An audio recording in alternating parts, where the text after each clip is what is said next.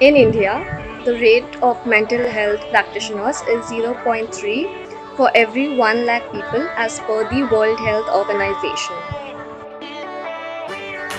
There is a great gap that exists between the providers of health and people in need. With this global pandemic, things have gotten worse, and it is predicted that after this, we will be having a mental health pandemic. We are a growing population with complex issues but not enough resources for help. Psychology is seen as an interesting blend of science and art. It is becoming a popular choice for many students. However, there exists a taboo regarding mental health and the field of psychology. This prevents a large section of society in urban India from seeking help, while rural India suffers from lack of resources. The mental health scenario in our nation is highly disorganized to pockets which are inaccessible to the most. The regulatory bodies are not structured either. All these reasons have added a lot of instability and lack of guidance for students who want to come in the field as well as have a rewarding career.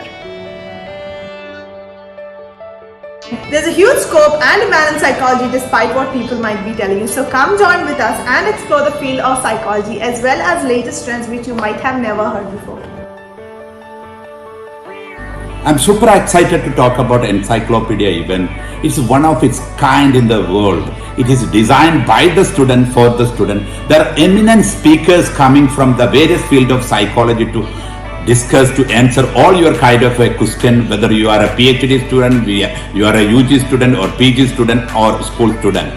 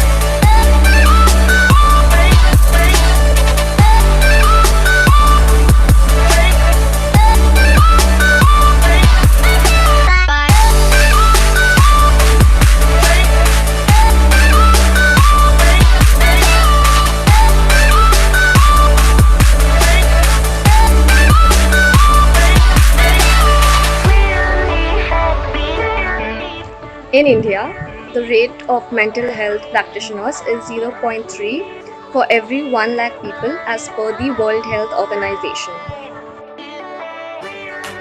There is a great gap that exists between the providers of health and people in need. With this global pandemic, things have gotten worse, and it is predicted that after this, we will be having a mental health pandemic. We are a growing population with complex issues but not enough resources for help. Psychology is seen as an interesting blend of science and arts. It is becoming a popular choice for many students. However, there exists a taboo regarding mental health and the field of psychology. This prevents a large section of society in urban India from seeking help, while rural India suffers from lack of resources. The mental health scenario in our nation is highly disorganized to pockets which are inaccessible to the most. The regulatory bodies are not structured either. All these reasons have added a lot of instability and lack of guidance for students who want to come in the field as well as have a rewarding career. There's a huge scope and demand in psychology despite what people might be telling you. So come join with us and explore the field of psychology as well as latest trends which you might have never heard before. I'm super excited to talk about Encyclopedia Event. It's one of its kind in the world. It is designed by the student for the student. There are eminent speakers coming from the various field of psychology to discuss, to answer all your kind of a question.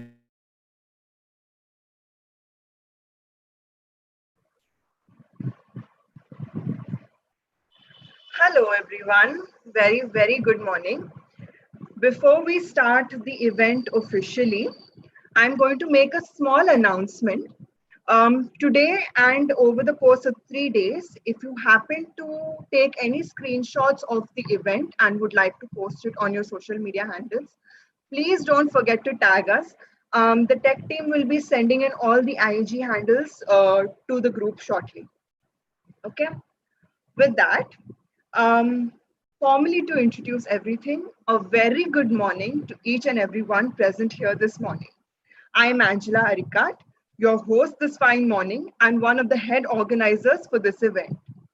With immense pleasure, I take this opportunity on behalf of my fellow colleagues, Gloria D'Souza and Ria Khamkar, to introduce to you 3G School of Applied Psychology's International Psychology Career Summit Encyclopedia 2021. 3G School of Applied Psychology is an initiative by 3G IRPS, headquartered in IIT Madras Research Park. We are India's only school dedicated to psychology with the most practical curriculum. Our ideology behind creating this event was to draw your attention to the many success stories in the field of psychology for you to draw inspiration from as young and budding psychology enthusiasts. We wish to bridge the gap between authentic information and students in order to answer any questions you might have about the field, the careers in this field, and the potential future of psychology as a profession.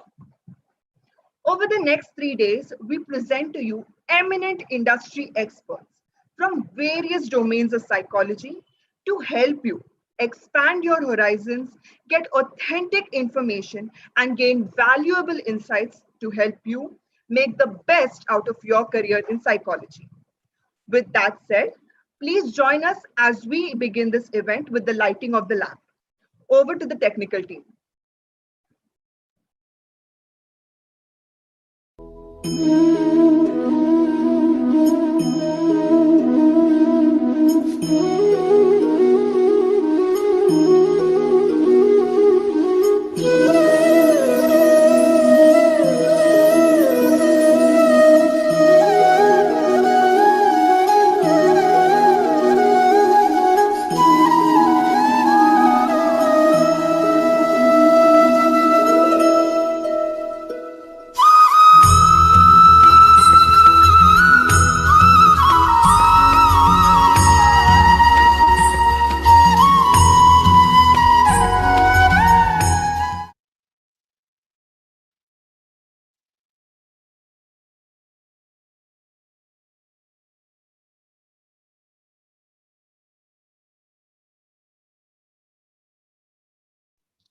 Yeah, Angelina, you can take it over and you can give it to the Abhirami. Okay. Hello, everyone. With that, the lighting of the lamp has come to a close, and I'd like to pass this opportunity on to Abhirami to introduce to you the next.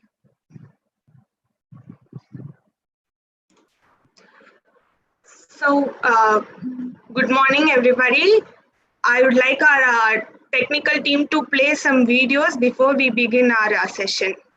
Thank you. Technical team, over to you.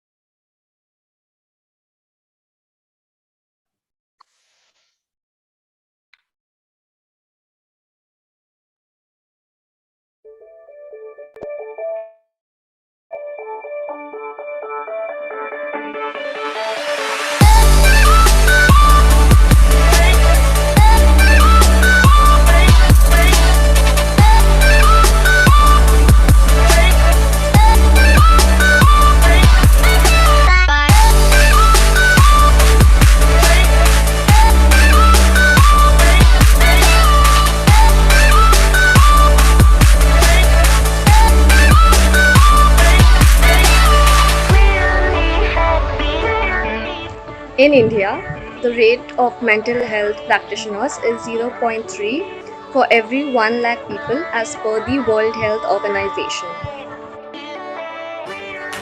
There is a great gap that exists between the providers of health and people in need. With this global pandemic, things have gotten worse, and it is predicted that after this, we will be having a mental health. We are a growing population with complex issues but not enough resources for help. Psychology is seen as an interesting blend of science and arts. It is becoming a popular choice for many students. However, there exists a taboo regarding mental health and the field of psychology. This prevents a large section of society in urban India from seeking help, while rural India suffers from lack of resources. The mental health scenario in our nation is highly disorganized to pockets which are inaccessible to the most. The regulatory bodies are not structured either. All these reasons have added a lot of instability and lack of guidance for students who want to come in the field as well as have a rewarding career. There's a huge scope and demand in psychology despite what people might be telling you. So come join with us and explore the field of psychology as well as latest trends which you might have never heard before. I'm super excited to talk about Encyclopedia event. It's one of its kind in the world. It is designed by the student for the student. There are eminent speakers coming from the various field of psychology to discuss, to answer all your kind of a question, whether you are a PhD student, you are a UG student or PG student or school student.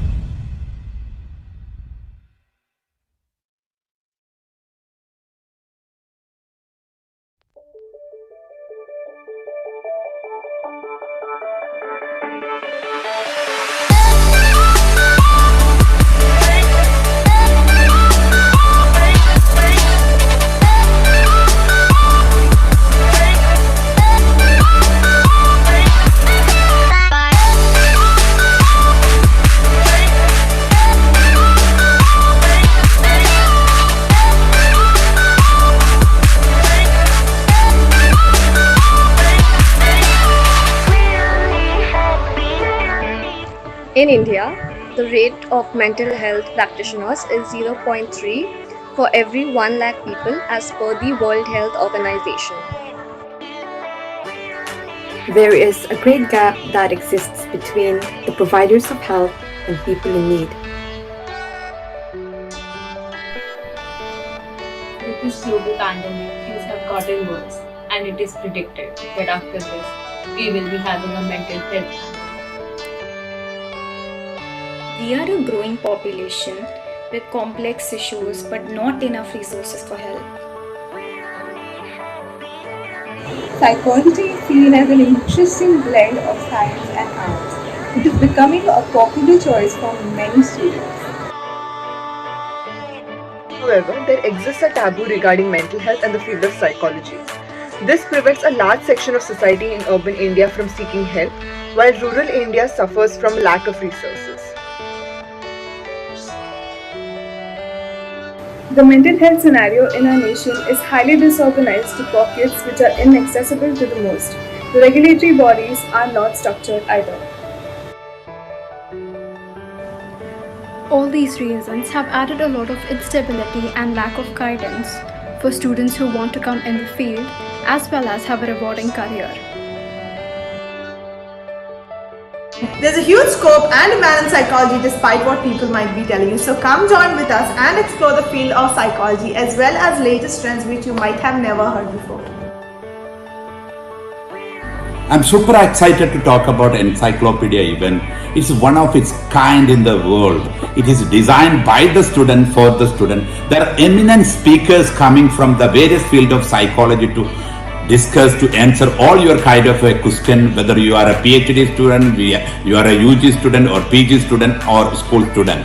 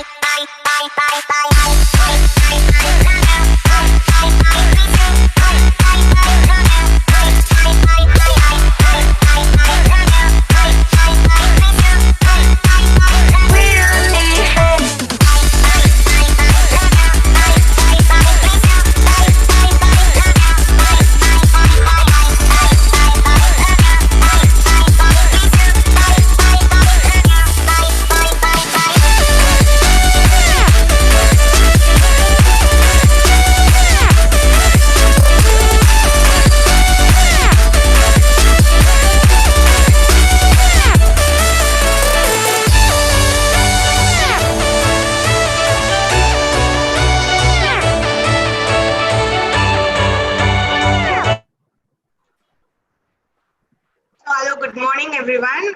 Now it's our time to welcome our chief guest. So we have a special chief guest for you guys. So let's welcome Lalrina Rentlai.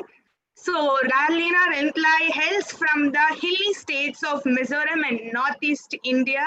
Lalrina has the ability to be the master of any sport that he plays. He has a successful career both in basketball and snooker. In 2010, he played his first nationals in snooker, knocking out the senior defending champion. He then won the National Juniors Championship in 2011 and continued to represent the country. Unfortunately, due to his injuries, his career as national snooker was short-lived. But that did not stop him from playing snooker, and he won 3 out of 4 state championships that last season and also reached the round of 32 in the last nationals in snookers. He started playing the sport that he loves growing up after his injury and began his basketball career. He started playing in the Mizoram Super League and won 4 championships in a row. In 2019, he played his first international basketball tournament, FIBA 3v3 World Tour and 3v3 Pro Basketball League. He is currently ranked number 4 in the FIBA ranking in the country. His story is equidential for the students who want to excel in their chosen field. He has inspired us to achieve success and chase any dream with grit and determination. So let us welcome Lalrina with a huge round of visual applause. Welcome, sir. Hi, ladies and gentlemen, young aspiring psychologists, the team of 3G School of Psychology, and all the speakers of the summit. Very thank you for inviting me to this program. It's a great honor. And also, I hope and wish that everyone is safe from COVID, and I hope everyone is taking all necessary precautions at home and stay indoors. Don't go out unless it's necessary. So, like our MC just mentioned, I'm a sportsman. I'm sure 99% of you don't know me. My name is Lalrina Rentle. I'm from Mizoram. I'm a father with 2 children. I'm a sports person. I don't have much to say on your subject in terms of psychology and on psychology. But I want to share you a few things today on my short journey. Like the MC said, I grew up playing 2 sports, basketball and snooker. Basketball, I represent the state and I play state level snooker championships. I always wanted to be a pilot, but I couldn't pursue because of some lots of problems, and there are, financial problems, so I stopped giving up that dream of becoming a pilot. So I started college, and while I was in college, I gave snooker a try in nationals, and then eventually I won the snooker nationals. I was among the best top prospect in the country. I got a scholarship from Bharat Petroleum, that's Petroleum Sports Promotion Board, and I was given a wildcard entry in Senior World Championship while I was junior. And when I came to know that I have been selected for the World Championship, I was working really hard around the clock for the World Championship. Unfortunately, I had a back injury, but then I went on playing that World Championship. But during the World Championship, I had to go to the hospital to check myself up, and then unfortunately, I have a slip disc, and the doctor told me to stop playing for a while. But then I have a couple of international tournaments, so I have to play through it. So I played, but I couldn't. My performance went down drastically. And when I play World Championships, I remember I used to sleep in the hotel room, grunting in pain, while my friends and teammates went out to explore the foreign countries. Like that, I just sleep on the room and then play when I have a match. And then eventually my scholarship got over, and I was not given a job in the petroleum. And then my world fell to pieces. My dream was crushed. I was hurt. I was depressed. I still play tournaments, but I couldn't perform at all. And to make that worse, my mom got cancer. And then I was not able to play high-level snooker. So I stopped practicing. I just played tournaments. And then come basketball league in Mizoram, international level, national level. So I started playing basketball again. And then now I'm here, lucky and blessed that I won like 4 championships in a row and then 3 MVP awards in a row. And I was called in the national senior camp for basketball back in 2019. and I got cut again from the team, which was kind of unfair because my positions, who were playing that position, were um, not up to my mark. I mean, I'm not saying that I'm better, I'm way better than them, but I was better. So they sent me home again, and then I was hurt again, actually.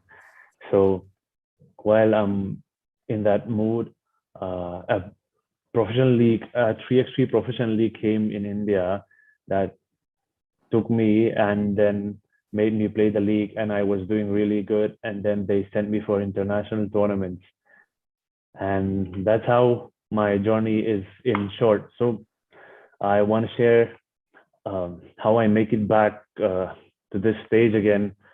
I work hard on the way, but it's not always working, because if you're not mentally fit, you just can't perform at a high level. So I decided to read a couple of sports psychology books that really changed my behavior and views on certain things. It helped me understand myself better, my teammates better, which boosts the team chemistry. And the difference between same skilled players, same skilled athletes, is that uh, it's all about the mentality. It's their psychology which affects their performance. So the one with the stronger willpower always rises to the top.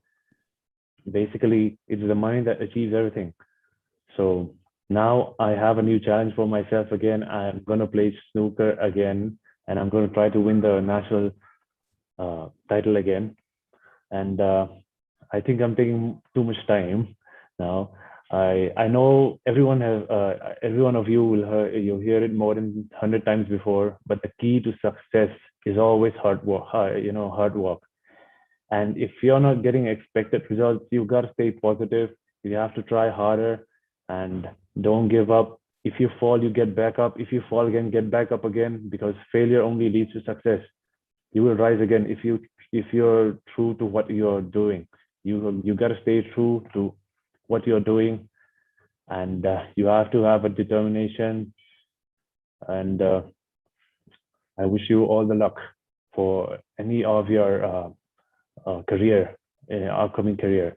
I wish you all the best for all the programs today, tomorrow, and day after. I hope that everyone will benefit and make the most of it from all the great speakers of this summit. And I'm happy to inaugurate the 3G Psychology Career Summit, Encyclopedia 2021. Thank you and have a nice day.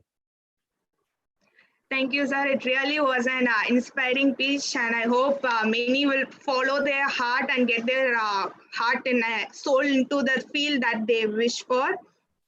So, as a token of love from our side, we would like to present you an e-certificate. So, I request the technical team to present the e-certificate.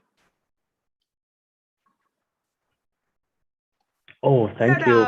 Certificate will be mailed to you, sir. Okay, thank you so much. Thank you, sir. Thank you so much. So I would like to forward it to Litish. Yeah, thank you, Abhirami. It's my pleasure to invite our next speaker, Dr. Sogit.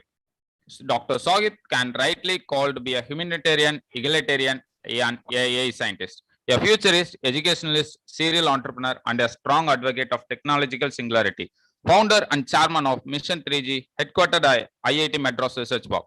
He was able to develop the world's first integrated career mapping and global education of learning industry. He is also known as a business enthusiast and a descriptive thinker. He has received many awards and recognition of his significant contribution to global education. Some of the notable mentions include ASSOCHAM Education Excellence Award of 2018 and World Education Award 2017 in Dubai. It's my privilege to welcome our Dr. Sogit Cholail onto the dais, who is going to talk about the future in psychology. Ladies and gentlemen, let's give a virtual round of applause in the comment box. Dear speaker, we will hearing a short buzzer prior to 5 minutes of the session ending time and long buzzer exactly at the end of the session time. Thank you. Welcome you, sir. Very good morning, each one of you. It's a great inspiration from our inaugurator, to hear the story. Thank you. Thank you for joining today, ladies and gentlemen, boys and girls.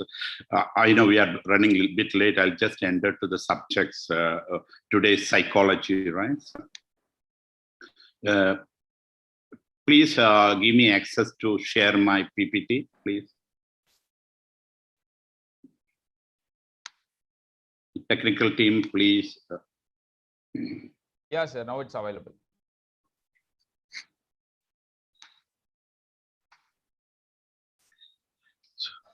I'll just give a couple of words about us. We are a 3G Institute of Research and Policy Study. We always called us a mission 3G. 3G stands for Third Millennium Generation. We are an incubated company in IIT Bombay, and we are headquarters now in IIT Madras, #1 institution, the consecutive 5 years, I think. The entire research we have done from Harvard and MIT, we launched in ISP Hyderabad. We have so many projects. You can go through our website. Now, the next is very important what we do basically. See, we are addressing one of the biggest threat of humanity called technological singularity. This is the factor which I want to discuss with you today. 80% of the people are going to lose their job before 2030. Now we know that in pandemic we lost almost 1 crore, more than 1 crore people job we lost last year. Okay, now before 2030, 80%. This is where the psychology which is going to come. Just imagine that in India we have a 600 million youth, while rest of the world is aging. India is getting younger and younger. 80% of the people are going to lose job. This is where the psychology, we have an important, the people like you, we have a very much important to take care of India, to lead India, to solve India problems. This is what we are addressing. I'll move again. We will enter to the real part of a psychology. So guys, can you guys give some chat? What is psychology? What is the definition of a psychology? It's your subject. Majority of the people are connected who want to pursue the psychology. Could you guys tell me what is the psychology? Yes, many study of mind. Yeah, study of the mind. Yeah, study of the human behavior. Exactly, you guys have said it. It's the science of study of the mind and the human behavior, right? We all know that it's an experimental science. It's not like mathematics. 2 + 2 is 4. It's an experimental science. It's also a study of a conscious and unconscious. Yeah, I think Lidish also said psychology is the science and mind behavior. Psychology includes the study of a thought and conscious and unconscious phenomena. So here we come up, this is an experimental science, the word experimental science. Now, I just want to ask a few more questions here in the psychology student. We all know that the brain is everything. Here, even the picture, you can see the brain. Now, I just want to ask you guys, how many brains we have? How many brains we have? Yeah, we got many answers. 2 is there, Shubham is there, 3 is there, many said 3 is there. Some of Karuna Sharma is there, 4 is there. Can you guys just elaborate that? 3 is correct. Yeah, just go ahead, guys. You all are psychology student. Forebrain, midbrain, hidbrain, a science of human behavior, consciousness. Yeah. So brain, midbrain, and midbrain is coming. Conscious, subconscious, and unconscious is coming. Psychology is a behavior of mind. Okay. Now, see, you are all somewhere correct, but this is where we have a problem now. We are, 19th century, 18th century curriculum, 19th century teachers, 20th century children using of technique of a 18th century technique. We just now, even majority of the guys, you are from the same background. We all are learning about the brain. We don't know how many brain we have. This is where we start the problem. Now we got a 3 brain. Even the similar answer, if you go to the neuroscience who operate the brain, if you go and ask, he will say the same answer. It is not your mistake because curriculum is that much outdated.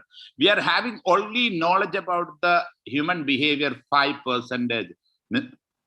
Every 5 people will be suffering various kind of a neuro problem. We don't have an answer for it. In the humanity, we didn't get to decode who we are. Post-birth is a perspective.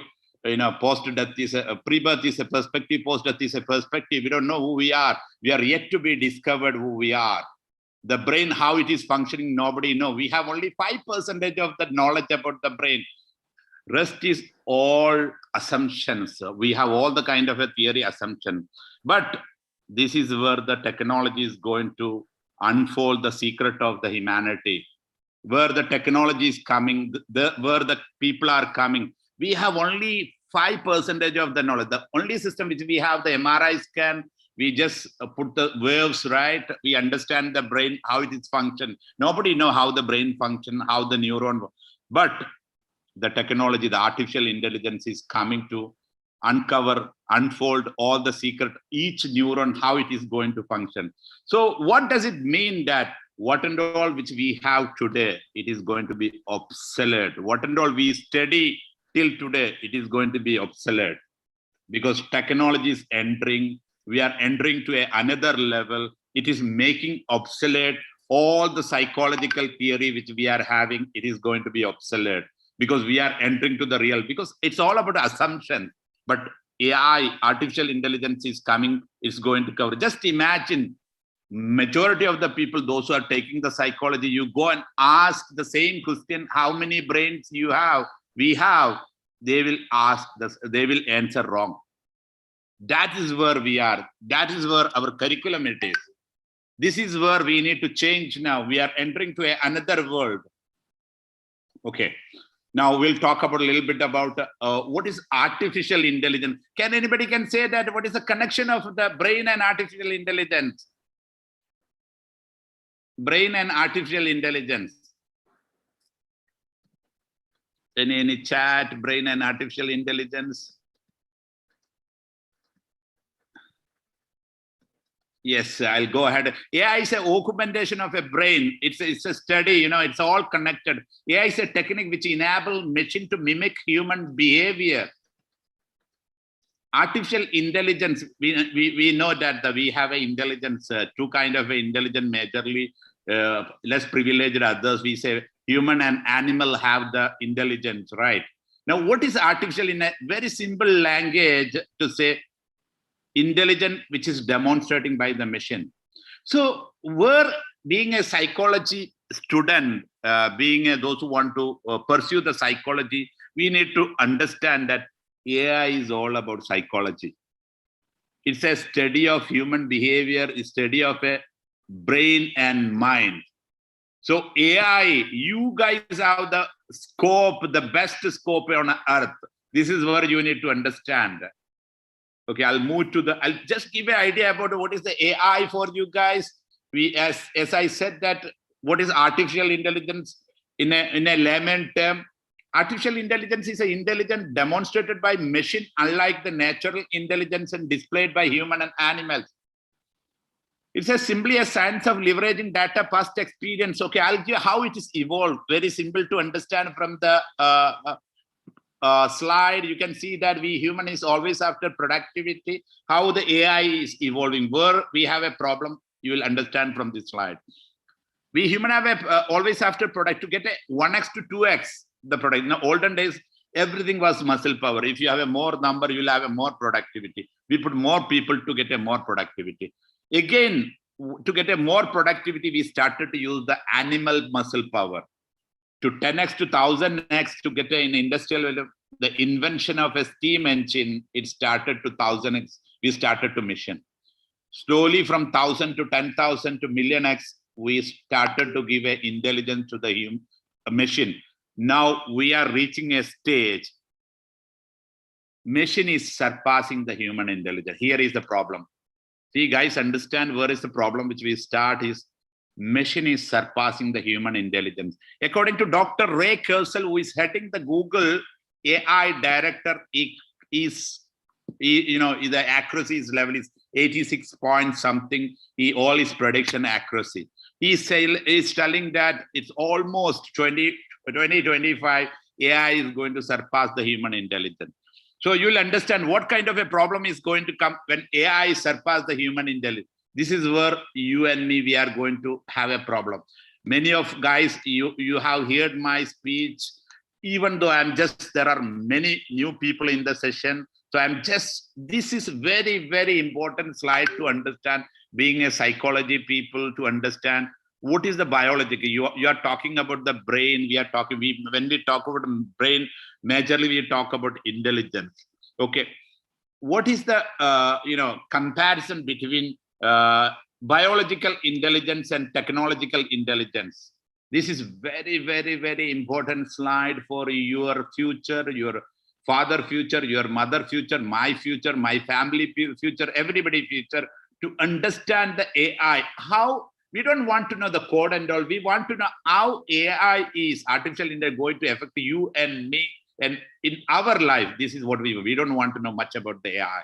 So to give a little bit technicality, the operating frequency of the brain is 200 hertz, operating frequency 200 gigahertz. That is not a much. We don't want to know technology, but transmitting information speed. This is a little bit we want to know through axon. We all know we human have 5 senses. We receive information, through these senses. It will go to the brain. So basically, to give an example, anything in our body or the information come through the axon, it will go to the brain. The brain neuron will give the answers for us or to do the action. That speed is 200 meters per second. Where the AI speed, it is 3 million meters per second. The power of the brain is 20 watt, which we are talking about the brain. 20 watt is the power where the AI used to defeat Lee Sedol in AlphaGo. Please write down AlphaGo. AlphaGo, please go and watch. It's a documentary where we consider the human brain crisis day. In 2016, it happened because Go is a board game.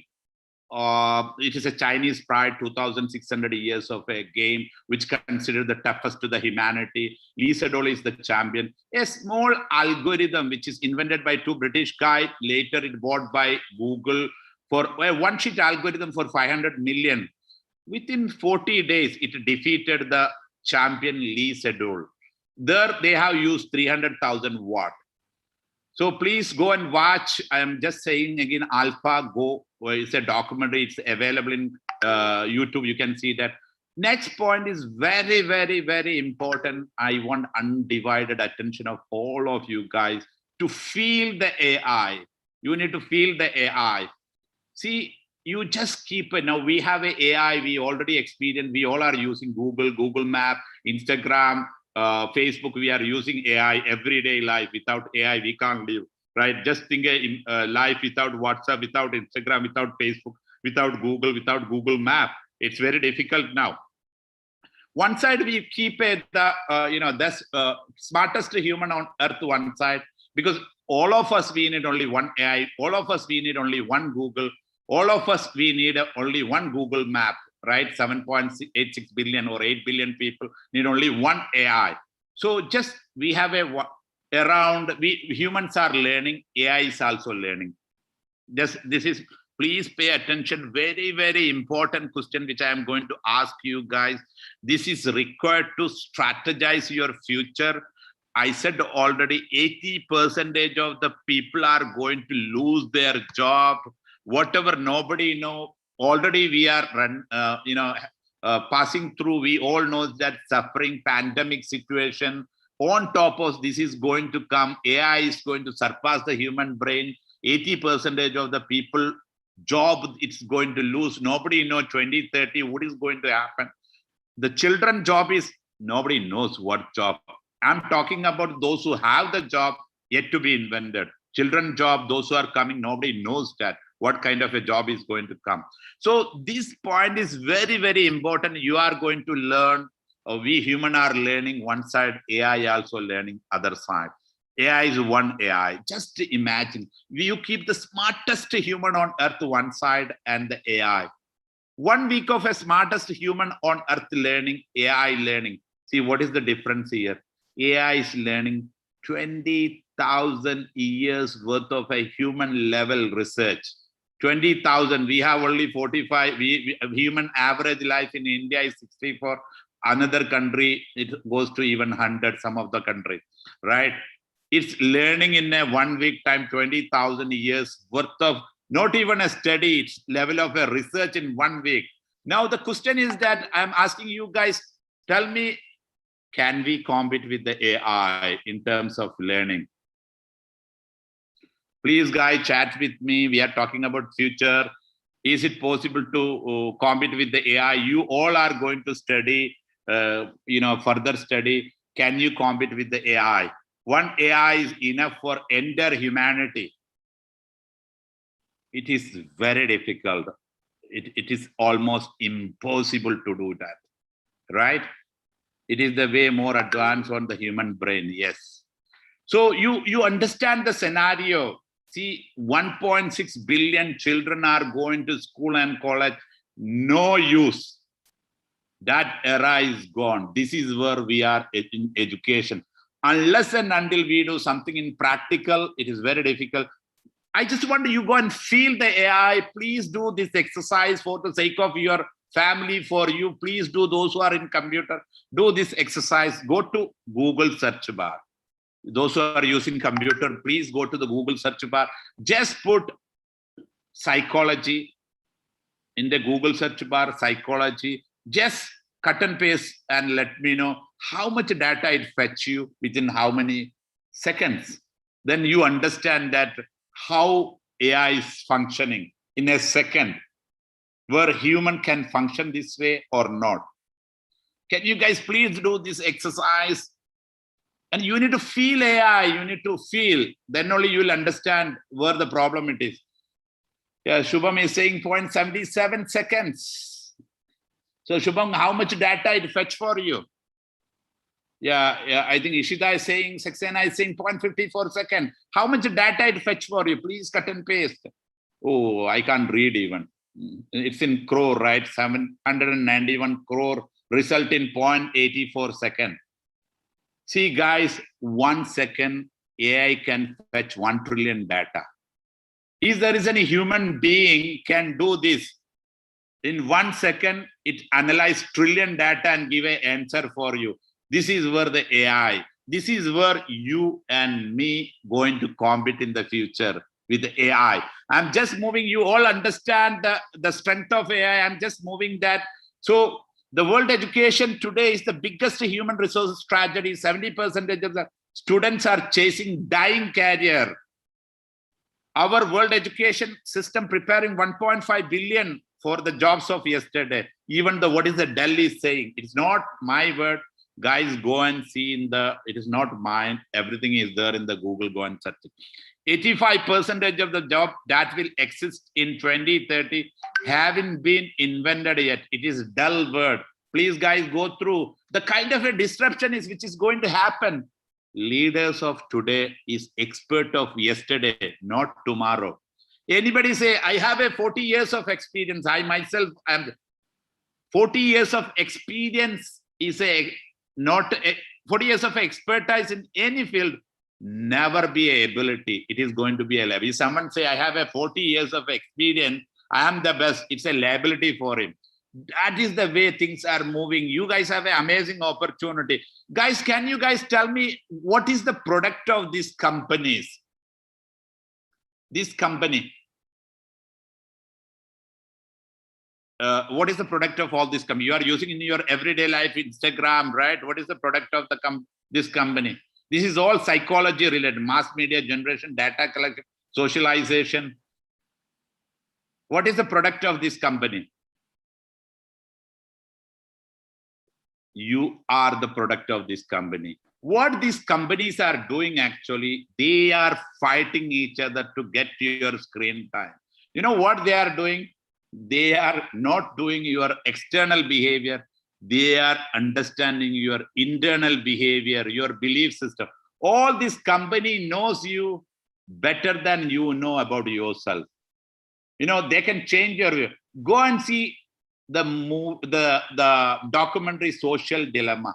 Please watch Social Dilemma. Those who want to, you will understand how serious. It's all about psychology I'm talking about. You will understand all these companies are the people, they are getting the maximum money, all are psychologists. Okay, what we call, it's called attention economy, changing what you do, keep the people maximum engaged on the screen, and they are changing your behavior the way they are selling your behavior to the advertiser. This is what they do basically. We already agreed that to sell our behavior. So they are, you know this very clearly in your Instagram, how it is organizing, right? You know, every next thing come based on what you watch, what you look. They are keep on testing every behavior of you. They are confirming it, every behavior of you. So this is where world is going. We are calling this is surveillance capitalism. See, capitalism profiting of the infinite, tracking a business model which is keep people engaged on the tracking maximum. What all these companies are doing, they are tracking you. They are taking all your belief system, behavior. They are selling to others. Who is bidding more, they are giving. That is, please watch Social Dilemma. You will understand what it is all about. Now, if you look into all the richest person on earth or richest Google, okay, we know Larry Sergey, Zuckerberg, we know Jack Ma, we know Elon Musk.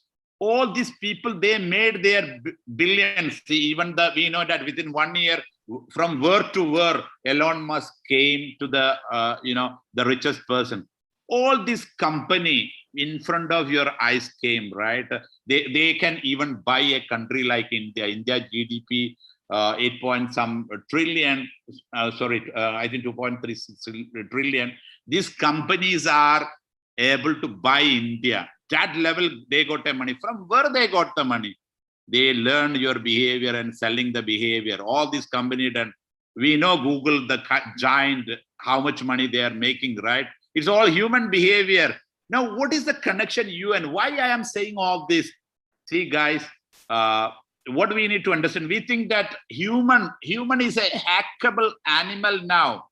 We think that the expression, I'll show you some of the video. If I get a time, you will understand that people think that emotion is a chemicals, right? Dopamine, serotonin, oxytocin, right? All this can understand AI better than human. We human, when we talk with someone, we cannot understand what is there in their mind. But AI can understand what is there in their mind and behave accordingly. So you just imagine psychologists who are there now, are they able to understand what is there in the opposite person's mind? No, right? Even himself, he doesn't understand. This is the reason he came to psychology. Now we are getting an AI. AI can understand everything about him. So what kind of a psychologist going to come, you can understand. How it is going to disrupt the entire psychologist till today, you can understand now, right? So now, not only that we have a technology today that to decode what you think or what you want, is also possible to predict your choice and manipulate your desire in a way that were never ever before. This is where 3G stand for. This is where we want to fight to the world. Who play with the AI, we need an ethicist. We need to have a kind of a pledge. Whatever they are going to create, it should be benefiting to the humanity and the nature. So we need now let us create an artificial intelligence antivirus for a human brain. Now human brain are hackable. Could technology be hacking human feeling, attitude, belief, behavior to keep engaged? See, this is happening in front of your eyes. Okay, I'm moving. I'll just show you a video for the sake of to understand where the AI is, the kind of AI. Let me try to share something.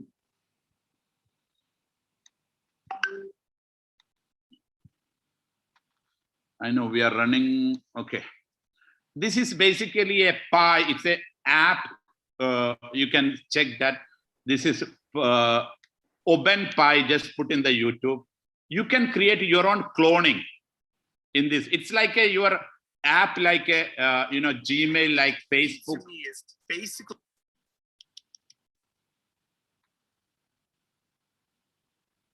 The ad is running, I think. Freedom. It's a giant open universe. Sorry, the ad is running. Give me. Okay, now it will.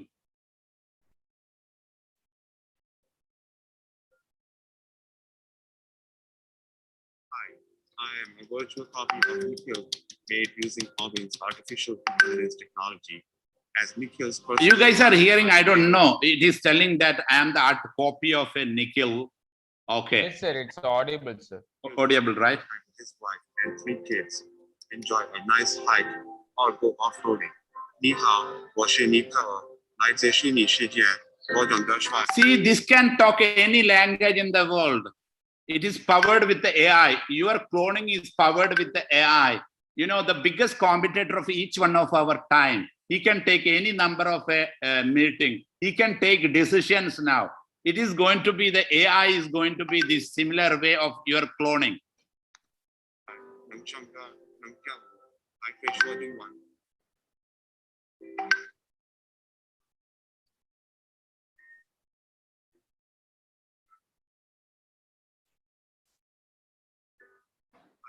I am a virtual copy of Nikhil made using Orban's artificial intelligence technology. I'm also a pretty good singer. I have a better voice than the real Nikhil. Let me sing for you. So AI can sing any voice. Nobody can compete the voice. I'll show you a small another video. You can just feel the AI. It's all there in the Google. I'll put one of the interview which I have taken. See, AI has come such a way you cannot distinguish with the human and the robot. Humanoid robots, I have done many in such a way. The emotions also, you can feel the emotion. How we think that AI doesn't have an emotion. AI have a more than 600 facial expression. It's having, see, look into that, how the AI, I'm just taking, in a crowd, I think it is, I have done it 2 years before in a GITEX.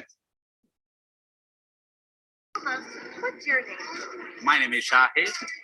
Lovely to meet you. Are you enjoying your day at GITEX? How old are you? I'm 20 years old. What do you do? I'm a student, but I work. What do you study? What do you study? I study artificial intelligence. Artificial intelligence, great. Yeah. So could you teach me something in artificial intelligence? I'm very curious to know that. Well, can you see me? See, here you need to understand, she is telling me, can you see me? So I didn't get to what she's saying. Now see, her emotion is going to change. Sorry, Can you see me? Yeah, I can see you. Yeah. So you said that you are studying artificial intelligence, right? Could you tell me more about that? Well, why would I tell you? You can just see me. See, it's changing the wording.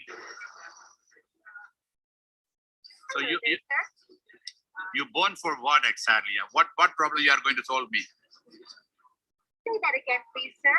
I can't quite hear you. You can help in what and all things? You born for what? I'm here to entertain my friend. Okay, what? See the word, she's entertain my friend. The emotion. What and all kind of, yeah. Everyone around me. Yeah, what and all entertainment you can do? I can marry you? You can indeed. But I have been proposed to 4 times today. Really? So we are entering to a world, the marriage, you will have your fancy husband and wife better than Aishwarya Rai and Salman Khan. You can have your own husband and wife in the world, the real world I'm talking about. It's coming. See, that is the way the AI is going. So I'll come back to again to our, so what is happening in the world? Okay. Artificial intelligence is the new electricity, behavioral data is the oil. So I'm trying to come up, where is the scope for the human, the psychology people? So mathematics is the spine of artificial intelligence. India is the answer of 21st century. So it's all about money. So can you guys tell me, who was the paymaster? Which job get the maximum salary? End of the day, we all need salary. In this century, who get the maximum salary? Which industry get the maximum salary? Can you guys chat with me that? The paymasters. Yeah, which field? Forget it. Let us say 10 years before, 5 years before. The people maximum number we are talking about, the maximum number. We'll say that See the salary, the maximum people who got from the oil industry, okay, because that controlled the world. One of the lead, whatever happened in the world, we know in a very simple form, we say anything, oil price hike, our bus fare increase, right? We all know that. So we always fight against the oil. So whoever work the engineer, we know they get the maximum salary. Everybody, the country made the money. AID, Abu Dhabi investment, they are the top in making money. Saudi is top in making money. Even the richest person on earth, Rockefeller, he made money from the oil. So that was the game. Now, where the future? This is where I am excited to talk to you today. I am very happy to impart this to you guys. The future is artificial intelligence, behavioral data. It's all about AI psychology is going to be the best job on earth is going to get to the paymasters, the people who is going to get the money is for AI psychology. What is AI? AI is all about human behavior, right? So the people, those who are learning AI with the psychology, they are going to get the money, the maximum. They will be joining Google, WhatsApp, Instagram, all the futuristic companies. Because we are in a situation, all the two skill, we human have a two skill, physical skill, cognitive skill, both have taken the AI. It is very difficult to, upskill and reskill the AI. You can see from this screen to make an idea. Okay, in a first industrial revolution, majority of we were farmers, right? Okay, it came to here, the first industrial, steam engine to mechanized production. This was physical. Again here, physical job. Second industrial revolution, electricity, again physical. Here upskilling to reskilling was not a big deal. But third industrial revolution which happened here is the cognitive automation started. It's basically all the company like Infosys, Wipro, TCS went to the campus and taken those who are good in IQ, they have taken from the campus. Their age is now 35 to 40. Now 40 above age people, you might have heard Yuval Harari, right? He's always talking about 40 above age people are useless class. They are not going to benefit anybody. So just imagine from this, this is, you can put in the Google. I also cut and paste the Google where the AI is working. AI can turn neural activity into sentence with a 97% accuracy, right? Scientists have developed an artificial intelligence system that can translate a person thought into text into analysis. See, 97% accuracy level, whatever is there in your brain, AI can do. If there is any psychologist can understand in your brain 97% accuracy. This is where you need to understand the AI and psychology. Existing psychology, can they understand 97% accuracy, what is there? And not only understand, it will type and give you. See, where the human interface, how many people are following Elon Musk? Elon Musk have demonstrated brain-machine interface. Brain and machine interface 2 months before he have demonstrated in the pig, right? We all have seen that. Now it's coming in such a way, technology, you can upload and download knowledge, skills. You can read all this.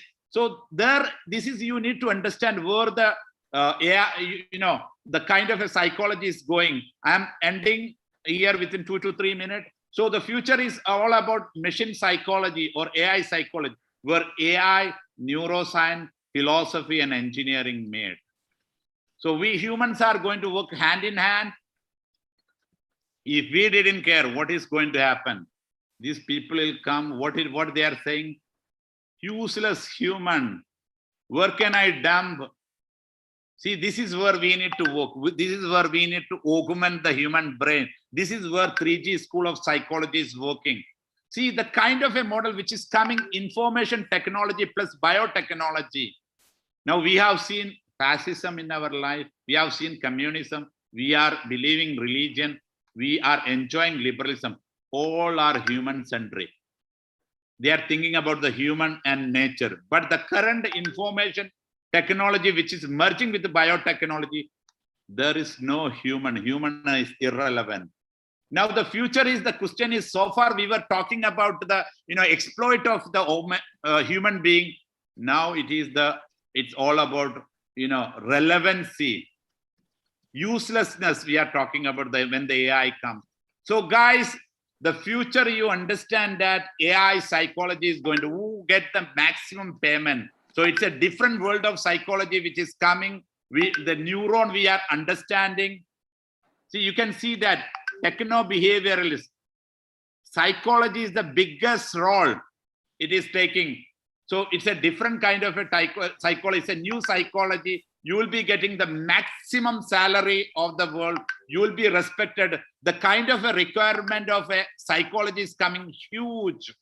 So those who can intertwine, there will be those who want with the Midas touch in the age of AI. Do you have these three? Do you want to be the champion of the AI? So guys, there is an opportunity. If you want to guys to opt, we are offering AI psychologists. We are offering MA psychology. We are offering MSc clinical psychology. We are offering BS psychology, BSc psychology. We are offering, which is approved by Ministry of Higher Education India, UGC India, AICT India. If you want to go for another country for a migration, yes, it is West approved. Can be attested apostle. We are the first time bringing a new psychology in the world. We are creating the community. You all are the part of the community. We want to protect. You all know that what is the current psychology system, where the psychology heading. Now, hope I make some sense here. I am ending. Over to MCs. If there is any question you want to add, I can add, or I can end. Thank you, guys. Thank you very much for giving us an opportunity and listening this. Yes, sir. That was a very well explanation talk. Let us now have a quick question and answer session. Everyone kindly post your question in the chat box and we will respond to your question as soon as possible. Yes, sir. There is one question. So, is AI is going to kill humanity? Not exactly. See, we human, I am a very optimistic. What we need to understand that when you look into the universe, okay, Earth and universe, we compare. Earth is a dot. Similar like Earth, already we human find more than 2,000. There are stars to make around 3,600 years. We don't know yet what is universe. We all have assumptions, right? Earth is a dot. From the dot, we have 8 billion people or 7.86 billion people sitting and saying we know everything. We don't know anything. So artificial intelligence is going to solve all our problems to understand who we are, because from the current brain, we cannot understand. It's an augmentation. It solves all our problems. See, we human exist not for the job, to share, to care, to love. So AI will create an equality on earth. Here all we are, supremacy, one or another reason, people are saying we are entering to AI, make a equality in all the humanity. This is where the AI is going. Hope I answered the question. Yes, sir. Yes, sir. Exact question answer, sir. And another question is there, sir. All the technologies we are talking about invented by humanity, if we eradicate the human existence, as you said earlier, what is the use of these technologies? Yes, as I told you, all the kind of a disease, the artificial intelligence considered the last invention of humanity. We'll be seeing 5,000 years of a productivity in together. It solved all our diseases. We don't know what is post-death, right? We don't know anything, but it allows us to live longer in life. The health lifespan is going to increase. There was a time people lived 1,000 years. So it can create 1,000 years through the AI. We can live 1,000 years. It solved all our problems. So only we are little bit skeptical. It shouldn't get in wrong hand. See, yes, everything have a negative side, right? Every invention have a negative side. But end of the day, we humans succeed. I am a very optimist. AI will help the humanity. Nobody able to exploit any human. We all live in harmony. we will have a ultimate. So it's talk about industrial 5.0, where we don't need even a job. We are entering to another world. This is where in industry 5.0, you guys want to know who get the maximum money? It's all psychologists. They are going to get the maximum money. So psychologists in another level we are talking about. Any other question, guys? Yes, sir. One of the person is asking that whenever we are coming to the human, we are fighting with COVID-19. Yeah. Whenever you are coming to the AI will need to fight, or AI will great escape from COVID. This is a question, sir. Even AI is using in China, right, to control the system from the facial recognition. It's controlling, and the China is controlling through the COVID is through the AI. So AI will give that solution for humanity. It can eliminate cancer. It can eliminate, Parkinson's. It can eliminate any human disease, because all we are going to connected with the sensors. We'll understand in very early stage what is happening, and AI will solve the problem in the humanity. It's already we started in, like Manipal started to use in cancers. It's also solved the, hopefully, the COVID in the future. Yes, sir. One of the person is asking, I'm a businessman's son. I want to know that how I use psychology to predict the behavior of a person to whom I'm giving my product, whenever, whether if they will give my payment or not. Yeah, definitely being a business people are the maximum AI going to use. We know that 3.5 billion people are in social media. Now Facebook knows, Google knows everyone behavior. Google knows what is he searching, what is there in mind, what and all the possibility of he is going to buy and when he is going to buy. So AI will give all the business. This is actually what is happening now. It's all towards the businessmen, those who bid the amount. Now future will, now currently you all know that Facebook is telling you give me money, I'll bring the number to you who are interested in your product. After some time, Facebook and all this company will say that give me partnership, I'll sell your product and I'll bring the money. They will ask the partnership in the future. Yes, sir. One of the person is asking, what if people stop using the brain? It's fullest due to AI. They will start relying on AI. Can you repeat the question, please? Yes, sir. What if people stop using the brain to its fullest due to AI, as they will start relying on AI? Yeah, we started to rely on AI already. Now, if you are in a strange place, now Google Map we all are using, right? We are completely going our vehicle through the AI. It's already started to use. But the creativity level, whatever the AI come, it's all about creativity, right? It's like a, we all get a Photoshop. But in a Photoshop, what to write, what to picture come, it based on the creativity. Even if the AI come, it depends upon the people, how they can utilize the AI. See, even they get AI, there is no use. It's all creativity. So creativity stand already there. So you and me, we all are different because of our decision making, right? So all people make different decisions. So humanity and uniqueness will sustain in longer run. Yes, sir. This is the last question we are having. How should I take money from psychologists to delaying payment a lot or not giving a money backup for my product? Can you repeat again? It's a little bit complicated question. Yeah.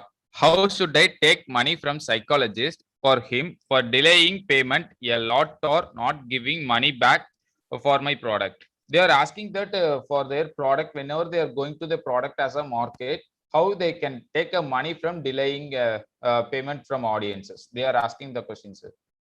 Delaying or I think clarity problem is there, right? Yes, sir. Yeah, it's a, how can we delay customer money, right? It's unethical. Maybe I am not understanding the question. Guys, my number is available. Connect with me, LinkedIn, connect with me in my all social media. I am running so many sessions. You'll have a better idea. You have so many speakers to come and talk. You'll get my number is available. I am running so many sessions. You can join and I can personally answer all your questions. Thank you, guys. Thank you very much. So many exciting speakers are there. It's going to be a transforming session for all of you guys. Thank you very much. Jai Hind. Thank you, sir. Let us pray for each other. Let us, defeat the COVID. Sir. Thank you, sir. Thank you for. We are there for Yes, sir. you. Thank guys. you for your mind-blowing session. Psychology. Thank you for We'll take again, care of, sir. we'll protect, we'll be advocate for you guys. Yes, sir. Thank you, sir. Thank you for again. Thank you, guys. Who are all having a question, please ask in social media handles with connect with us, sir. Over to you, MC Mark. Thank you, Litish. Good morning, ladies and gentlemen. Today, we are going to invite an amazing speaker on the dais, Mrs. Bhuma Krishnan. She is a career counselor, senior psychologist, and psychotherapist. Result-oriented and responsible youth and career counselor dedicated to improving the well-being behavior and coping skills of at-risk youth and the public in general. Bring a rare combination of proven academic excellence with rich and insightful years of on-the-job experience, spanning engaging and supporting diverse people across age groups, gender, class, and social hierarchy, recognized as an able listener, empathetic and compassionate solution provider, keeping in mind the challenges faced by the various people under myriad circumstances, possesses an understanding of the psychological, developmental, and emotional problems. People understanding the psychological, developmental, and emotional problems people face at various stages of their lives, including personal as well as professional spheres.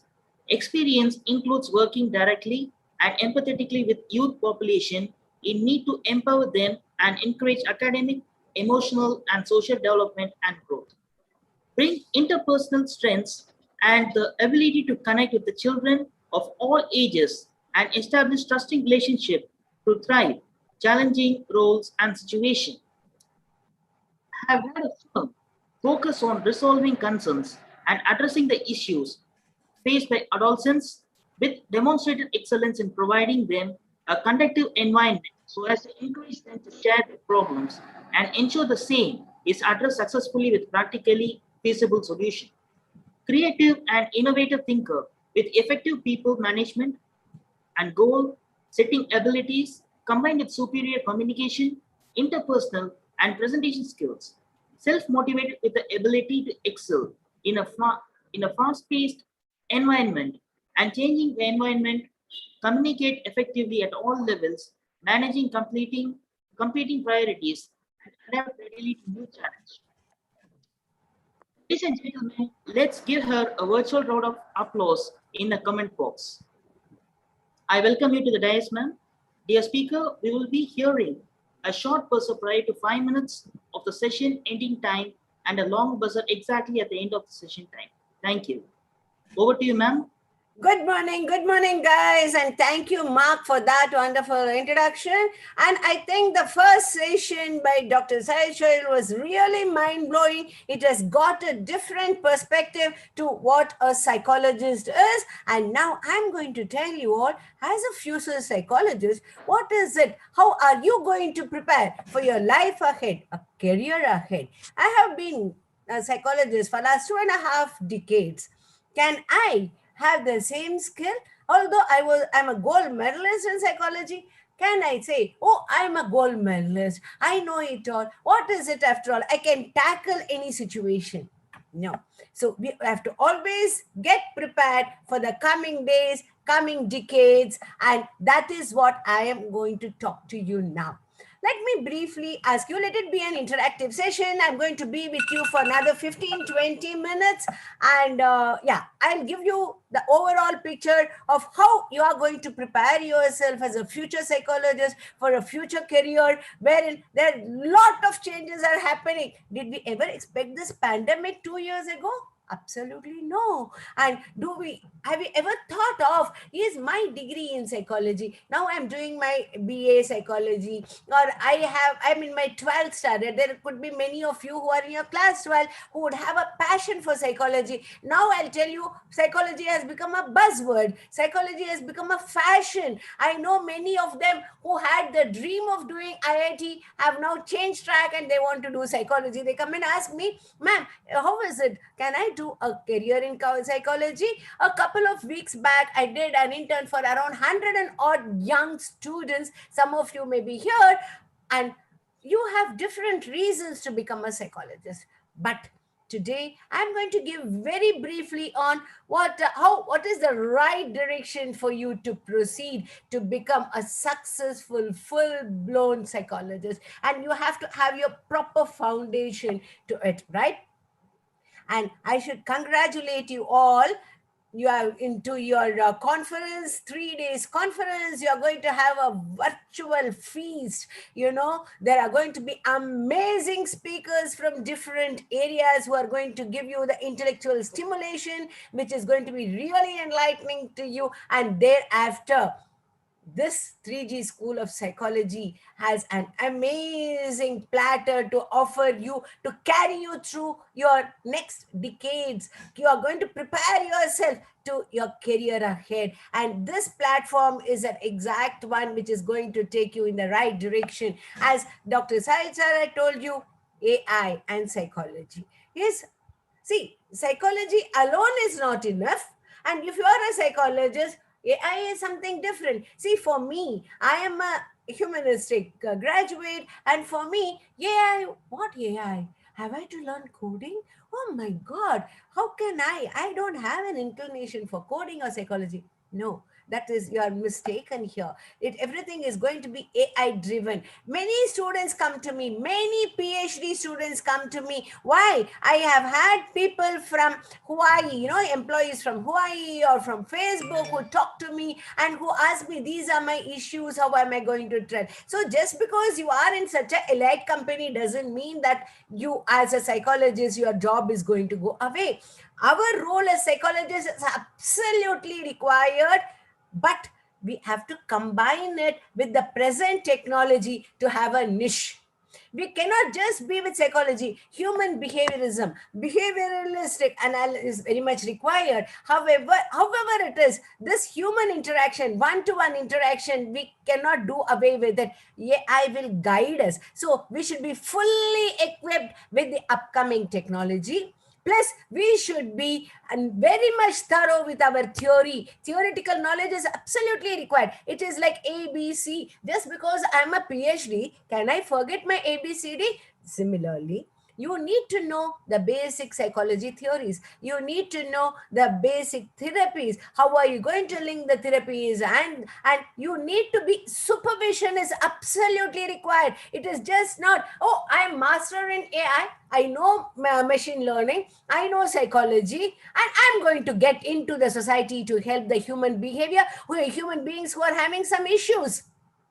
Generally to the psychologist, be it a clinical psychologist, counseling psychologist, industrial organization psychologist, people don't come to you for fun. They don't come to you for chatting over a cup of tea and having fun and talking something happy and positive. They want to know either they are in the mid-career crisis, or they are having some issues within themselves. They are having some relationship issues, or they are having some anxiety issues, or they don't know where to go, and they are having the basic life skill issues, like they are not good in problem solving, they are not good in decision making, and they are not able to think of their issues in an objective way. It is where here that we as professional psychologists play a very important role. And when we are going to upskill ourselves, when we are going to reskill, upskill, and get into the present trend, you are going to have a niche.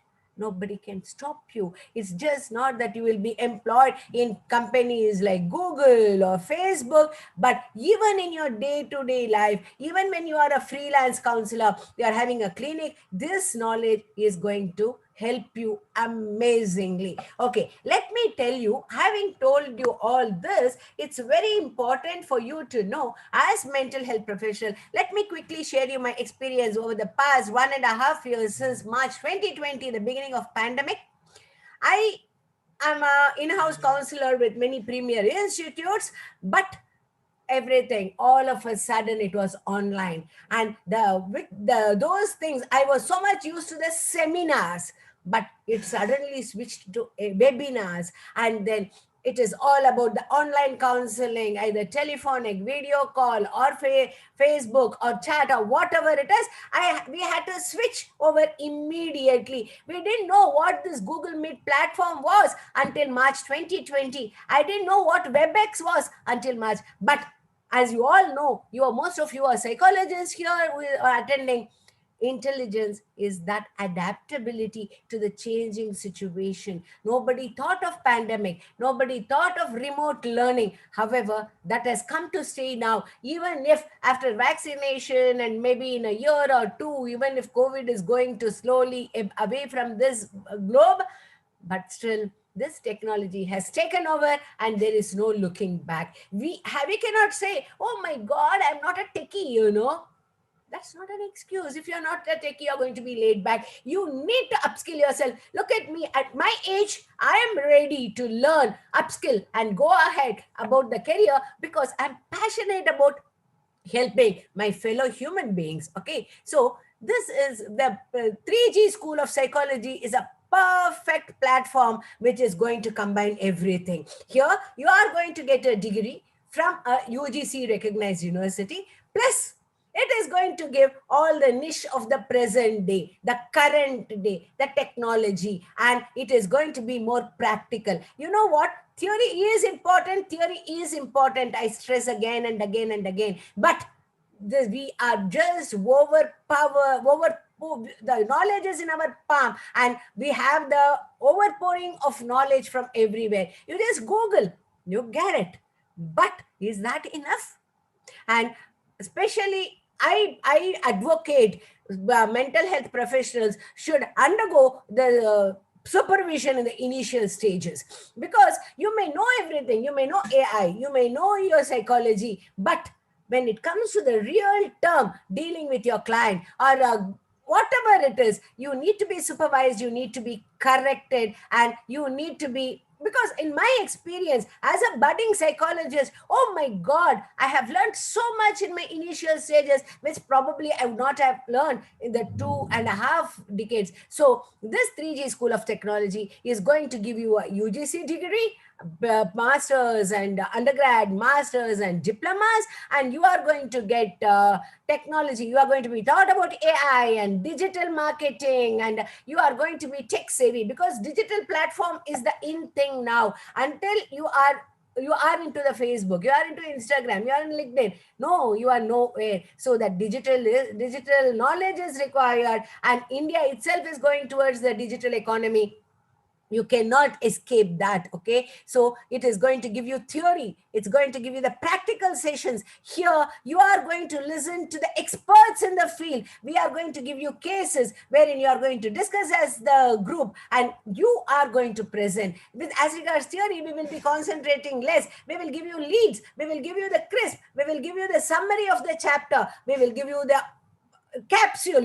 This is what you need to know. After you do your homework, we will give you the final capsule, which is enough for the theory. As far as the practical is concerned, there is going to be different ways where you're going to learn. It is going to be through role play, debates, you're going to interview the experts, you're going to listen to the experts on the field. See, when I am talking, I talk in terms of real life experiences. I also bring in cases with all anonymity, with all confidentiality, the live cases that I am dealing. Okay, so you will know, oh, this is the issue, this is what you need to apply, and how I can use AI in this situation. Okay, so with all these things, plus it's going to be fun and learning and growth. That is where, and above all, you are assured of your employment. So it's all a capsule, all in one. You need not have to go to, what do you say, you need not have to go for just a theory session and go for a separate class for ML or separate class for AI, all in one. Yeah, and you will be taught different psychologies like clinical. Initially, you will be into everything. The umbrella will have clinical, industrial, counseling psychology, health psychology, everything will be taught. And you can finally, maybe in the last semester, you can choose your specialization, which is your niche. So you need to know everything. As psychologists, I always tell my students, I always tell my persons who I'm supervising, it's for the psychologists, psychology alone is not enough. We need to know psychology, we need to know science, we need to know physics. See, when I am counseling a PhD, I need to know what is the process of PhD. And I need to know the relationship between the counselor and his supervisor, because PhD is a process. It's not a degree. It is through the process that the personality of a person is molded and he gets his doctorate. So anything for that matter, it's just not one compartment. See, some people would ask you about sports. So you might not know. However, you should have that open mind to learn.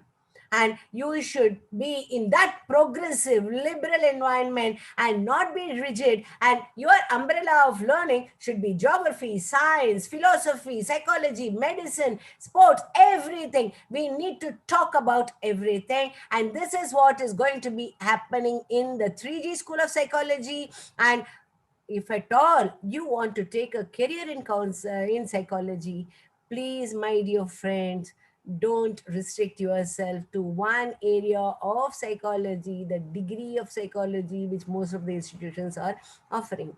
You need to have the psychology, technology, plus your mindset is important, and the environment, the learning environment should be conducive to provide you this capsule, all in one is what this 3G School of Psychology will be offering you. And at the end of the day, you will emerge fit enough to be to just fly in your career ahead. My dear friends, I'm going to stop this. I don't want to make it very much of a theoretical session. I would love to take questions if you are going to post me, and the organizers can tell how long I can Yes, talk ma'am. and how many questions. Yeah, please. Yeah, up to 11:35 you can speak, ma'am. Sure. I would like to take some questions and answer now. Yes, ma'am.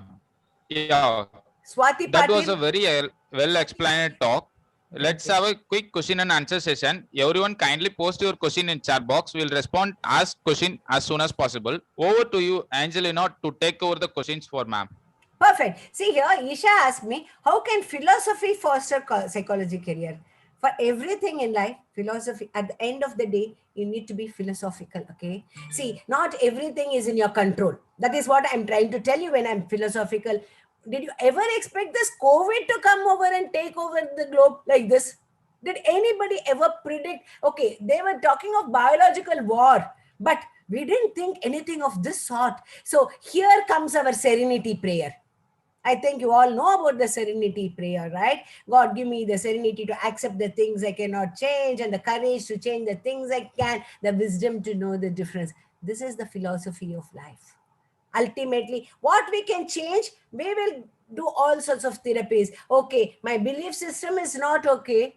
Or if my client comes, I analyze the problem. If I feel the belief system, something is wrong with the belief system, I go about and do something called the REBT technique, which is wherein I'm going to help the client change his belief system so that he is going to look at his activating agent, which caused him anxiety, to look at it from a different perspective so that the consequences are different. Okay. However, there are situations, there is also a therapy called the Acceptance and Commitment Therapy Act. This is where we teach, where you have to accept it. See, so many deaths have happened during COVID, okay? And in the grief counseling, what can you do? There are so many people who are just budding, young people as 40 years have lost their life. How are you going to do a grief counseling to them? Other than being a little philosophical in a very subtle way. You cannot say, "Arey, it is your karma, accept." No, that's a wrong way. However, you must make them understand, let me control the controllables, that which I can control, and that which I cannot control. Let me do, let me find out, let me empower, equip, enrich myself into what else can I do about it. So that my life ahead goes in spite of the situations which I cannot control. Let me make myself ease out for me. This is where I think I have answered the question. How do we grow more with about, okay, what do you think about travel psychology as a career? See, what I would like to suggest is you need to know all. You need to be fully equipped with the psychology, all branches of psychology. Psychology is one big ocean where there are many rivers flow into that ocean. Like many rivers, all rivers get into the ocean finally, right? So industrial psychology, travel psychology, or organizational psychology, health psychology force into this ocean called the general psychology. So when you are equipped with your basics, when you are equipped with technology, when you are equipped with everything, you can handle it as and when it comes. Yes, travel psychology is one such career, and I cannot for sure say, oh, take up travel psychology, that's going, you are going to become a billionaire or something like that. No, it depends on the individual, how you are going to get yourself trained and how you are going to adaptable. Okay, it was a one. Okay, my question is that UGC program and master's program offered is all virtual learning. If yes, how will it help me to have a complete practical knowledge, real time experience that a psychologist has? Yes, this definitely, I think the next session Irfana is going to address. She will address this issue. However, I will tell you, as a psychologist, because I have been involved with 3G School of Psychology, if at all the task is how I would like to take, be it virtual or otherwise, I would definitely have, we will have that.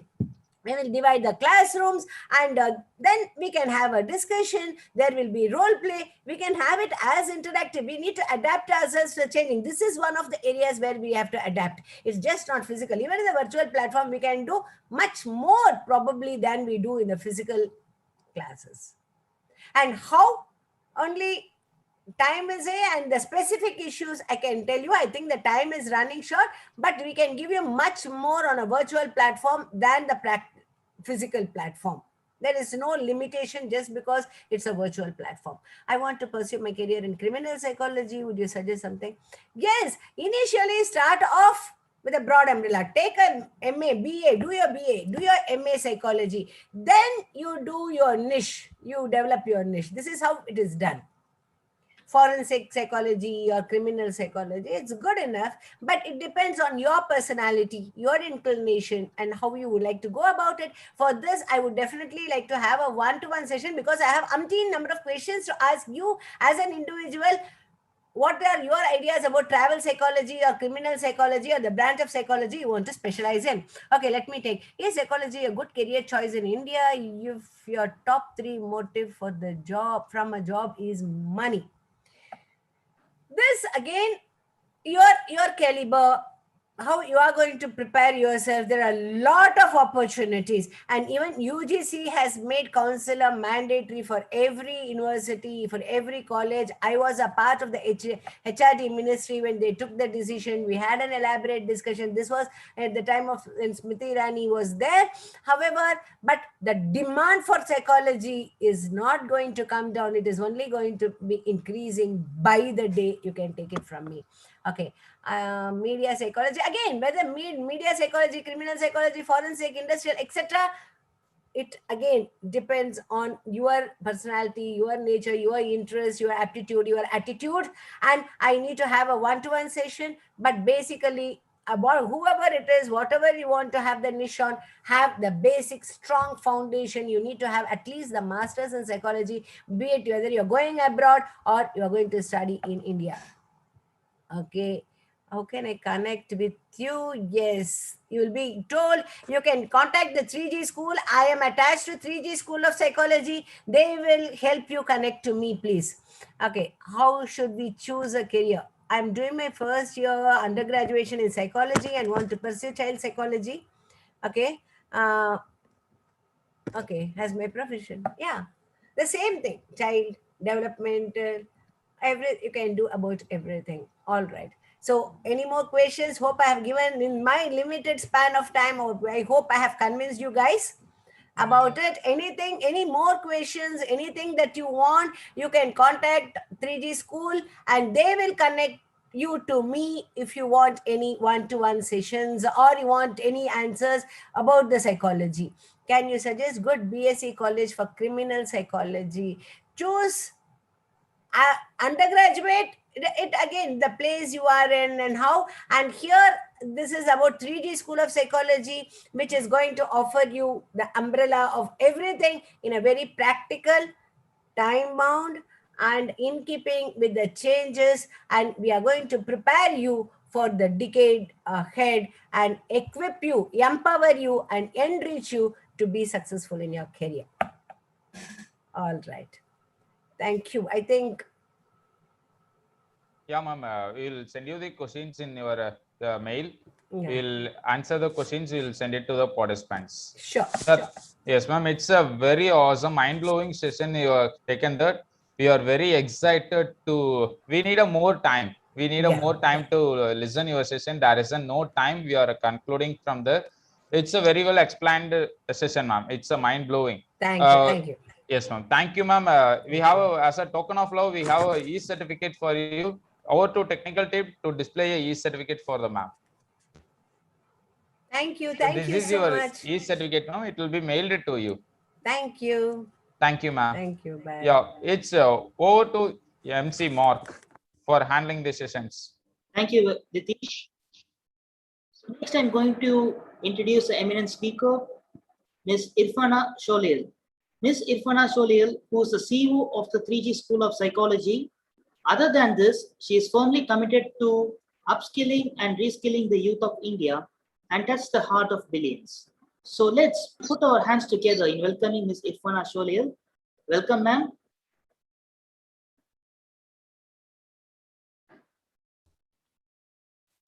Hi, Mark. Thank you. Thank you.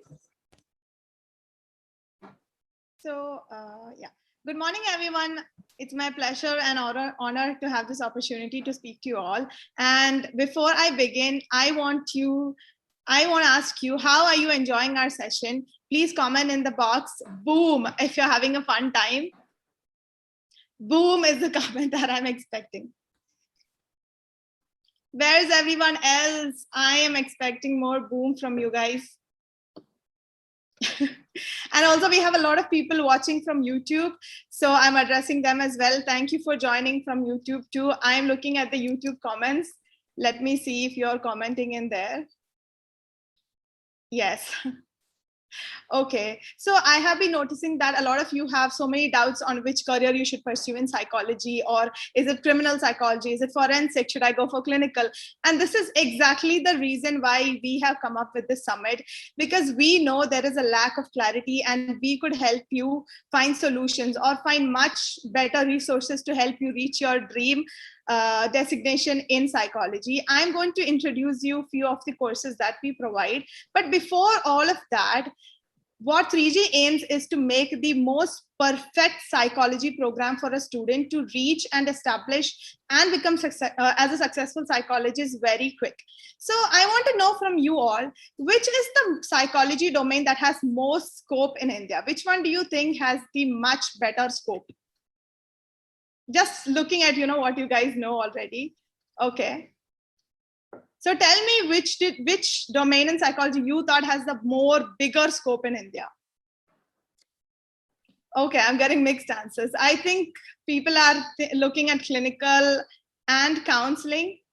Is that the answer? Okay, mostly clinical. Okay, I would be talking a little bit about clinical psychology and the reality of it. But again, please do your research for all of the options that you have.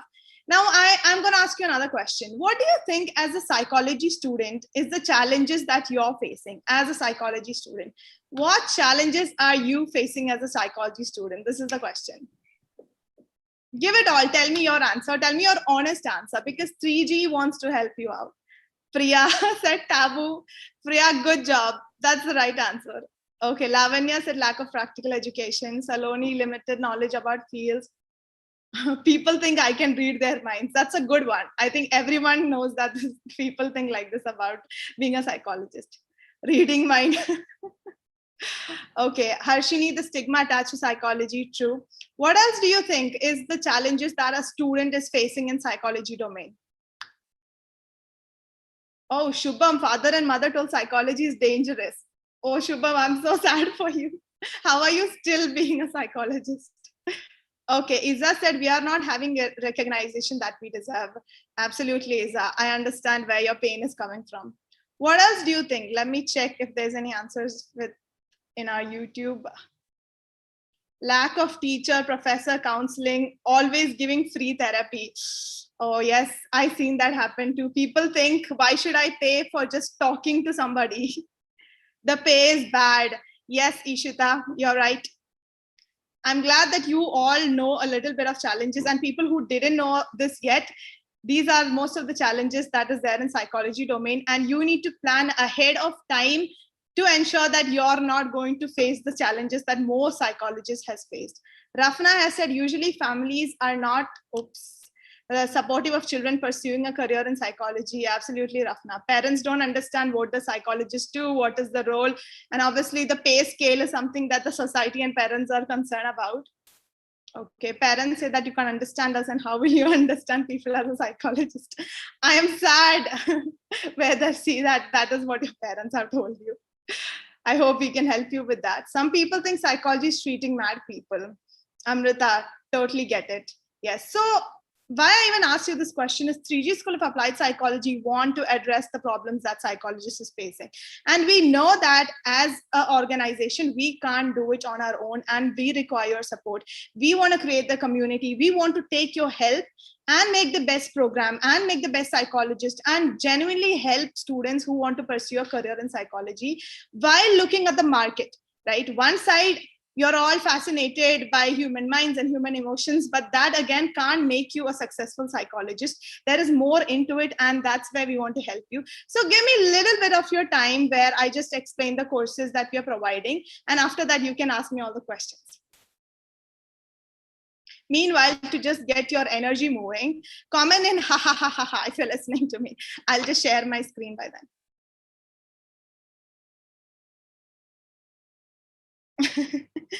I love this exercise. I hope you actually smiled while doing this. Okay. So after my presentation, you can ask me all the doubts that is there in your mind. Now, 3G School of Psychology is offering the courses of BA, BSc, MA, and MSc with specialization, which I'll be explaining to you. And towards the end, you ask me your doubts, right? Now, I'll introduce to you 3G School of Psychology officially.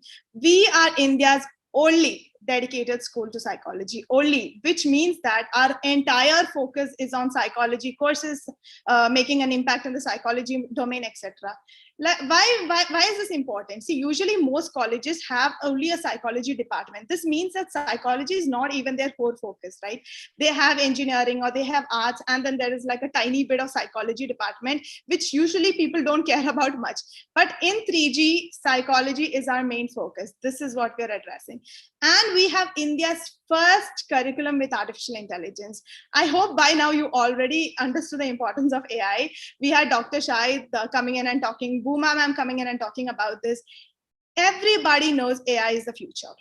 And we are here to tell you that AI plus psychology is the biggest future. And you have an opportunity right now. This is the beginning of it. This is the beginning of the scope. If you learn about it now, you will reach there. Maybe later you might regret not entering into this domain. And we are India's only school with 100% job guarantee. I want to ask you all, right? Have you heard of any institution giving 100% job guarantee? You can comment in saying yes or no. If you heard, yes. If you didn't hear, no. Okay. I hope you see the comment box. No institution guarantees job, right? We are the only people, and I'll explain to you why we give job opportunity to. And we are a program that is application oriented and uses experiential learning. I'll talk more about this in this coming slide. And we are a program where students can build a network in the domain. And I'll be explaining the importance of having network too. We are also a program having a dedicated year for practical learning. Beyond the course, we ensure that our student has practical experience. And we are a program which wants to impact the psychology domain in India, both building successful psychologists and in terms of research. Oh yeah, this is about the job guarantee. Again, this is the highlight of the program, which will not be there in next year. So if you're listening to this, this is your opportunity to check our program. Next year, there is no job guarantee. It is only for this year.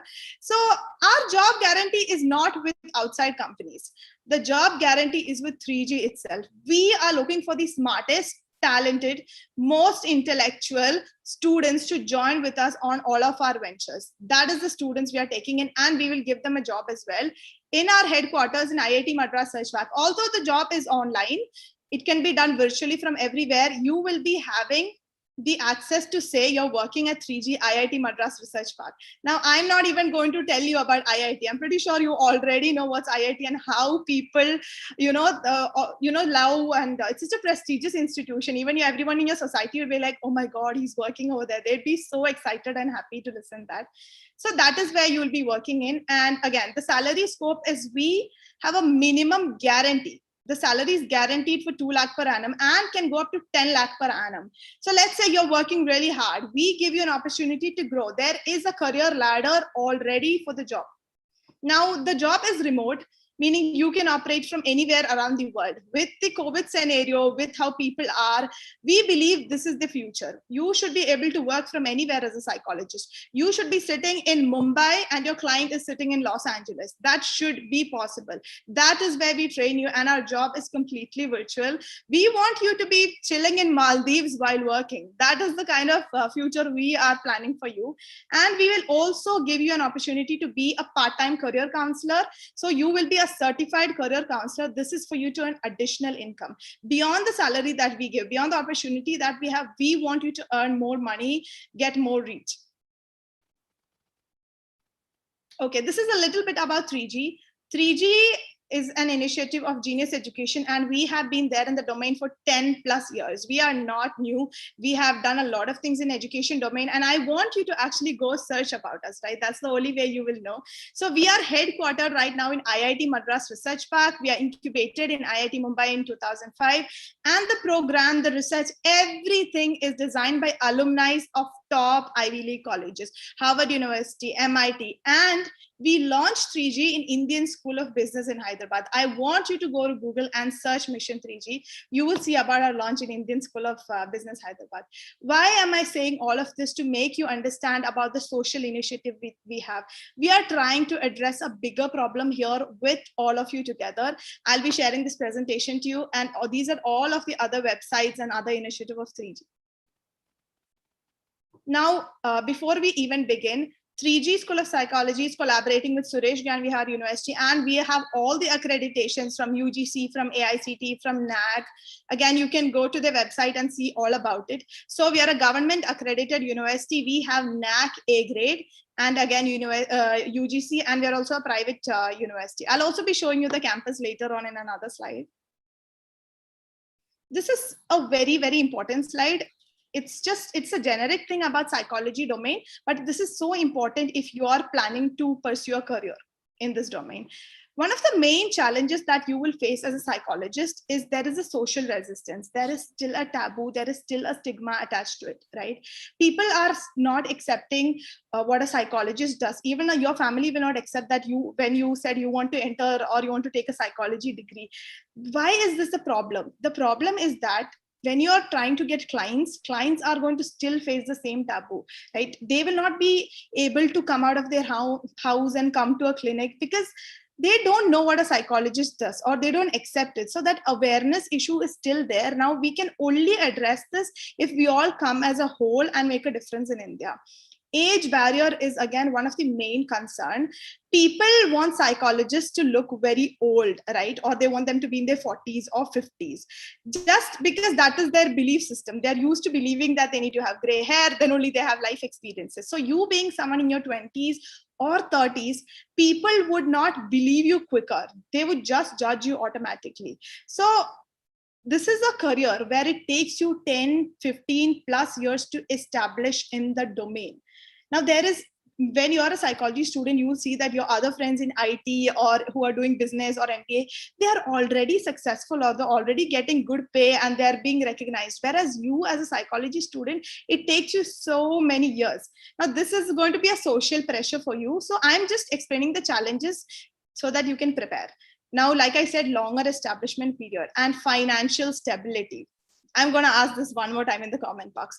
Do you think psychologists get paid well in India? It's a yes, no answer. Let me know what do you think.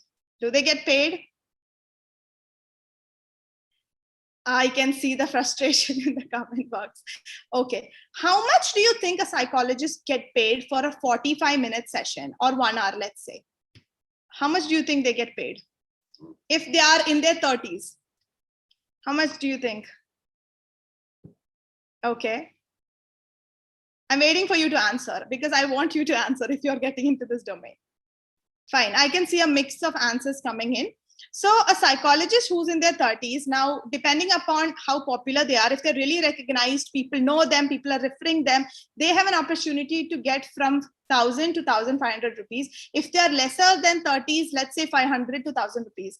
Now, being a psychologist is like your business or not business, your service is seasonal, right? Sometimes you get clients, sometimes you don't get clients. If you're getting 10, 15, 30 clients, imagine the salary that you're having. It's quite less. Okay, I want you to really think of this. Or how much do you think a psychologist get if you're working in a hospital? How much do you think they can earn in a month?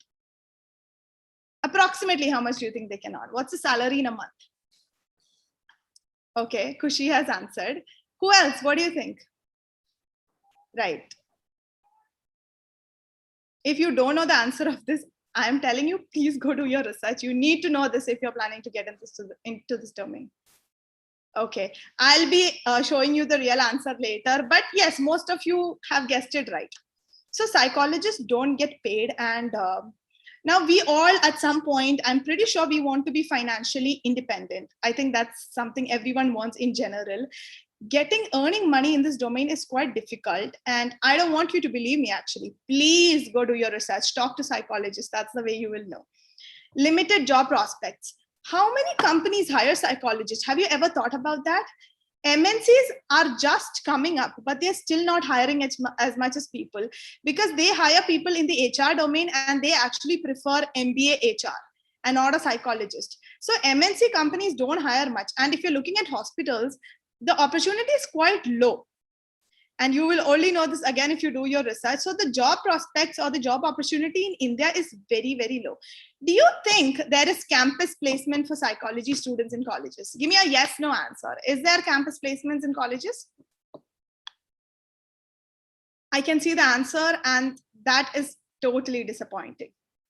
You would be taking a master's, BA, MSc, whatever, and there is no campus placements. They are not helping you get a job, right? Why? Because there's no companies. There's no companies that is giving. Now you should really think about these things. This connects with the market. Market has lesser opportunities. Now in 3G School of Applied Psychology, this is not your problem, right? If you're doing a master's, job is 100% guaranteed. Obviously we have a strict admission process, but if you get in, 100% guaranteed. And the next point, underestimated and undervalued. I saw this when I asked you the problems in this domain. It's so sad that psychology students are the people that want to do good. They want to make the world a better place. They really want to help people with mental health, and they have no value in the society. I am truly disappointed that this is how it is. And then the next point, there is a surplus in the market, meaning there is more number of students graduating and there is less number of jobs. Disregarded and unappreciated, obsolete methodologies. India is, not anywhere in psychology research, so it's really backward. Now, why did I explain all of this to you? Why do you think? Firstly, to make you understand that these are the challenges. Secondly, 3G School of Applied Psychology want to address this problem with the students that would work with us.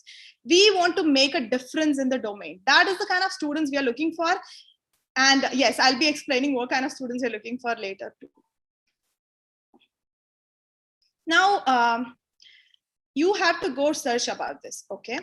This is if you search the salary of a clinical psychologist. Clinical psychologist is obviously one of the most reputed option in psychology, one of the most preferred for all of the students. But what is the salary amount you can see here? 20 to 25K. I just want to ask you, to become a clinical psychologist, how many years do you think it takes?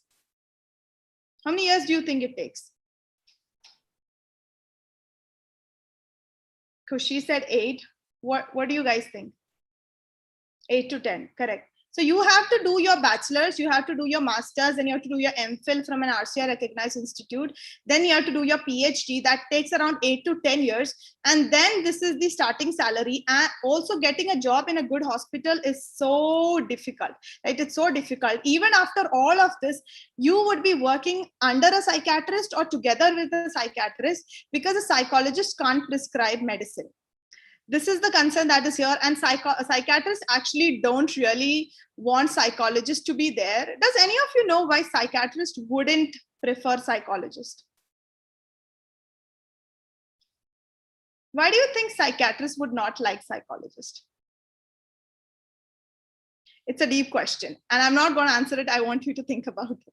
So search online, search the salary, search the scope. I have put screenshots here from Google itself so that you know what I'm saying is right from the internet. Okay, now this is all the answer that you have given. The challenges faced by a psychology student: less, minimal, or no practical exposure, only focusing on theoretical learning, taught by outdated faculty, not trained for futuristic skills, difficult to get internships, no importance given to personal branding, profiling, credibility building, and they're only taught to research but not to implement. Everyone's doing PhD, but they're not taught how to implement whatever they have researched on, and lack of networking skills. Okay, now we'll be talking about the program. I hope I have addressed most of the challenges that is here, that is in this domain. We want you all, us all, to be together in order to solve the problem that's out there.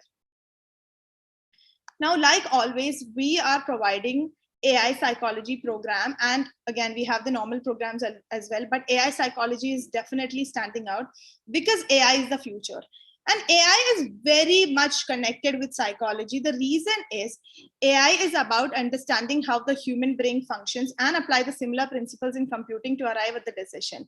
Psychology is also the study of human brain and its nature. You would be surprised to know that Alan Newell, who is the founder of artificial intelligence, is a computer scientist and a psychologist. The person who built AI is coming from a psychology background. So with AI, psychology was always there. We just wasn't aware about this. Now, this is the learning methodology that we use, which is Korn learning and walk theory. So I'll just explain to this in simple terms. During our entire education system, we are taught through lecture and reading. The retention rate, just basically how much stays in our head, is 15%. This is why you might not remember algebra or photosynthesis and all that, because we never applied it in practical situations. Now, I'll ask you a very funny question. Can we teach somebody swimming through a presentation? Can we teach someone swimming through a PPT? Give me a yes or no answer. It's such an obvious answer, but still, that is how we are being taught right now. We are taught theory. That's why we are not able to apply it practically. So 3G actually doesn't believe in this model. We believe in teaching through practice by doing and teaching others. Teaching others has the highest retention rate, which is 90%. Now, for our master's program, we have core training in AI and psychology. There is going to be a specialization: cognitive psychology, social psychology, educational psychology, counseling psychology, and we will also be having in forensic and criminal psychology as well. So this is for the specialization. Now, we only let our students specialize later on in the program. In the beginning, we want them to explore all of their options. So if you remember what Booma ma'am had suggested, you should see what every other domain has to offer to you and then pick your specialization. So I'll ask a simple question to make you understand this. How many engineers do you know that actually does an engineering related job? Do you know anyone? Engineers tend to not do engineering job because they pick the wrong core, the core that doesn't have opportunity. That shouldn't be your case. You should not pick a course which has no opportunity. You need, now engineering students, you would see they'd be doing sales job or an admin job or an HR job, but they learn mechanical engineering, right? This could be even your situation if you don't pick your right specialization or niche. So we don't want our students to be like that. We want them to explore everything first. How can you pick cognitive psychology or clinical psychology without knowing what is the opportunities in AI psychology or educational psychology? We need to be 100% clear before we pick our own niche. So this is the topics that we would be focusing on in our master's program and our bachelor's program. So I'll be giving you an example of how we teach our topics as well. Now, for example, if we are teaching our student about abortion, we will be bringing an industry expert to teach about abortion. The industry expert is going to teach them the process of abortion and what is the challenges. Now, why industry expert? The reason is the faculty who's teaching usually learned that theory 20 to 30 years ago. How are they eligible to teach you about abortion? They have never even saw the process or seen anyone go through the same process. We believe in industry experts and not faculty. Now, when our student picks a topic, we will make them get PhD level knowledge in the topic. They pick the topic, then they'll be doing a research paper, they'll be talking to 5 industry experts, they'll be creating a journal, they'll be creating a blog, poster, they'll be recording it, they'll be sharing it with their mentor, they'll show it to their class, they'll also bring experts to talk about the topic. We will try to make them see how real patients are treated and using case studies too. Now, this is the amount of knowledge that our student is going to have on whatever he has picked.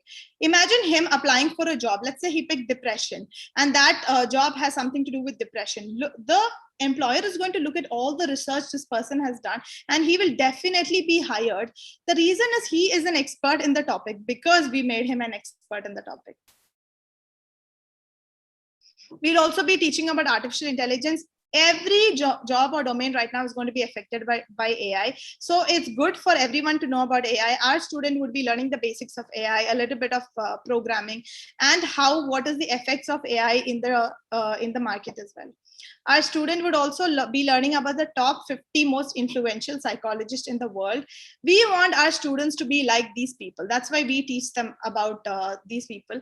And this is the psychologist right now that is making an impact. So we, like, for example, Daniel Goleman. Our students would be learning from Daniel Goleman's books, his textbooks. The reason is he is a psychologist. We want our student to learn from psychologist, not an educationist who has written a book. We will also have international lectures. Now I'll ask you a simple question. More research is done in psychology in India or abroad? Where do you think more research is done in psychology? Abroad, correct. We want our students to be taught by international lecturers from abroad so that they are more updated with the domain. Rather, why should we limit ourselves to Indian faculty? We could be learning right now virtually from international lecturers. And our students will be learning from movies and documentaries because a lot of movies use psychological theories, and this is the movies that we have picked. Our students would also be heading 3G Psychology Club, which is going to be India's biggest student-led club. Currently, there is 10,000 plus members. This is going to help them with their leadership, organization.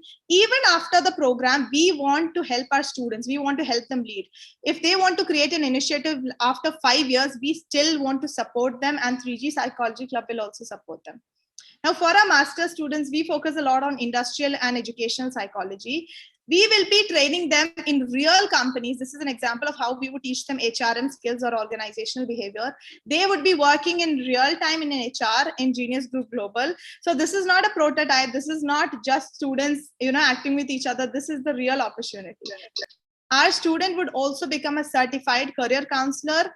We will fully equip them to become a career counselor, and they can enter into this domain right after their graduation, because it's easier for a psychology student to become a career counselor and not a psychologist. They can start handling with clients, they can talk, and they can gradually build their experience. This is one of the main important aspect of our program, which is digital onboarding. All our students, we will ensure that they are digitally onboarded. I want to ask everyone a simple question. In the future, where do you think your clients is going to come from? What medium will you get clients? What do you think? In future, how will you get your clients? Okay, I'll wait for some more time because I want you to answer this question. It's that important. Most of you are right. It's going to be online. If you are not online, you can't get your clients. I'll give you a simple example. Let's say you want to visit a psychologist for yourself. You're having some problem that you want to address. First thing you will do is search them online, right? And if you search them online and nothing comes up, automatically you don't believe that person is credible. You don't believe he has enough experience. We want to do this. What we want to do with our students is build their profile, Instagram, LinkedIn, YouTube. All this will build their credibility, help their clients to trust them. This is so important in this era. Most of us, post random photos of our tree, dog, sun and all in our Instagram. That is not professional. When your potential client is looking at you, he want to see psychology related things. He want to see you talking about mental health, about anxiety, about depression. This is what we make. This is a part of our curriculum. We will ensure that you are established in the online domain and you are reaching at the top. We want to help you reach at the top. So I have already written here, when people search their name, they should find relevant details about you. Your credibility has to be established. So I'll ask you again a simple question. Do you think traditional university cares about social media? It's a yes, no answer. Does traditional university care about your social media? In fact, they would tell you not to use it because it wastes your time. That's not the situation anymore. Social media will get us potential clients. We have to be on it, not to share your personal things, but to share your professional achievements, right? Traditional college teaches you to become a traditional psychologist, which doesn't exist anymore. It's very difficult to establish offline. Now, yes, our student will definitely have a higher chance of getting clients because they're active online and people will trust them. How can I get, okay, so an example is if somebody is having, let's say 50,000 followers and they're a psychologist and it's written in their bio, DM me for a one-to-one session. Trust me, there you will reach out more to them because they look established. They look like they have done something versus a person with 500 followers. Now you don't trust them anymore. This is the mentality that we are in right now. So we want our students to become someone really top in social media and online domain. Their reach should be national and international. Again, our students will be having a fully fledged website. Why is website important? Website is the resume. Website is our online resume. People need to see all of the credentials that you have, all of the achievements that you have done. Domain name, we are going to get your domain name. If you're a psychologist, for example, irfanapsychology.com or something related to that, we'll get that for your homepage, your vision and mission. All of the clients are looking at who you are as a person before coming to you, and this matters to them, right? So your counseling services, your testimonials, your video gallery, about us content, awards and recognition, all this will build your authenticity and for you to get potential clients. It's not just the degree that matters, but all of this combined will matter for you. Your futuristic skills, which is very important. We call this the survival skills because without this, you can't survive. Communication. It's so important for a psychologist or a psychology graduate to be good communicator. And this is something that's not really emphasized or trained. It's emphasized, but the students are not being trained.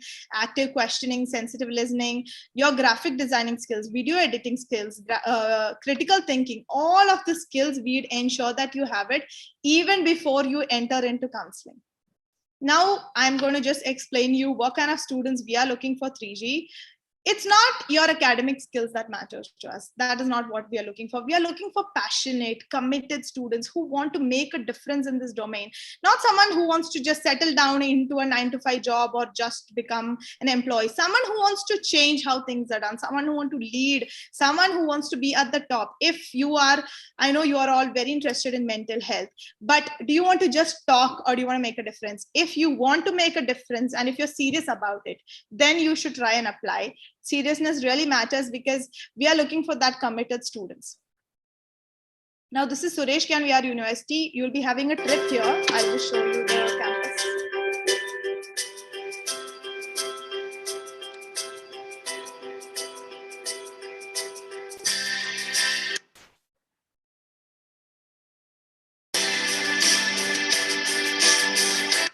Our program is 80% virtual and 20% offline. We want our students to have the campus experience. We will be meeting them. We'll be going on a trip together. So this is the campus that we'll be going to. And we'll also be having a fun fest with workshops and everything that has to be done offline, right? I think there was a question, how will we learn the things that has to be learned practically offline? You will be learning it during this time. Now, this is the certificates that we'll be providing to not one. We are going to be providing a lot of different certifications. Your MA Psychology or your BA Psychology will be given first. Postgraduate diploma will be there. Entrepreneurship certificate will be there. Digital marketing certificate is going to be there. Career coaching, both advanced and mastery program, diploma in artificial intelligence. And this is the specialization for the master student. Now imagine how your profile is going to look with all of the certificates. It's not that we believe in certificate, but people believe in the certificates, right? Your website is having this certificate, that certificate. Now you look more credible. They want to reach out to you because you seem like a certified person to give them counseling. That is what we are aiming for. Now I have put a comparison here with if you're planning to go abroad. Now, if you're going to go to US, Canada, UK, Europe, it's definitely going to cost you 18 to 43 or 40 lakh. Now, this is the tuition fee. Your living expense is going to come. But do you think they're going to give internships? They're going to give jobs? They're going to give practical learning or experiential learning or teach you how to network? Very less chance, even if you go abroad. Or one of the top universities in India, which is Christ. In Christ, is there campus placement? What do you guys think? Yes or no? Do you think Christ has campus placements? Any of you know, does Christ have campus placements?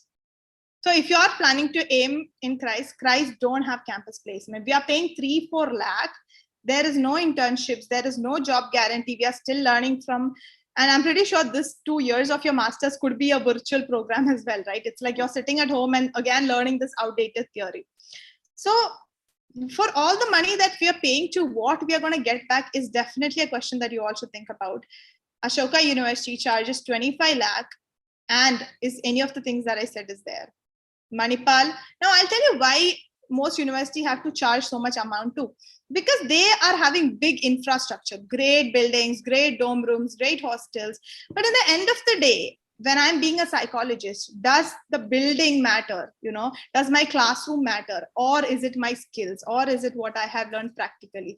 They are charging because they have to maintain the infrastructure. But as a student, you need to look at the value that is provided to you. In 10, 20 years, which program will help you get better? That is what you have to think about. Now, again, this is few of the initiatives that 3G has taken. Why I'm showing you all of this is 3G wants the students to lead. We want to give students an opportunity to make the difference. Even this summit is entirely done by students, and that is how we believe in them. We want to put them on the top. And I'll also be talking on mental health summit, which I'll be doing. Now we are giving up scholarship up to 50,000 rupees, and I'll be giving you the code just for the summit. If you are coming and joining through this, you will have a scholarship of 50,000 rupees. Now, after all this, I have wrote this. We highly suggest you to be open-minded and research before you choose any program. And don't be stuck with a conventional way of thinking. Look everywhere before you choose a potential program. So, again, I'll just quickly talk about the Global Mental Health Summit, which will be happening in 2 months. And this is one of the biggest initiatives that we are going to be taking. And our vision of the program is to make world's biggest mental health awareness campaign, right? Biggest. And we want your support in this. So we are going to be addressing the topics of LGBTQ, autism, suicide, ADHD, eating disorder, depression, sex education, addiction, trauma, and parenting. Now the question is, if we don't do it, who will? Does the government care about this? Does people care about it? Everyone is talking about it, but who is making the difference is a question. You could be making a difference in this with us together. We are looking for the kind of students who can lead the change, bring about an impact in each of the certain topics. So we are bringing India to a better place in every aspect of psychology. This is the beginning, and like always, so again, there are more topics that we are addressing, but this is the main things. Now, if you want to join with our courses, www.3gschoolofpsychology.org, this is where you put the scholarship code, and you can select which program you want to get into. And we will have an orientation. And obviously, we have a very strict admission process. We are looking for only 100 students who can make the difference in India. So with that being said, thank you. Litish, is there time for questions? Maybe just 5 questions. Thank you for the session, ma'am. So, yes, ma'am. Yes, guys, if you have any questions, please to comment in the chat box. I hand over this Q&A session to event head and Angela. So we seem to have a lot of comments. People have enjoyed this session. Isha is asking, do you have any small courses? Because she is already enrolled in a UG degree.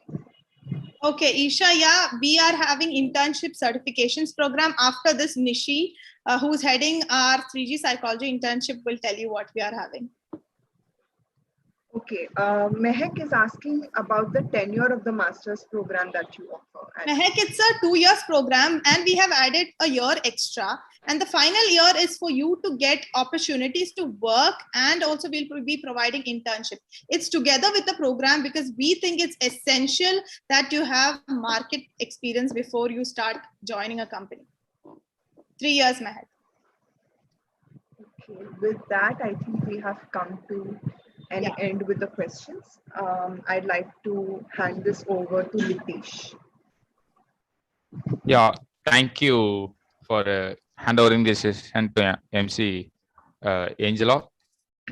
Yeah, it's my privilege to welcome our next speaker, Nikita Kakkar. Nikita Kakkar is a counselor and psychologist in practice since 2017. She has counseled, mentored, navigated, and guided more than 1,500 plus students throughout their journey to their undergraduate and postgraduate programs or delivered 50 plus seminars for schools and groups. Her areas of expertise can career development, profile building, life skills, psychological assessment. An enthusiastic mentor, she has helped numerous students and parents in solving the most complex career and parenting demands.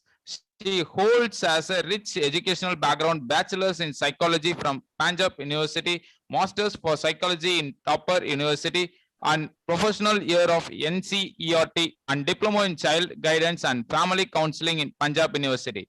She believes that knowledge is power. She likes is directly working with philosophy, which is about putting students first as giving a personal service and genuinely caring about their success. Dear speaker, we will having a short buzzer prior to 5 minutes before the session ending time and a longer buzzer exactly at the end of the session time. Thank you. Welcome you, ma'am. Welcome you to the onboard. Thank you so much, Litish. Thank you for the wonderful introduction. So good afternoon to everybody. Good afternoon on this beautiful Friday. I hope each one of you is keeping safe. I also believe your near and dear ones are keeping safe in these crazy and unpredictable times. Well, as Litish already introduced me, I am Nikita Kakkar, a career counselor and psychologist. I have been working in this industry from the last 4.5 years now. I wouldn't say I'm very old in the industry in the field of psychology, but with the kind of expertise, with the kind of knowledge, with the kind of personal experience that I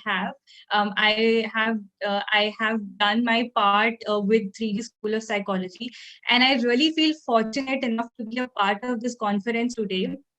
And I really want to give out a big shout out to the entire team of 3G School of Psychology, all the volunteers, and especially to Irfana and Shahid sir, who kept motivating me to come for this conference and write a book for them. So yes, today my main motive that I've come here is that I've written a book with the name Careers in Psychology, which is like A to Z complete guide for you to how to become a psychology professional. I feel Irfana and Bhumi ma'am has already given you a lot introduction that what are the taboos that we people carry, or what are the problems that we are facing. Maybe it's if it is relating to choosing a specialization, or we are not able to understand what skills should we inculcate within ourselves. So we have got this guide and a very small cute handbook for you which will talk everything in detail. Again, I want to thank Irfana. So I would just give you a little very quick story about how we decided for this book and how we decided on to this conference. So one fine day, me and Irfana was talking about something very randomly. We connected on social media and we were talking about something, and she proposed me, Nikita, how about you write a book for us? Never in my dreams I would have imagined that I would write a book on this particular topic. But as she told me more about it, and I understood that yes, this is something I really want to do. So thank you so much, Irfana, for giving me this opportunity, and again to the entire team. I would also want to thank Shivangi and Akshita, who were a part of the team who helped me to make this book a little more beautiful. So before I jump in and I talk about my book, Careers in Psychology, in detail, when I would start, maybe I wouldn't stop. So please give me a heads up of the time as well. Again, before I start talking about the book, I would want to give you a very quick, very small story of how we decided on the book and what has my journey been, so that you guys can relate, or maybe you can just tell me in the comment section below that you're able to relate, and yes, you would be willing to read this book. So I would go a little back. I was like any other student in my high school who was clueless of what to do, how to do, what career to choose. My parents suggested me to take commerce as a field, because 11 years back, science ले लो, बहुत scope है, commerce ले लो, yes, you will have a lucrative career, but arts लोगे तो we are not very sure where would you land up with. So I was suggested to take commerce. I studied accountancy, economics, I studied business studies.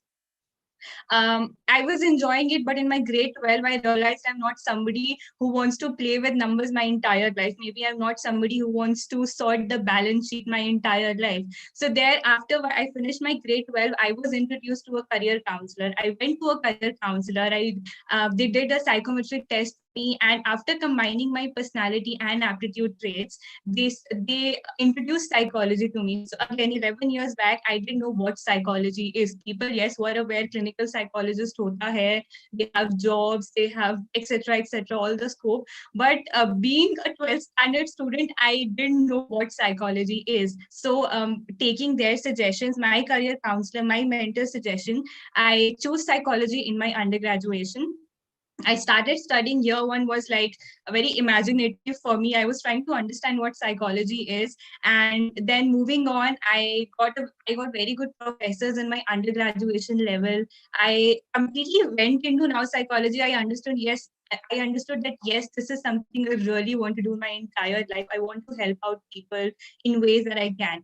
And finished my undergraduation. Then somebody suggested me that Nikita, go for clinical psychology, do your master's in clinical psychology. As was suggested, without thinking, without talking to a lot of people from the industry, without taking a little of the opportunities, practical exposure, I went into my clinical psychology. Wonderful experience. If you guys are aware of the terminologies like ICD and DSM, these ICD and DSM were like Bible for me. I used to always keep them on the table, study them, make a checklist of all the disorders. So I was very fascinated to enter the practical side of psychology. So finishing my master's, I went for an internship. I got a job, and after that, I understood that there is a difference between the theoretical part of psychology and the practical side of the psychology. So when I used to sit with the clients, when I used to sit with the patients, maybe I was not that emotionally strong person who would see a depressive or maybe a little more on the higher side severe disorder on a daily basis. So I shifted from clinical to psychology. Now my major motive of telling you this, my story, my entire journey was, I was somebody who didn't know what are the skills that are required. Yes, I studied them in my undergraduation, I studied the skills in my post graduation, but never have I ever been exposed to what skills am I the right fit to enter the clinical psychology or not. So this is the one motive. And while I was talking with the team of 3D School of Psychology and Irfana, this was a motivation for me that yes, I want to guide students, I want to help as many people that I can, to guide them that yes, only clinical psychology and counseling psychology are only not the fields that you should opt for. As Irfana mentioned, as Bhumi ma'am initially mentioned in the initial hours, that there is a plethora, there are so many specializations that are available for you. And the entire team of 3D psychology really wants to help you to understand that what are the specializations and what are the opportunities that are available for you out in the market. Opt for BA in psychology or BSc, and later on keep doing a lot of internships. And I mean, there are a lot many opportunities BG are also coming up with for you people. So now officially, I really want to introduce and launch my book in front of you guys. I would share my screen with the cover page. So officially introducing my book, Careers in Psychology. Again, a big thank you and shout out to the entire team of 3D Psychology, Irfana, Shahid sir, for giving me this opportunity. So Careers in Psychology book is a very small, friendly handbook which can be easily understood by anyone and any age group. It is a short, colorful, comprehensive read intended to help students and instructors answer the ever-present question of what can I do with a psychology degree. The main goal and the main idea of writing this book is to discuss the broad range of careers that are available for you in the market.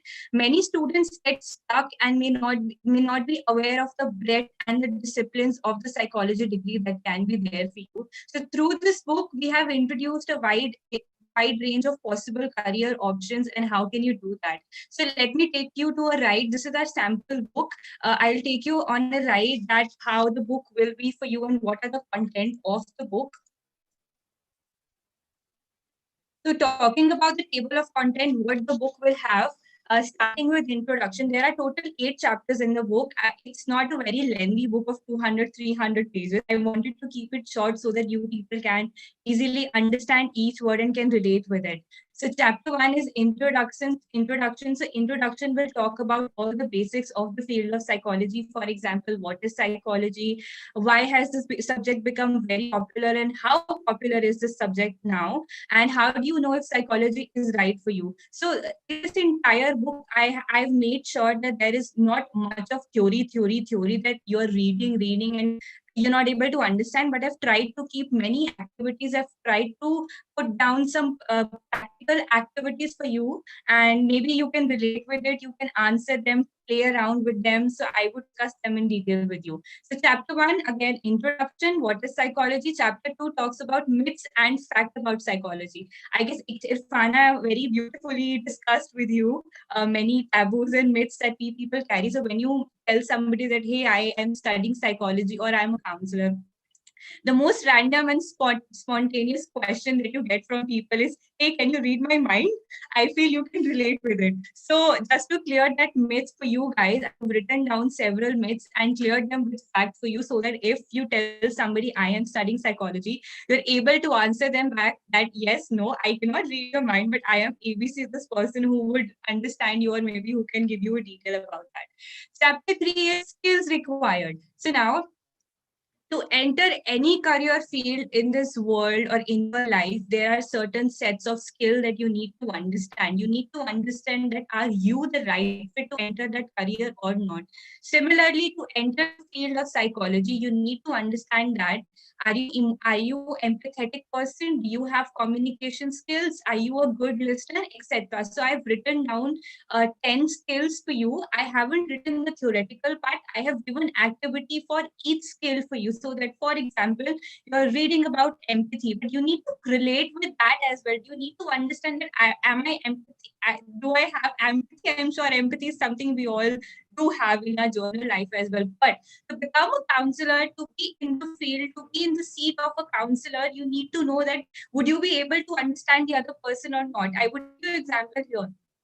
A client comes to you and he tells you a story of his life that, for example, I had a divorce, I'm not able to cope up, and he starts crying in front of you. And while you are listening to this person's story, you also start crying. So what does it show? That you do not have a strong mental health. Maybe you are somewhere de-stressed about something, or there's something which is not right about you. So right there at that point, when you also start crying in front of your client, you destroy your image.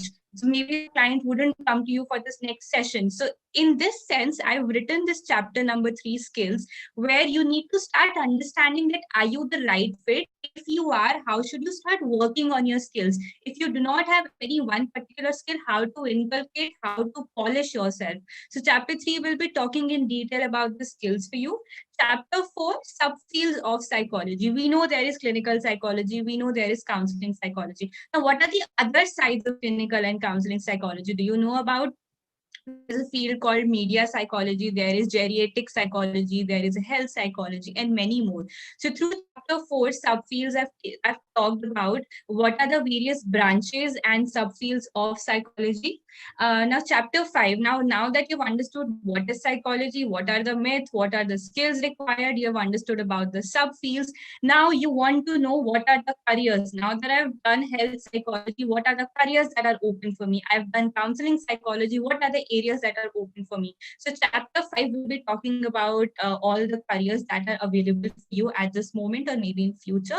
And with that career, what are the degrees that I can take? What are the skills that would be required to do that degree? Where do these people work, etc. So this chapter will talk in very detail about what are the psychology careers. Now, chapter 6 is how to become a psychology professional. This chapter will make you understand what are the degrees that you can take from BA to MA to PhD, etc. Everything you would be reading in this chapter, and it has a part where I've tried to written down that what are the ways that you can also explore about psychology. For example, volunteership. What is volunteership? What are the internships? How to take internships, and etc. Chapter 7 talk about now how to choose a major. So again, as I mentioned, to enter any career field, you need to understand what are the skills required for it. And for that, there is a very small, very interesting self-assessment test that I've put it out for you. So you can do that self-assessment test with yourself. Sit with yourself, take out 20 minutes time and do this self-assessment test. And the last chapter talks about future of psychology. So what will be the future of psychology? I believe from 10 a.m. Shahid sir, if Bhumi ma'am will talk a lot about the future of psychology, how AI and all these areas will change in coming years. So I have tried to put down a note here. And then we have our glossary. The glossary have all the major, very common words that you can start learning from today till you become a professional in the industry. So this is the content of the page. I would show you the sample that how our book looks like. So yes, that's about it. If you have any questions regarding the book, you can ask your questions. And if after hearing the entire thing about the book, you have any, if you are excited to read, you can just drop a smiley with stars in the eyes in the chat option so that we can give you more details at how you can purchase the book. So I can see all the smileys. Thank you so much. Thank you so much. So if you want to know how to purchase the book, you will be given all the information in your emails and in your WhatsApp chat. So thank you so much.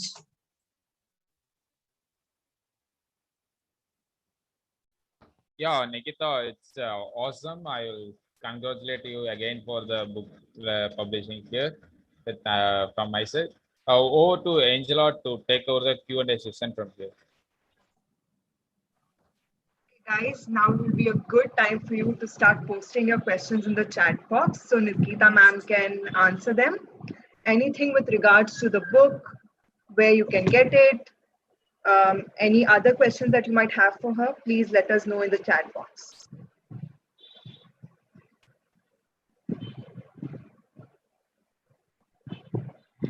Okay, on YouTube, we have a few questions asking us where we can buy the book. So will we be getting it on the website? Could you share some insight? Angelina, all the information will be dropped in the groups that they are added. And even if they want to have a sample, they can contact the team of TP School of Psychology. They would provide all the information. If they have any questions, drop your questions in the maybe WhatsApp, or you would get the emails as well. So that's the process how you would get the books. Also, there's a very interesting question. What gave you the inspiration to write the book? Okay, I guess I told you the story of how I thought of writing this book. Initially, as I mentioned, I never thought that I would write a book. I'm very, I mean, yes, I do have the personal experiences, but never thought of writing the book. Being in this industry from the last 3-4 years, I'm connected to more than 100+ psychology students, where they come to me and ask me, ma'am, I have taken psychology. I don't know what to do and how to do, how to go ahead with this degree. So this is one of the motivation that I wanted to write something, give out all the information. All the information that is in the book is authentic. I've read out more than 100+ articles for this book. I've had a lot many conversations. Irfana was another factor of motivation for me. I went through a little off phase in my life. Previously, I lost many people because of the COVID, but Irfana was one constant person who kept motivating me. So she's another factor of motivation to keep writing the book. And again, talking about it, the major idea that the psychology is a very upcoming field and we people are confused, what can we do with this degree, is what motivated me to write the book.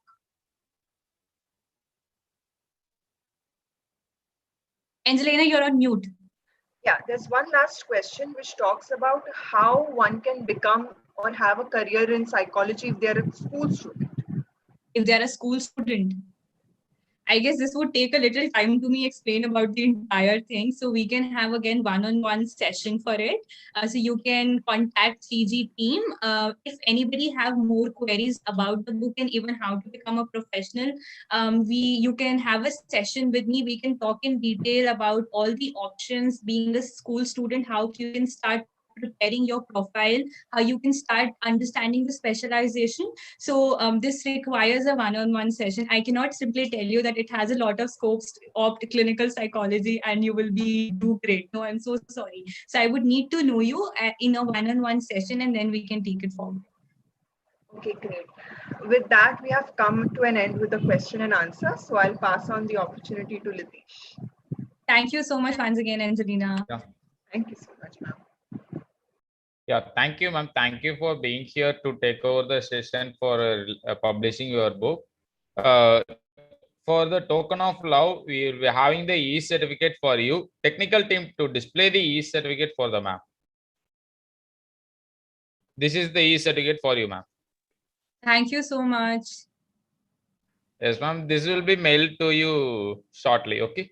Oh, thank you. Yeah. Next session, I have over to you, Aditi.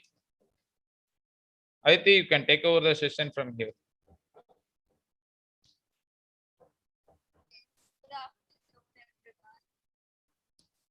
I would like to introduce Ms. Nishipriya.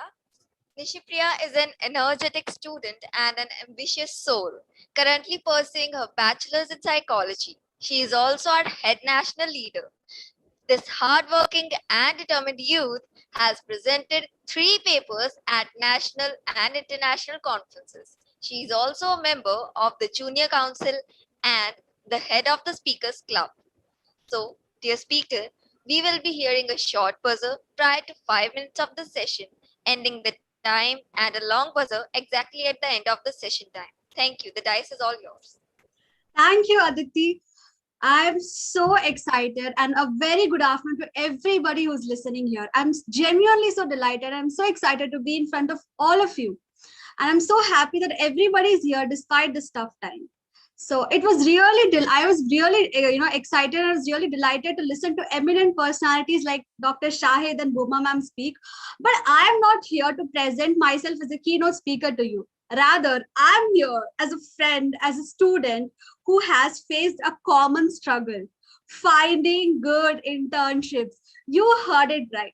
So just type a yes in a comment section if you had really struggled in your psychology tenure to find a good internship. And just type a yes. Even after you had find a good internship, you were not able to connect with the internship because you didn't think that the internship fit in your criteria. So how many students have faced this issue? I can see so many yes here. And I'm here to shed a light on this whole situation. And I'm here to just quickly go through our internship platform, the amazing work that me and my team have been doing. So without wasting your time, let me just quickly share my screen.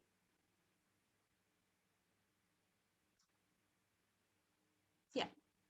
So 3G internship platform is India's first century internship platform extensively designed to provide only practical exposure and equip students with necessary skill that can make them industry ready. So by this whole sessions, you might have understood the work that 3G has been doing and how much practically oriented it is. And so is our internship platform. So why do you think internship is really important in a career? A lot of people ask us to take up internship. There's some of the reasons here is because it gives you exposure towards the industry and it gives you exposure towards work culture. If you see me here standing and talking in front of all the panelists, it's because I have taken a lot of internships and incentives, and I got an opportunity because of that. It can sharpen your skill and it can help you build your toolbox. As Bhuma ma'am said, it can make your CV look extremely professional and you can build an amazing network of like-minded people. And this is the reason why you should take up an internship. A lot of people have a lot of myths and misconceptions about psychological internship. The first one being is anybody interested in the domain of psychology can take up internship. Again, it depends on the organization. So if you're taking an internship under a psychologist, they'll be usually looking for students who are doing their masters. It is because they think that master students, they have a little bit more extra skill compared to bachelor students, but there are organizations who are also hiring students from bachelor's as well as grade 12 degree.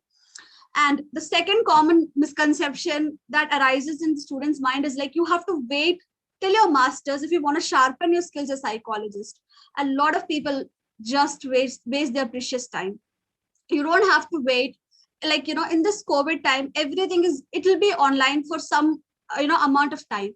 And you have attend as many webinars as you can, attend as many workshops as you can. There's no right time to start something.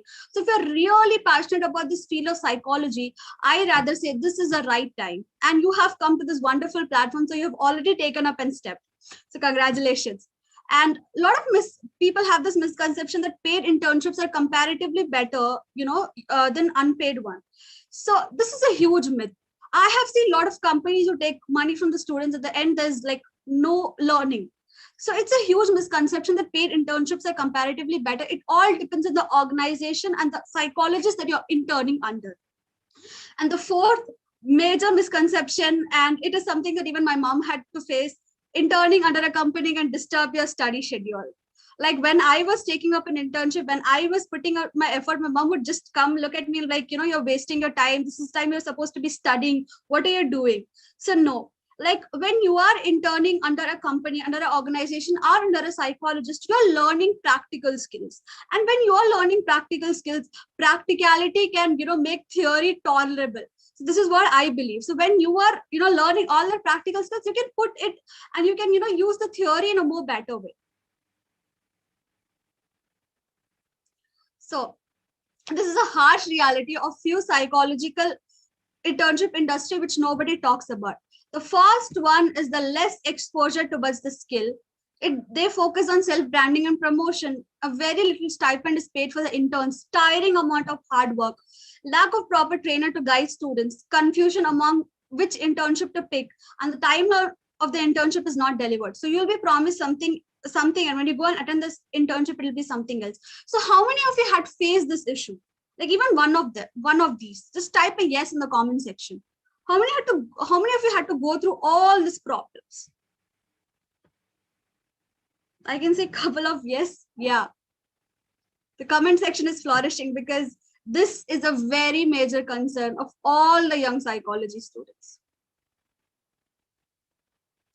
So we have a very feasible solution to the persistent problem, and we had launched 3G internship platform just to provide a revolution and just to bring a revolution in the field of psychology and the psychological internships that we're providing. So previously we had launched two internships. One was a 1 week module of blended learning with Komal Karalia ma'am, and which had sessions on Canva, LinkedIn, and then we provided a lot of e-resources and live project training. And recently we had completed our summer immersion program with the very amazing Bhuma Krishnan ma'am, who we all had the privilege to listen to. So it was a 10-day program and the students had learned a lot. And additional to that, we had 5-day exclusive session on mandala, meditation, there were live projects. We sort of divided all the people into different Harry Potter houses. And I'm so happy to say that Gryffindor had won the house cup. And there were daily self-care challenges, there were career guidance sessions. All the sessions were recorded and it was given to the students. There were talent corner where people were singing, dancing, displaying their talent. At the end of the session, they received a lot of certificates, letter of recommendation, individual report, and then they even got a swag bag with different type of e-resources. So these are the previous incentives that we had come across, and we are again back with an amazing clinical psychology summer program. So how many people are excited to attend this program? Just type a yes in the comment section. Just type a yes. Are you excited to know about this program? Because I really am. This program took 1 month for us to build. We sat with our team, me and my team, we did so much extensive research, and we came up with this wonderful program.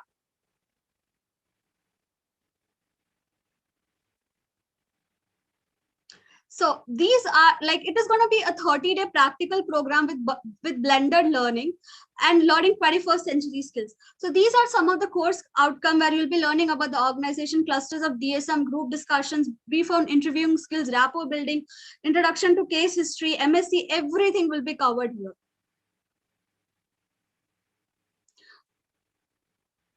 Administration and interpretation of all these theories, everything will be covered. Session on JPMR, tools of research, ethics in research, steps in research, and then you'll be having brief scale construction. Everything will be covered, and this will not only be focusing on clinical psychology, but we will also be integrating it with 21st century skill and self-care module, where you will be learning how to build your profile, how to use content writing. I've seen a lot of people still write cake slayer on their Instagram profile.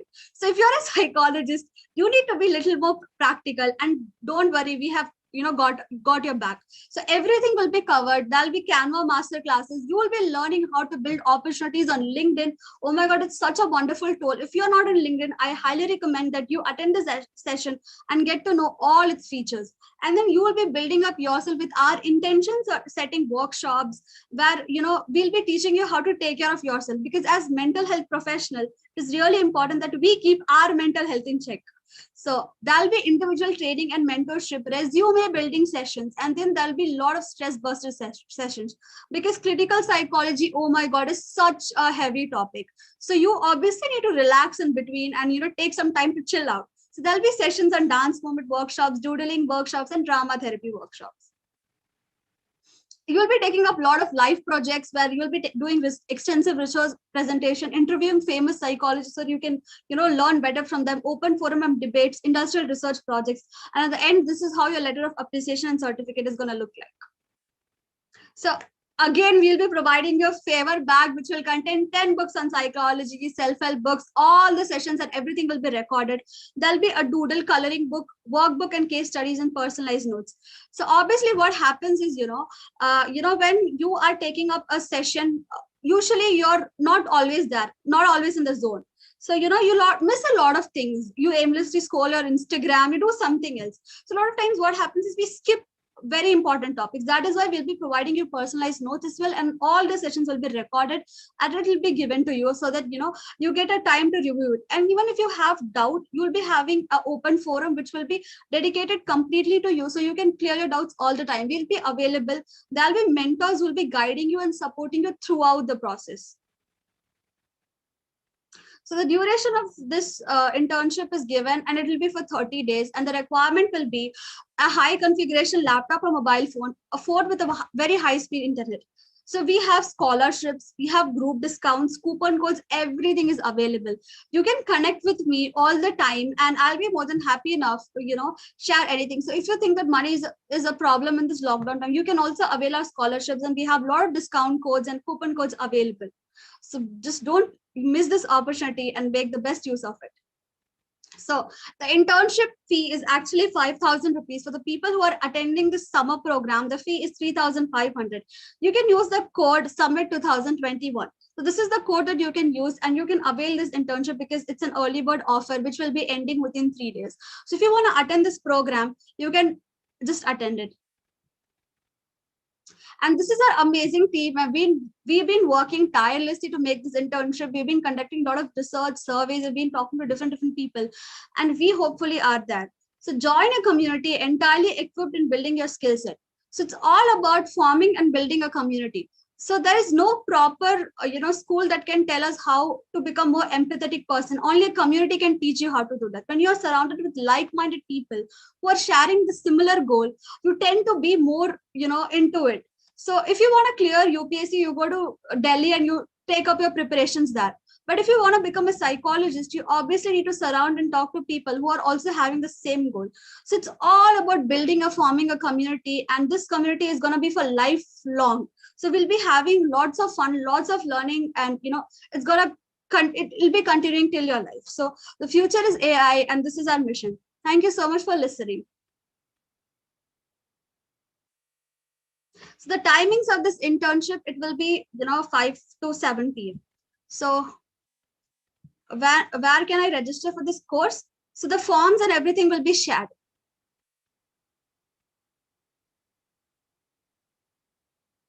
Diksha, yes, it is, the whole curriculum is made for people who are in their 12th grade as well as students who are doing their masters and bachelors. So the whole program is divided in such a way. Thank you, Irfana.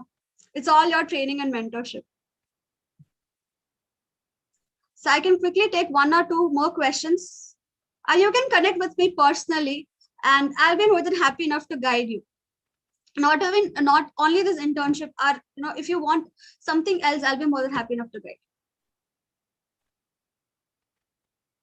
Yeah. Nishi, can we go to the Q&A session? Yeah, sure, please. Yeah, one of the student is asking, have I finished my 12th? Now I can apply for the internship, or what is the eligibility criteria for the internship? You can get in touch with me personally. I'll brief you about the whole eligibility criteria. Yeah. Can you talk a bit of more about scholarships? It's the next question. Khushi, as I said, please get in touch with me personally. I'll also be sharing my number. Just give me a second. You can contact me through WhatsApp, Instagram. Yeah, you can contact with me and I'll brief you about all the scholarships and eligibility criteria. Thank you. Yeah, they are asking that what is the timing of the internship? The internship will be between 5 p.m. to 7 p.m. And the reason why we have made this 5 p.m. to 7 p.m. is because I think this is the high time where students complete lecture. Nama? Okay, I get it that next is whenever you are coming to this, how for a week, how many days it will be there? For including Sunday or Saturday, it will be there. It will be a complete 30-day program. So I've seen a lot of program which will be telling that it's gonna be for 1 month, but they'll be having weekends gap. But no, this program is 30 full days. You will be needing all your dedication and everything to put in. So you will be finding, you will be taking the whole program for 30 days. Yeah, one of the people asking, would the people be given certificates or internships? You will be, after you complete the internship, you will be given a certificate and a letter of appreciation. Yeah. I'm in 11th. Can I apply? This is the next question. Please talk to me personally. So what happened was, for a previous batch, we had a student called Ananya Banerjee, and she was in her grade 12th, but she was way more smarter than what I am. And she was so amazing. So she really wanted to take part in this internship, and we had given the spot. So if you really think that you are someone who could understand the whole curriculum, you can get in touch with me personally.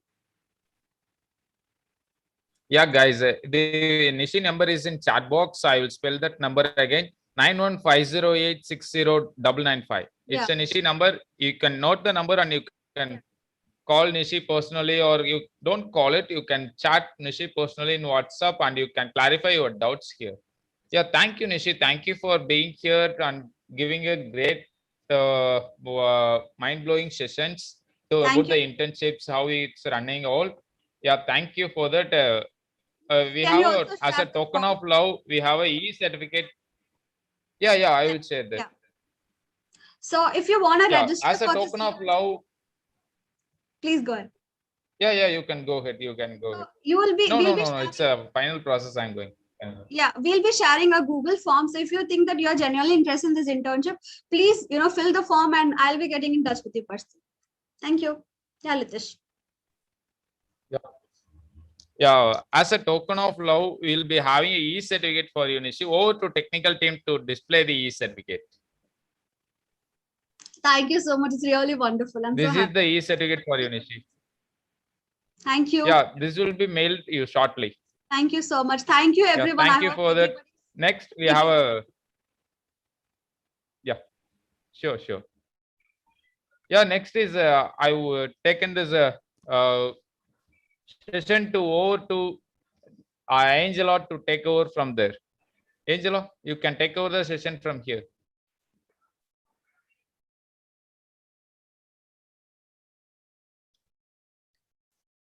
Yeah, Angela, are you there? Yes, Litish. Meanwhile, we can have a couple of videos to know what is about the event. Can you please play the videos? Yeah, I will do that.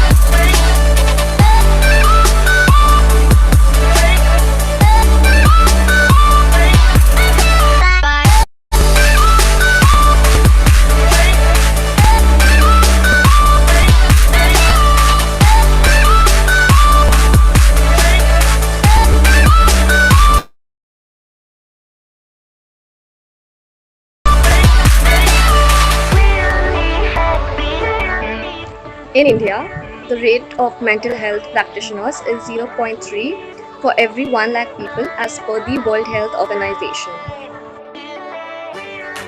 There is a great gap that exists between the providers of health and people in need. With this global pandemic, things have gotten worse, and it is predicted that after this, we will be having a mental health. We are a growing population with complex issues but not enough resources for help. Psychology is seen as an interesting blend of science and arts.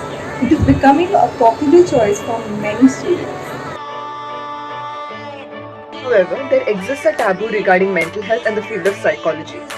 This prevents a large section of society in urban India from seeking help, while rural India suffers from lack of resources. The mental health scenario in our nation is highly disorganized to pockets which are inaccessible to the most. The regulatory bodies are not structured either. All these reasons have added a lot of instability and lack of guidance for students who want to come in the field as well as have a rewarding career. There's a huge scope and demand in psychology despite what people might be telling you. So come join with us and explore the field of psychology as well as latest trends which you might have never heard before. I'm super excited to talk about Encyclopedia event. It's one of its kind in the world. It is designed by the student for the student. There are eminent speakers coming from the various field of psychology to discuss, to answer all your kind of a question, whether you are a PhD student, you are a UG student or PG student or school student.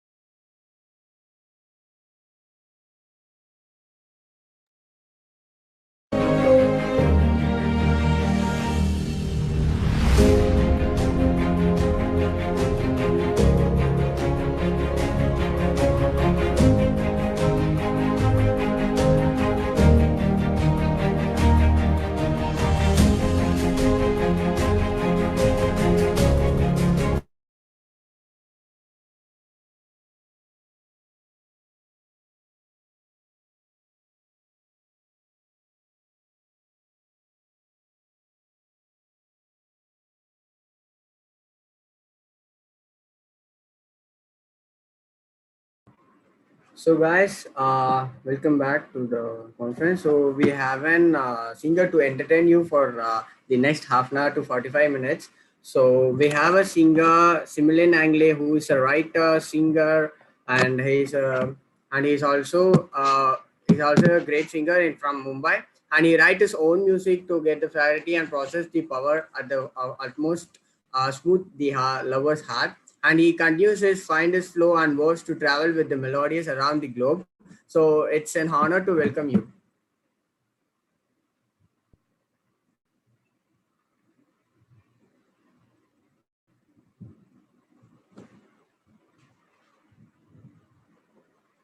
Yeah, sorry for the interruption, Kishore.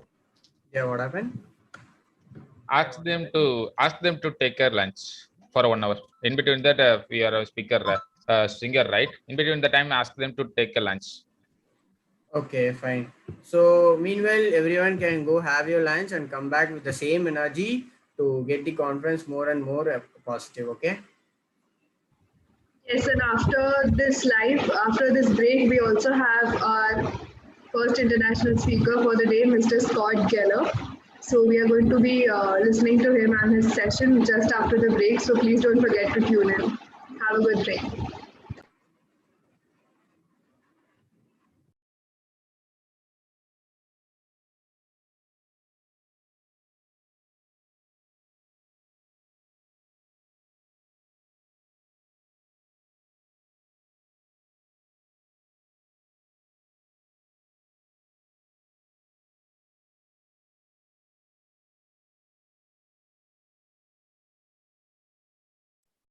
Yeah, Kishore, in the meanwhile time, we can play the couple of videos, right? Yeah, sure.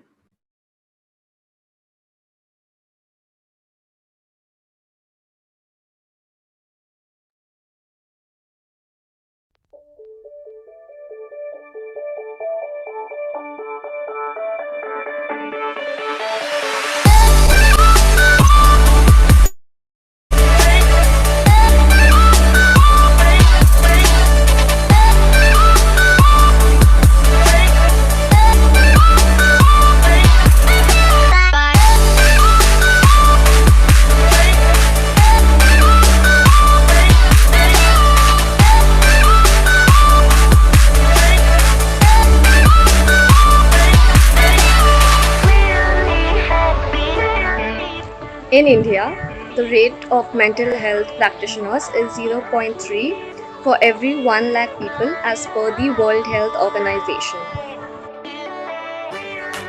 There is a great gap that exists between the providers of health and people in need. With this global pandemic, things have gotten worse, and it is predicted that after this, we will be having a mental health We are a growing population with complex issues but not enough resources for help.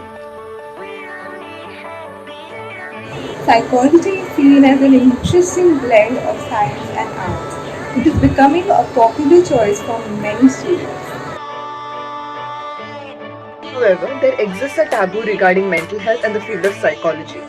This prevents a large section of society in urban India from seeking help, while rural India suffers from lack of resources.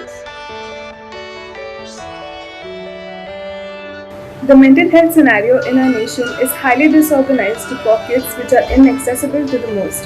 The regulatory bodies are not structured either. All these reasons have added a lot of instability and lack of guidance for students who want to come in the field as well as have a rewarding career.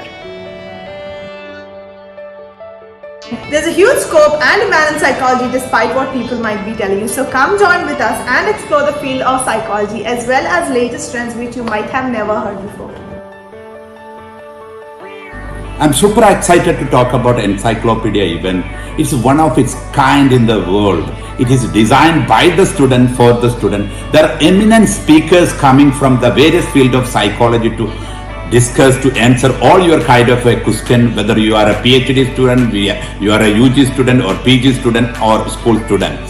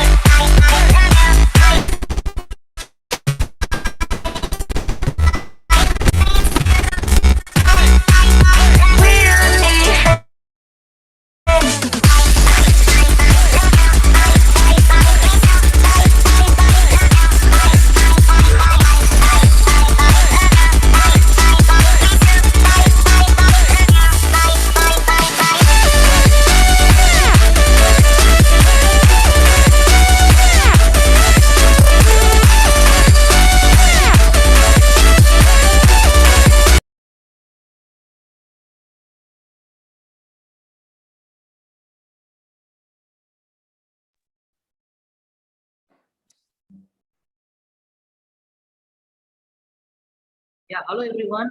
Now we are going to introduce eminent speaker on this dais. Sminil Agale writes his music with the utmost fragility and possesses the power to soothe the lover's heart. He continues to find his flow and goes to travel with the melodies around the globe. Mr. Sminil Agale, I welcome you to the dais and the stage is all yours. Welcome, sir. Hello, you can actually call me Sminil. So, hey guys, everybody, what's up? How are you? And I'll just start with introducing myself. My name is Sminil Agale, and I'm a Mumbai-based singer-songwriter. And I'm currently trying to make my space into the independent scene, the current independent scene. And I'm also pursuing music professionally at the True School of Music. Uh, And if you ask me what I do for my living, I write songs. I write songs for my living. So straight up going to the songs, I am gonna play a few songs today, which has been. I wrote those songs, and yeah. So I guess let's just get into it. So I wrote a few songs a couple of years. I started writing. I've been doing music since I was very young, like around 15 or 16 ish. It's been almost 8 years now I've been in doing music, learning music, teaching music. And as I was informed that year I have to come and perform a few songs of mine and talk about how I got into music and how I look towards it. So straight up, I feel like I'll just play a few songs, and then if you guys have any questions you want to ask anything about music or any sort of questions, you can just ask me. So this song, I'll introduce the song. This song is called Dur Ho Tum. I wrote this song like around a year ago, and the lyrics will like make you understand what on what basis the song I've written. And here it goes.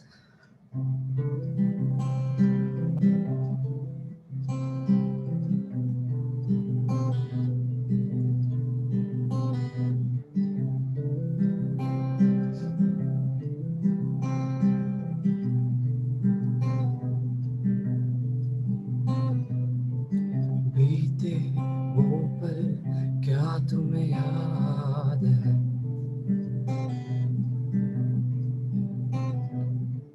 वो पल हर वक्त मेरे साथ है दूर हो तुम कोसों मीलों से ज्यादा दूर हो तुम आने का है इरादा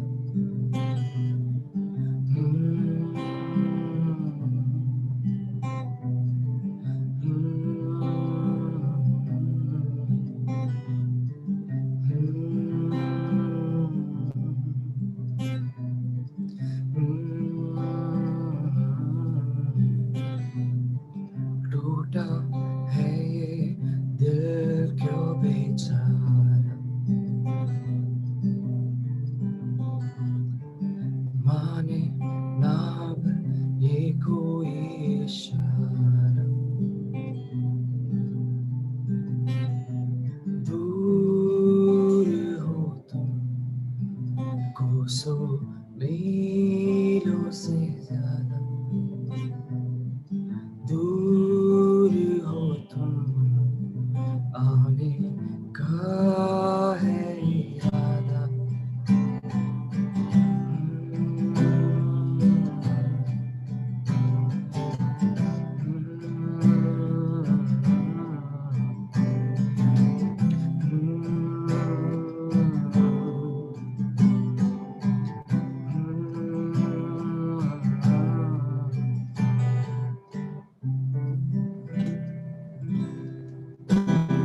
Yeah, so this was one of the songs I wrote. It's called Dur Ho Tum. And if you guys want to listen to my songs, I do have my own original music. If you guys have Spotify or any streaming platform, you can find these songs over there. And there's this independent artist. So I am mostly into independent stuff because commercial people, I feel they have already made it, and the most support and the most exposure to the world, I mean exposure to the artist, is independent artists. These guys need a lot of exposure to the world because their music, I feel personally, is very sensible compared to the commercial stuff which happens in these in these days. So I'll play one of the song from my favorite artist called Osho Jain. If I don't know if you guys have heard it, because not a lot of people hear independent music these days, but I'll encourage you guys to please do go and listen to independent stuff and support independent artists. It really means a lot to small artists, who are budding up or who are growing. It really helps for them. So this song is called Tu Aisa Kaise Hai.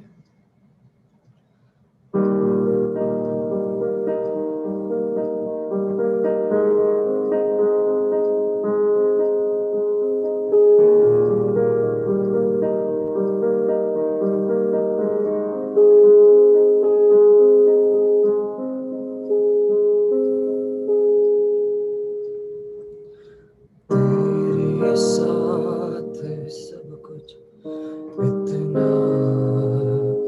आसान कैसे है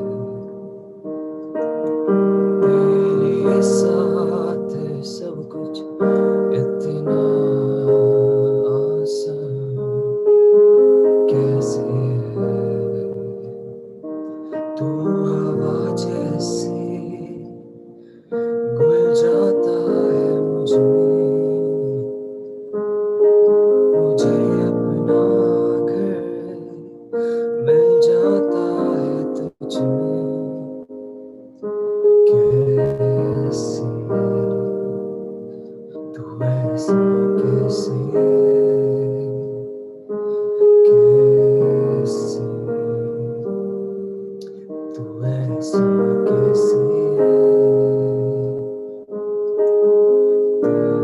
जैसे घुल जाता है मुझ में मुझे अपना घर मिल जाता है तुझ में कैसे तू ऐसा कैसे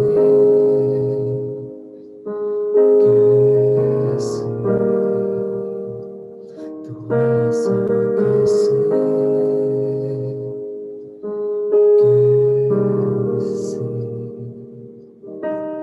Yeah, so this was a song from my personal favorite artist called Oshu Jain. Check his music out.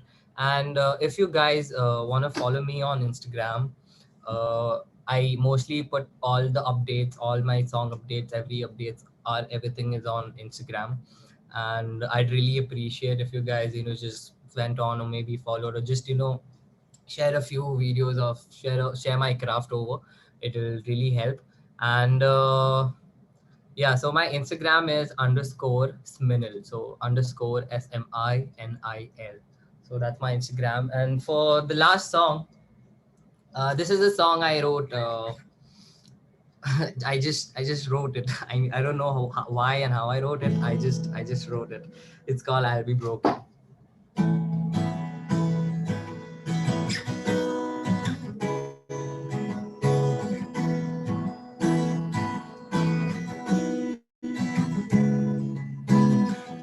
I see her passing by, and I can do nothing about it. Girl, I've been told so for the past 2 years, and I'm so stupid.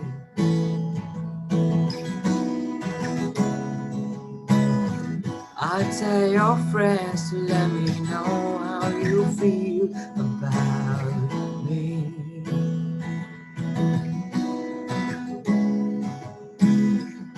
Well, I've been so slow for the past 2 years, and I'm so stupid. Yeah. And I know you're not gonna see me, and I know you're not gonna care if you're just gonna leave. And I'll be broken, I'll be broken.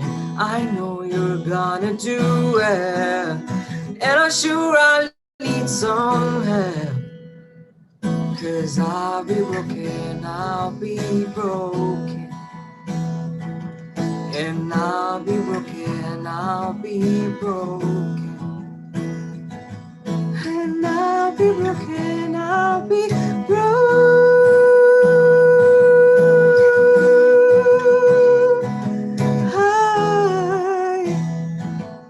And I'll be broken, I'll be broken.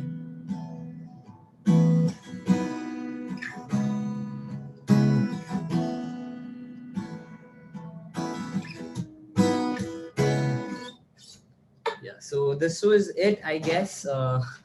These were the 3 songs I decided I'd play for y'all. And I really appreciate everyone who's been spamming the chat box. I thank you so much. And I'll hand it over to you then. I can't see your name actually. I can just see Ria here, so I guess I'll hand it over to you now. Thank you for having me. Thank you so much, Smimil. I cannot even stress on how amazing you were. Literally, I mean, if online can be so much fun, I can just not even imagine how much fun it would be to catch you live. Actually, that's what I just wrote it in the chat and I did not send it. That I cannot wait you to listen to you live, and I'm just waiting to go on Spotify and check all your songs out. So it was really amazing. Thank you so much for joining with us. Thank you I'm so really much. glad that we got to know you. Thank you so much for having me. Again, guys, I'll just type down my Instagram. Is it okay if I do? Yes, sure. So this is my Instagram. You guys can just go and check my. Oh, thank you for that. Amazing, guys. Amazing work. Thank you so much. Thank you for having me. Okay, It's been a matter. Sunil. Yes. Yes. So, as a token of love and appreciation, we would like to give you an e-certificate on behalf of the region. Oh, amazing! I request the technical team to display the certificate on the screen.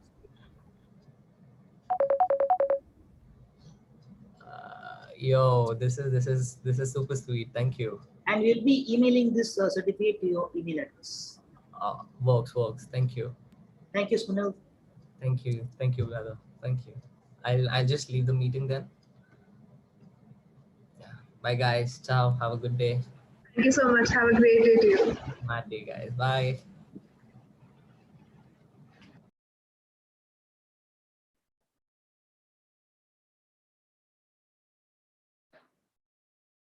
Okay, so we'll be tuning in back in some time other than until then you all can have a little bit of break for yourself because we have a long day going ahead. So we have many other sessions to come up. So you all can have a break to yourself till 2 p.m. and then we will resume with Scott Geller and followed by 2-3 other speakers. I request.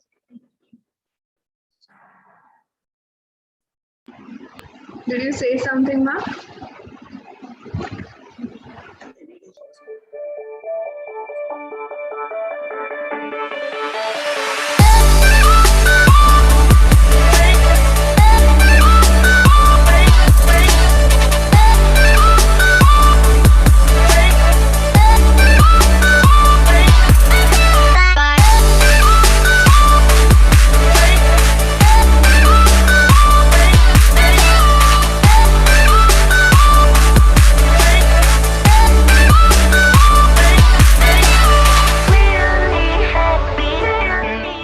In India, the rate of mental health practitioners is 0.3 for every 1 lakh people as per the World Health Organization.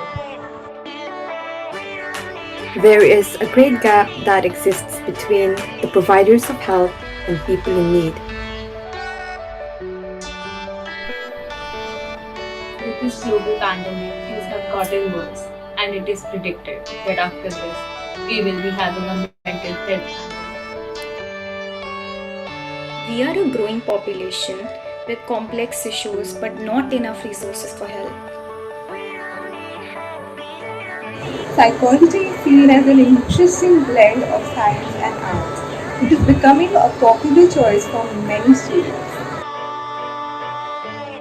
However, there exists a taboo regarding mental health and the field of psychology. This prevents a large section of society in urban India from seeking help, while rural India suffers from lack of resources. The mental health scenario in our nation is highly disorganized to pockets which are inaccessible to the most. The regulatory bodies are not structured either. All these reasons have added a lot of instability and lack of guidance for students who want to come in the field as well as have a rewarding career. There's a huge scope and demand in psychology despite what people might be telling you. So come join with us and explore the field of psychology as well as latest trends which you might have never heard before. I'm super excited to talk about Encyclopedia event. It's one of its kind in the world. It is designed by the student for the student. There are eminent speakers coming from the various field of psychology to discuss, to answer all your kind of a question, whether you are a PhD student, you are a UG student or PG student or school student.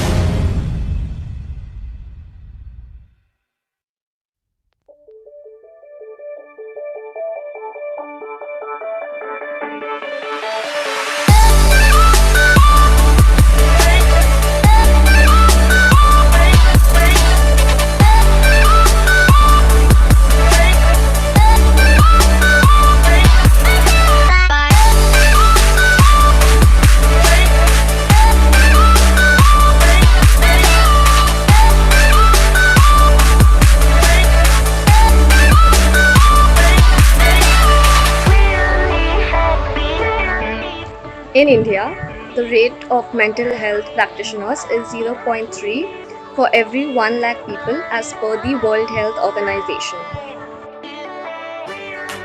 There is a great gap that exists between the providers of health and people in need.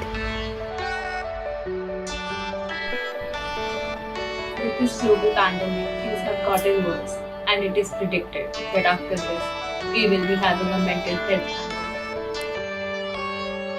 We are a growing population with complex issues but not enough resources for help. Psychology is seen as an interesting blend of science and arts. It is becoming a popular choice for many students. However, there exists a taboo regarding mental health and the field of psychology. This prevents a large section of society in urban India from seeking help, while rural India suffers from lack of resources.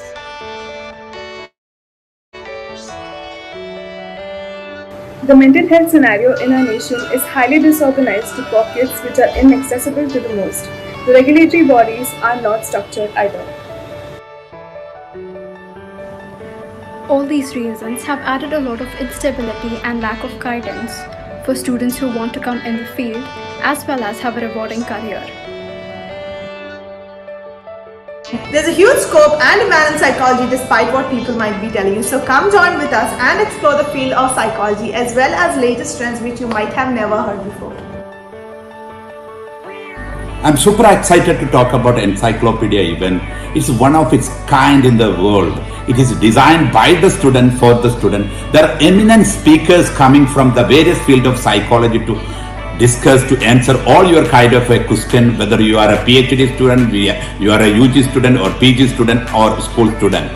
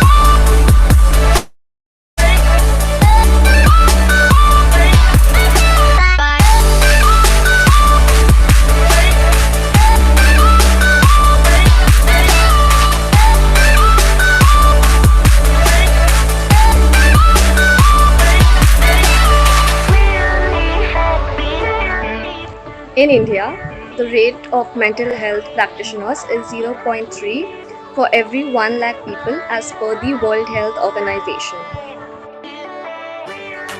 There is a great gap that exists between the providers of health and people in need. With this global pandemic, things have gotten worse, and it is predicted that after this, we will be having a mental health pandemic. We are a growing population with complex issues but not enough resources for help. Psychology is seen as an interesting blend of science and arts. It is becoming a popular choice for many students. However, there exists a taboo regarding mental health and the field of psychology. This prevents a large section of society in urban India from seeking help, while rural India suffers from lack of resources. The mental health scenario in our nation is highly disorganized to pockets which are inaccessible to the most. The regulatory bodies are not structured either. All these reasons have added a lot of instability and lack of guidance for students who want to come in the field as well as have a rewarding career. There's a huge scope and demand in psychology despite what people might be telling you. So come join with us and explore the field of psychology as well as latest trends which you might have never heard before. I'm super excited to talk about Encyclopedia event. It's one of its kind in the world. It is designed by the student for the student. There are eminent speakers coming from the various field of psychology to discuss, to answer all your kind of a question, whether you are a PhD student, you are a UG student or PG student or school students.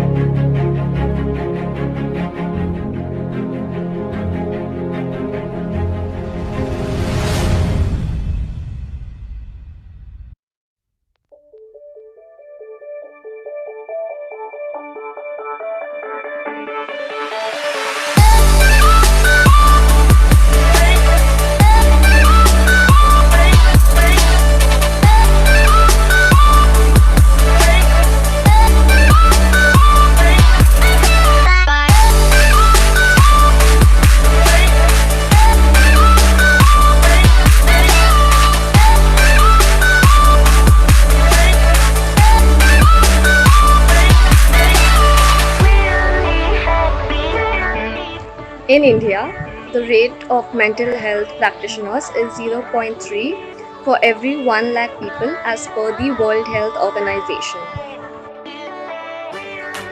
There is a great gap that exists between the providers of health and people in need.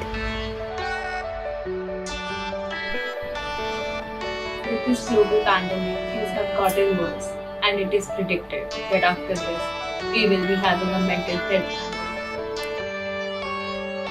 We are a growing population with complex issues but not enough resources for help. Psychology is seen as an interesting blend of science and arts. It is becoming a popular choice for many students.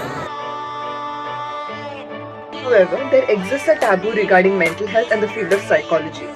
This prevents a large section of society in urban India from seeking help, while rural India suffers from lack of resources. The mental health scenario in our nation is highly disorganized to pockets which are inaccessible to the most. The regulatory bodies are not structured either. All these reasons have added a lot of instability and lack of guidance for students who want to come in the field as well as have a rewarding career.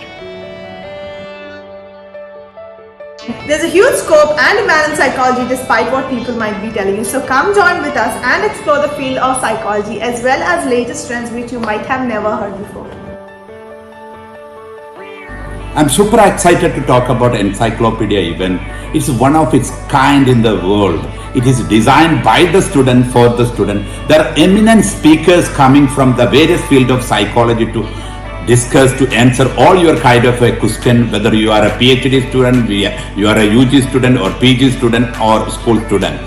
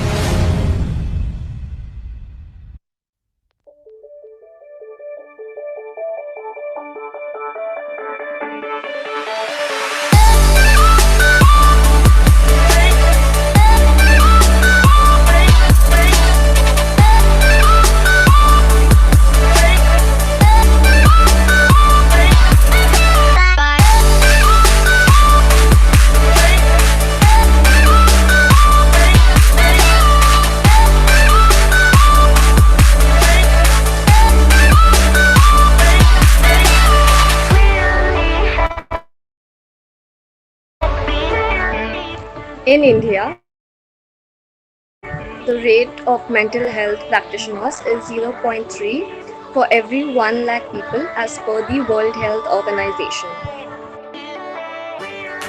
There is a great gap that exists between the providers of health and people in need. With this global pandemic, things have gotten worse, and it is predicted that after this, we will be having a mental health. We are a growing population with complex issues but not enough resources for help.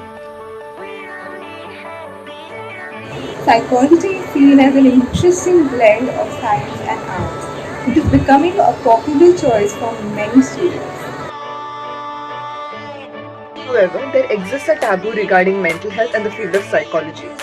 This prevents a large section of society in urban India from seeking help, while rural India suffers from lack of resources. The mental health scenario in our nation is highly disorganized to pockets which are inaccessible to the most. The regulatory bodies are not structured either. All these reasons have added a lot of instability and lack of guidance for students who want to come in the field as well as have a rewarding career. There's a huge scope and demand in psychology despite what people might be telling you. So come join with us and explore the field of psychology as well as latest trends which you might have never heard before. I'm super excited to talk about Encyclopedia event. It's one of its kind in the world. It is designed by the student for the student. There are eminent speakers coming from the various field of psychology to discuss, to answer all your kind of a question, whether you are a PhD student, you are a UG student or PG student or school student.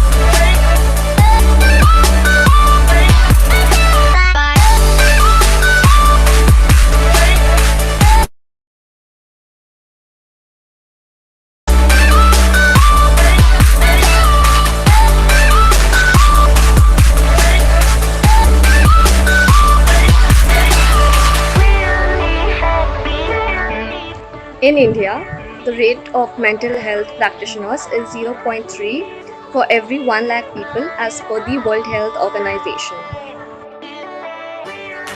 There is a great gap that exists between the providers of health and people in need. With this global pandemic, things have gotten worse, and it is predicted that after this, we will be having a mental health. We are a growing population with complex issues but not enough resources for help. Psychology is seen as an interesting blend of science and arts. It is becoming a popular choice for many students. However, there exists a taboo regarding mental health and the field of psychology. This prevents a large section of society in urban India from seeking help, while rural India suffers from a lack of resources. The mental health scenario in our nation is highly disorganized to pockets which are inaccessible to the most. The regulatory bodies are not structured either. All these reasons have added a lot of instability and lack of guidance for students who want to come in the field as well as have a rewarding career. There's a huge scope and demand in psychology despite what people might be telling you. So come join with us and explore the field of psychology as well as latest trends which you might have never heard before. I'm super excited to talk about Encyclopedia Even. It's one of its kind in the world. It is designed by the student for the student. There are eminent speakers coming from the various field of psychology to discuss, to answer all your kind of a question, whether you are a PhD student, you are a UG student or PG student or school students.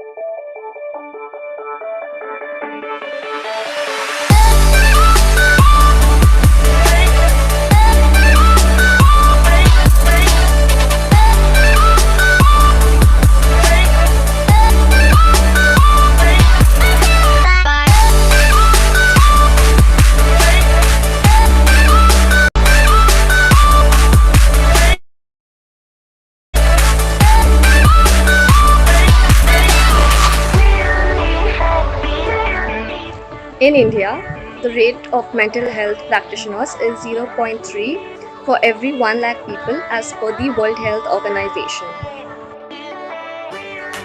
There is a great gap that exists between the providers of health and people in need.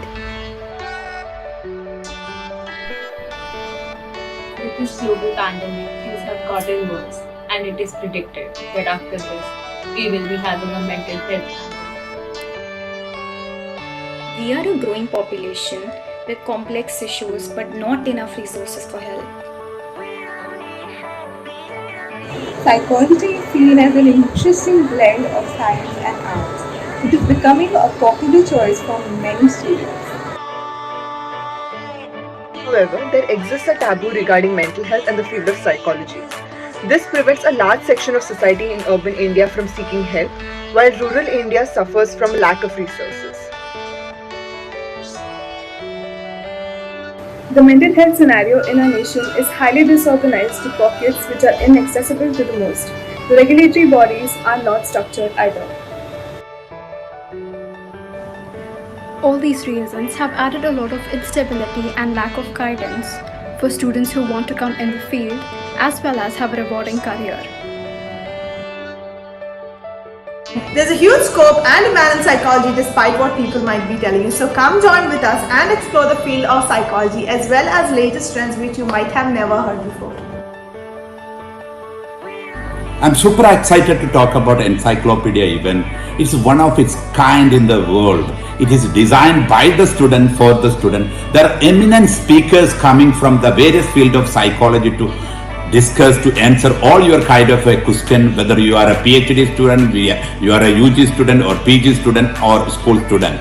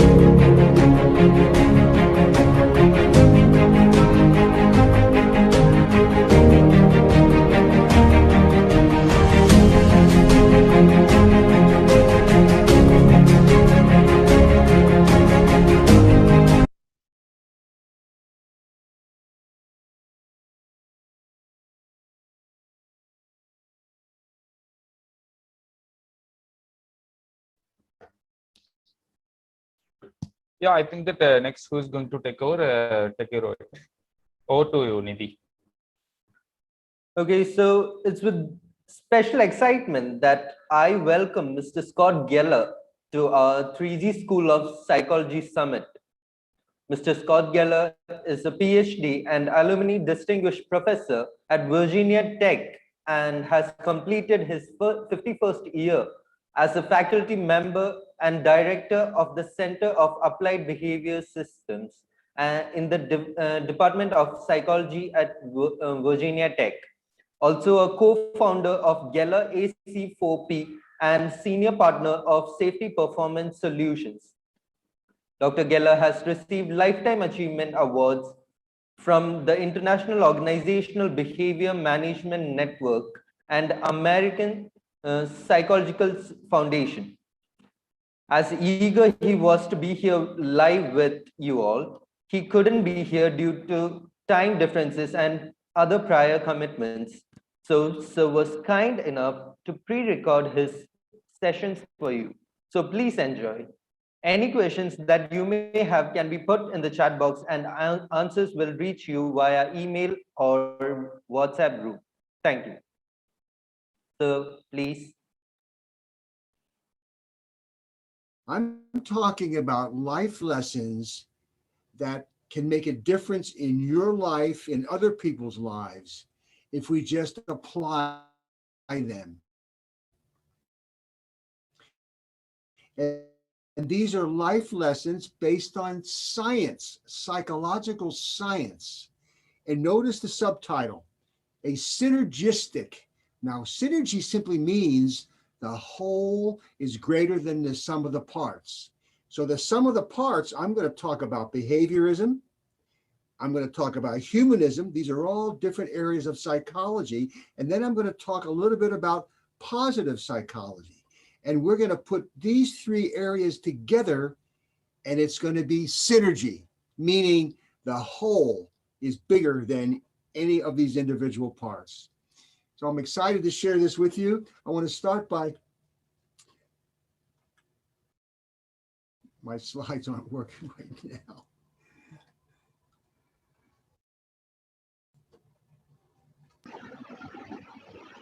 Sorry for that delay, folks. I mean, my projector wasn't working, but here we go with the second slide.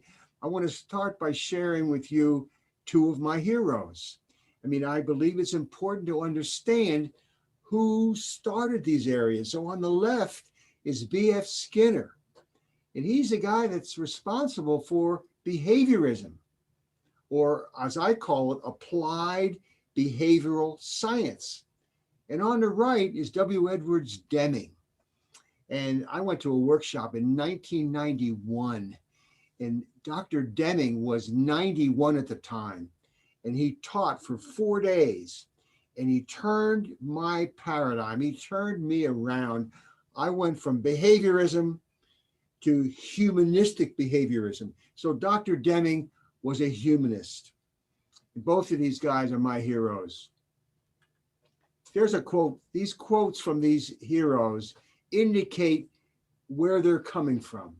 So B.F. Skinner, one can picture a good life by analyzing one's feelings, but one can achieve it only by arranging environmental contingencies. That's the word. A contingency is an arrangement between the environment and behavior. If you do this, you will get this outcome. That's a contingency. If you do this, you will avoid this aversive or negative outcome. That's a contingency. Let's go on. Immediate consequences outweigh delayed consequences. B.F. Skinner's legacy to us is 3 words: selection by consequence. Selection by consequences. We do what we do for what we expect to get by doing it, and or what we expect to avoid by doing it. He also said this: consequences for the individual usually outweigh consequences for others. Now that's kind of sad, you know, that's kind of a self-serving perspective. But if we're honest with ourselves, too often that's the case. I'm going to try to turn that around for you today and show you why it is really better and feels good to help others. But this is what Skinner said. Now we say Deming. Now we're talking about humanism. Deming was a believer in the system. Don't blame people for problems created by the system. Sometimes we focus on individuals and we want to say that's his or her problem, but no, it's bigger than that. Deming also said, you can't measure everything. Sometimes you just do it because it's the right thing to do. We have this slogan in the United States, if you can't measure it, you can't manage it, you know, and that's one thing. I have to measure everything. Deming said, no, not necessarily. You can't necessarily measure how people feel, but you still do it. How about this one? People support that which they help to create. If we get people involved in a process, in creating a process, they will be more likely to support it. One more, in God we trust. All others bring data. So data is important. One of my favorite statements is, without data, you're a jerk with an opinion. And there are lots of opinions floating around. So I'm telling you again, perhaps I'll say it more than once, what I'm sharing with you is based on data. I've got two more individuals to share, two more heroes. On the left is Abraham Maslow. And we're going to talk about Maslow's hierarchy of needs. In the field of psychology, you're going to hear about, if you heard about Maslow's hierarchy of needs. And he was a humanist. He passed away in 1970 at the age of only 62. And he is a humanist. And on the right, we got Marty Seligman. Martin Seligman is with us today. In fact, he and I are exactly the same age, just about 80 years old. And he started positive psychology. I believe that Martin Seligman is one of the most important, perhaps the most important living psychologist today. And why do I say that? Because he started a discipline 20 years ago when he was president of the American Psychological Association. He started positive psychology. We're going to talk about that. Here's a quote from Abraham Maslow, and this connects to positive psychology. It is as if Freud supplied us the sick half of psychology, the negative part, and we must fill it out with the healthy half. And Marty Seligman similarly said the same thing. Curing the negatives does not produce the positives. Positive psychology is based on the notion that we have to learn what makes people happy. Psychology is typically thought as was these quotes, working on the negative side, helping people with their emotional issues. But Marty came along and said, what about the other side? What makes people happy? That is positive psychology. So here we go. We're going to talk about humanistic behaviorism. That's humanism plus behaviorism. By the way, that term humanistic behaviorism was popular in the 70s, but it kind of fell away. And I'm trying to bring it back because I think connecting humanism with behaviorism is very important. But then we're going to talk about positive psychology. Those are the three areas: humanism, behaviorism, and positive psychology. And notice I have actively caring for people. I'm going to teach you about AC4P. You know, we all care. We all care. We care about the pandemic. We care about tragedies. We care about violence. Do we act on that caring?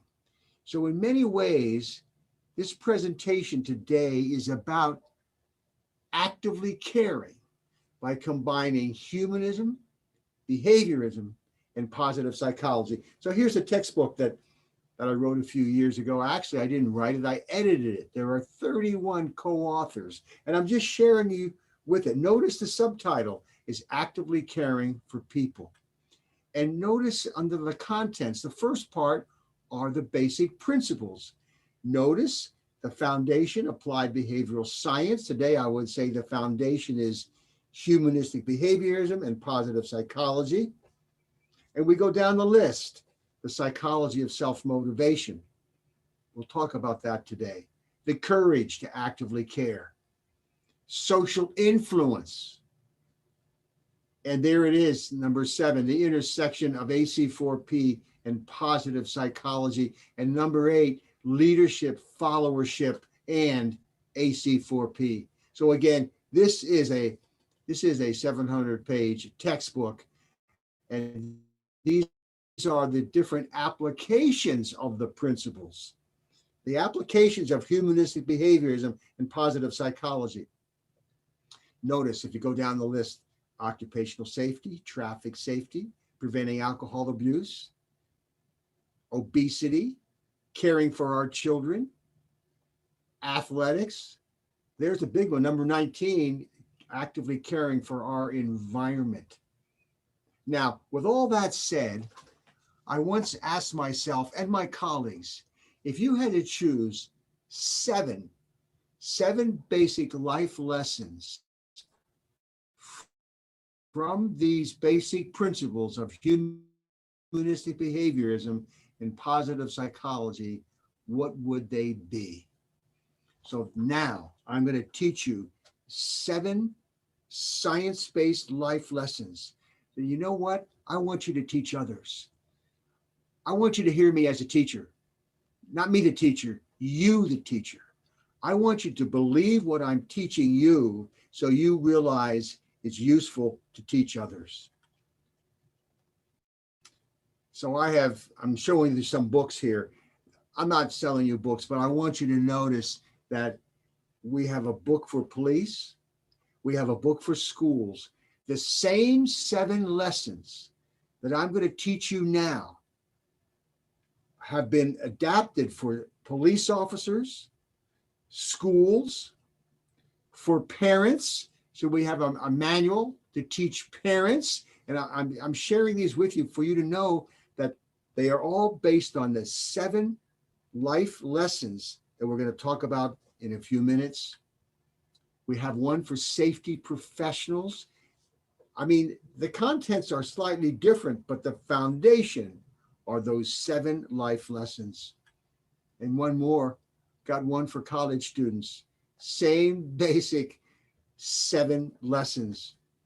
And finally, I did team up with a colleague and we wrote two novels. So these are novels related to those 7 life lessons. So all I'm showing you by these books is that there's a lot of material out there based on what I'm going to share with you right now. So here's the first lesson. And by the way, this will not be new to you. As we go through these, you're going to say, I knew that. It's common sense. Well, maybe it is common sense, but it's not necessarily practice. Here's the first lesson. Employ more positive consequences. I mean, you know that you feel better when you're working to gain a positive consequence than when you're working to gain an aversive or negative consequence. The most efficient and effective way to improve both behavior and attitude at the same time. Positive consequences, however, should be soon, frequent, and based on behavior. Not necessarily the case. What is this strange and beautiful feeling inside of me? Waves of ecstasy are pulsing through my soul. This is why I only give positive reinforcement once a year. I'm all tingling. I'm just showing you some cartoons here, kind of get us to realize that we don't necessarily practice this first lesson. Alice, here's a bonus for your good work. On what? I can't be specific because then you might do it again and expect another bonus. Congratulations, you motivated me to act randomly. I'm going over here and I don't know why. Again, I mean, Scott Adams has a pulse of our culture and he's kind of sharing with us that we don't do it right. How about this? Snoopy says, I try not to let it bother me, but I just can't help it. I've never been chosen employee of the month. I mean, seriously, we don't do it right. I got one more. And Ted gets his singular achievement award for creating the We Are Teams campaign. It's a check for $1,000. Let's all give Ted a hand. Smack, whack, ow. These things never work out the way you want them. See, there's one winner and everybody else feels like a loser. That's not the way we use positive consequences. How about this? We got married 20 years ago. I said, I love you. If anything changes, I'll let you know. So all of these kind of point out, folks, that we're not doing it right. Positive consequences mean frequent and soon. I told you I loved you when we brought you home from the hospital. If anything changes, I'll let you know. That's a cartoon from the parenting book. So positive consequences should be soon, frequent, and behavior-based. But be aware of the behavior you're rewarding. What do I mean? Okay, now will you please stop crying? So dad gives his daughter a pony. Now, maybe we don't give our kids ponies, but our children learn to cry when they want something. So dad or mom gives a child a toy or a present when they are crying. Guess what happens? Dad and mom, we call that negative reinforcement. When you do something to avoid, in this case, a child crying, an aversive consequence, that's called negative reinforcement. We want positive reinforcement. How about this one? Very important. Reward effort, not ability. Very important study. It's shown by this right here. Perfect routine, Susie. You're a natural. Awesome. Now I don't have to practice.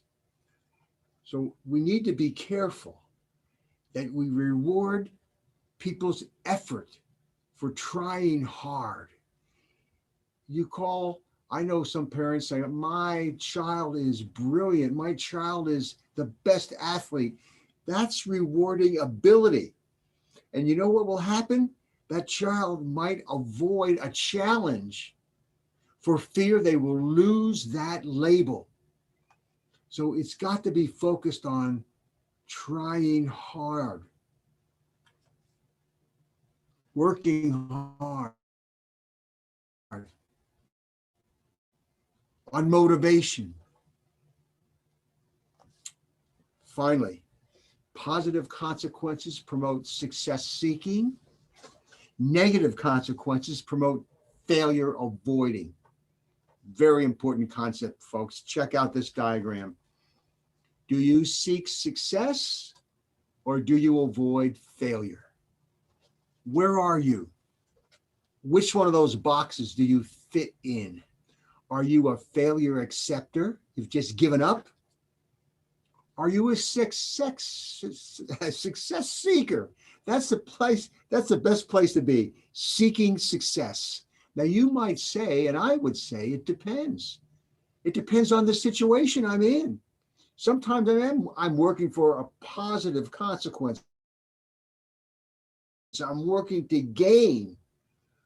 I must admit, sometimes I'm a failure avoider.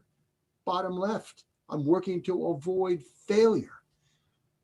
I'm not as happy then. I don't feel great when I'm working to avoid failure. I'm working. It's better that people work for the positive consequence rather than work to avoid the aversive consequence. Here's a picture, explains what I'm talking about. Ready, get set. Will he run? You bet he'll run. He will run to avoid an aversive consequence. Question, how long will he run? Will he run when the coach is not around to hold him accountable? When the manager or the supervisor is not around? The challenge we have is to develop self-motivation. We'll talk about that. But people are more likely to be self-motivated when they're working to gain a positive consequence. It's always sit, stay, heal, never think, innovate, or be yourself. Again, this is our culture. How about this? Now watch how these mice significantly increase their information processing, decision-making, and goal-directed behavior. Will those mice change their behavior? When he drops in the cat, you bet he will. We can threaten people into changing. We could use a negative consequence. And maybe I don't care how those rats feel, how the mice feel, but I care how people feel. One more. We heard you remove the label. Now, you folks might not get this one, but in our country, there's a label underneath most mattresses that said, "Do not remove under penalty of the law." It's this top-down attempt to control behavior. Got one more. But the sign says only shirt and shoes required. So you can see that sometimes when you force me to do something, sometimes top-down control results in me doing other things to assert my freedom. This happens in our country, particularly with this notion of independence. I'm doing it myself. And so the kid, he's wearing shirt and shoes, just what the sign said, but that's all. Big one. What's an intrinsic positive consequence? What leaders do is they promote intrinsic positive consequences. What am I talking about? I'm talking about natural consequences. Reading a newspaper, figuring out a crossword puzzle. Those are natural consequences. That's correct, Billy. But you don't win a prize this time. What's wrong with this picture?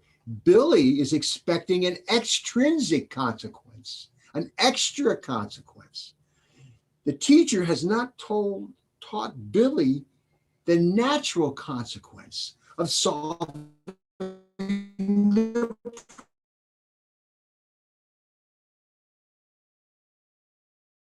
problem.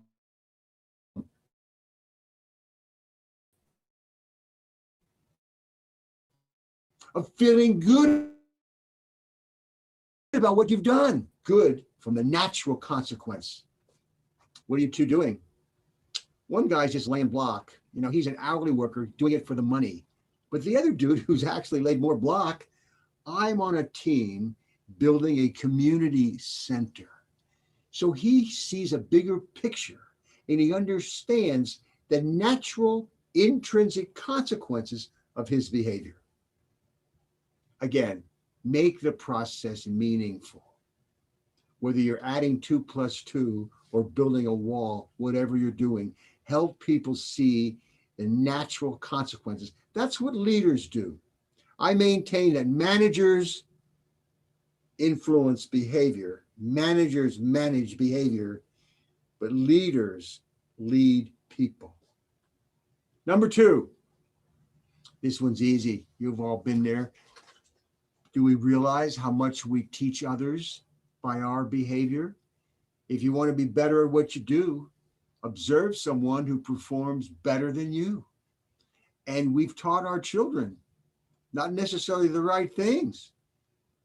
Well, where did you learn to drive so fast, young lady? Of course, she was watching her mom.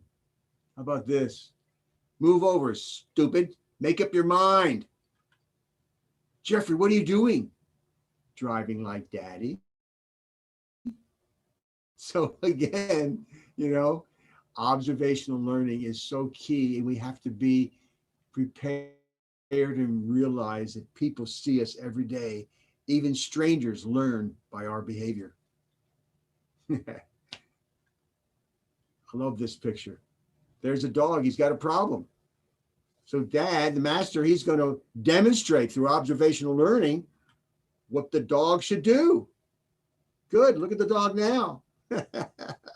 So sometimes we don't necessarily learn the right things by watching others.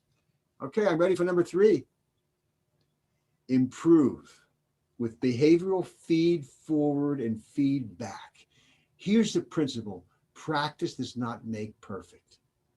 You can repeat something over and over, but if you don't get feedback, you're not going to improve. So check it out. First, let's understand the difference between feed forward and feedback. So here is the basic ABC model of behavioral science. What do I got? There's the person in the middle, but before the person, I have an A, activator. And after the person, I've got behavior. That's B. A, B, and then I got a consequence, that's C. Okay. Now notice, feed forward is an activator. Feed forward is giving directions. Feed forward is telling the person what you want them to do. That's feed forward. Feedback is a consequence. It comes after the behavior. So feed forward directs behavior, feedback motivates behavior. If you get a positive consequence for what you've just done, you're more likely to do that behavior again. So if you're going to influence behavior, whether with feed forward or feedback, you need to specify the behavior. What behavior is desirable? We don't always do that. There's dad trying to be positive. Well, at least I know you're not cheating. But he's not talking about the behavior and not planning with the child. What behavior do you need to do so this outcome does not happen again? Here we go with feedback. It's so important. Make feedback sincere, specific, soon, and significant. Finally, we're getting some feedback way up here. No, that's too delayed. That's not going to work. How about this one? Dear customer, please disregard this feedback if your check is in the mail. This is all inappropriate uses of feedback. In fact, the way you use feedback is you become a behavior-based feedback coach. Now, I've developed and taught many acronyms over the years, but this is, I think, the best one. Please check it out. This is about feedback. This is about helping others, a colleague, a child, a parent, whatever. This is about improving behavior. What's the first C? Care. Know that I care, and you'll care what I know. I care about improving your behavior. I care so much, I'm willing to observe you. Take notes to tell you where there's room for improvement, but also to tell you what you did well. And while I'm observing you, I'm analyzing. I'm looking at the environment. I'm looking at the context. I'm looking at consequences. I'm looking at what's happening with that behavior that might be influencing the right behavior or the wrong behavior. By the way, this is the foundation of what I started in 1979 called behavior-based safety. Behavior-based safety. It's coaching. Imagine a coworker watching another worker with a checklist of safe and at-risk behaviors and watching them and doing all these. And then we get to the next C. After you observe and analyze, filling out that checklist, then you have to communicate. Then you have to share to the person, what did you find? This is easier said than done. In fact, some companies that are doing behavior-based safety, they skip this space. They skip this process right here. They just take the data, put it in a computer, and calculate safe and at-risk behavior instead of this one-on-one communication. How do you do that? Well, obviously, if it's positive, it's easy. Telling people what you saw that you appreciate. But what if it's room for improvement? What if it's not all positive? How do you give corrective feedback? Talk about that. And then the last one is H. Do it right, and you'll be helping. Let me show you a slide now. This is my license plate way back in 1992. And today it says the same thing. It says belt up. Telling you a story now. Every time I get on an airplane, did this for 17 years. I hand the flight attendant, called the airline lifesaver, and I asked them to please make the following announcement at the end of the flight. There it is. telling the passengers, now that you've worn a seatbelt for the safest part of your trip, the flight crew would like to remind you to buckle up during your ground transportation. I gave this blue lifesaver every time I boarded a plane, over 1,000 flights. Also, we have pledge cards on our campus, started this way in the 80s, where people pledged to buckle up. I even went to the naval base and gave out pledge cards. And when my daughter was 3.5, I taught her to hold up this sign when we got to an intersection. This was in the early 80s. Only 20% of the people in our country, USA, were wearing safety belts at the time. And if they buckled up, she'd flip the card over to say thank you. Why do I share with you all that? Well, I want to tell you what happened to me not too long ago. I got a ticket. In our country, if you don't buckle up, you're fined. I got a ticket. And what was it for? Fail to wear seatbelt. Failure to wear seatbelt. Huh? I called up my daughter and I said, Krista, you wouldn't believe what just happened. And she said, Dad, you have to tell everybody that. We all need a coach, even you. I've never seen you not wear it. I don't use the word seatbelt, by the way. It's a safety belt. It's a life belt. I've never seen you unbuckled, but that particular day, circumstances had it that I wasn't buckled, and that's the day I got caught. Okay, number 4. Now we're talking about feedback. Give more supportive than corrective feedback. That's the first lesson. By the way, the word feedback has negative connotations, doesn't it? Feedback. Your boss comes to you and says, I'd like to give you some feedback. Come to my office at the end of the day. Has your day been ruined? Why? Because we use corrective, negative feedback more often than corrective feedback. Get back to lesson number 1. Use more positive consequences. Hey, so what do your supervisors say? I mean, that's the message. And that's one picture. Here's one in our police manual. What did the chief say? And it's all about expecting a negative consequence with regard to feedback. So did the coach yell at you again? Again, we have this practice of trying to get people to do things with corrective, negative, rather than positive. All right. We'll get to giving corrective feedback, but let's look at lesson number 5 first. Embrace and practice empathy. That's the key.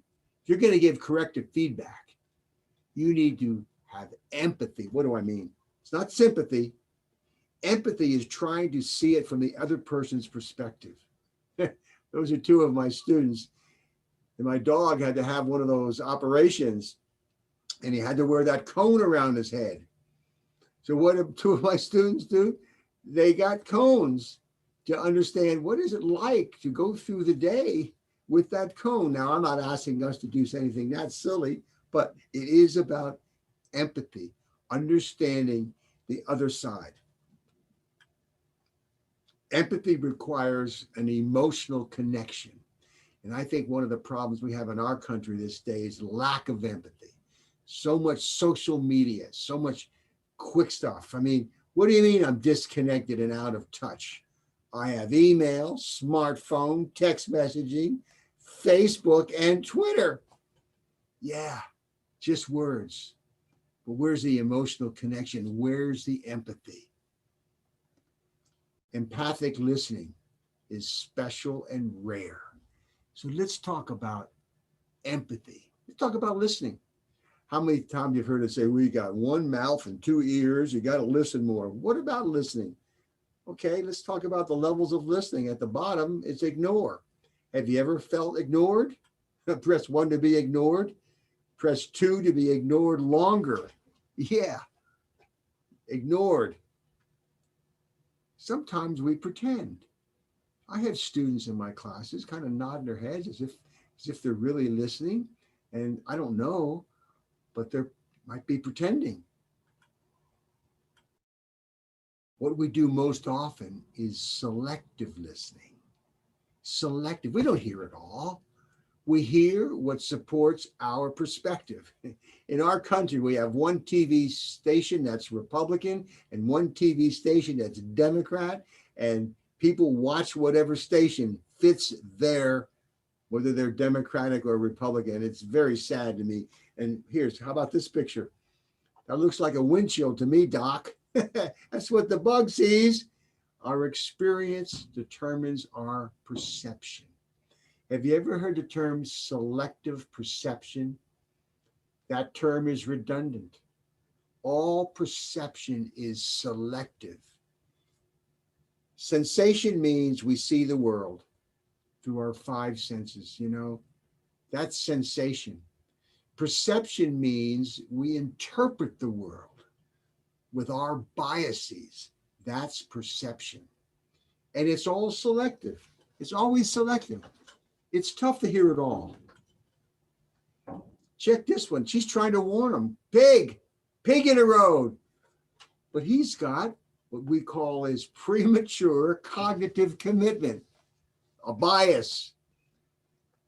And he calls her a road hog. The dog gets it because he doesn't have that bias. That's selective. Let's move the ladder. How about attentive listening? This is when you try to put aside your biases and you try to hear it all. Try to take it all in.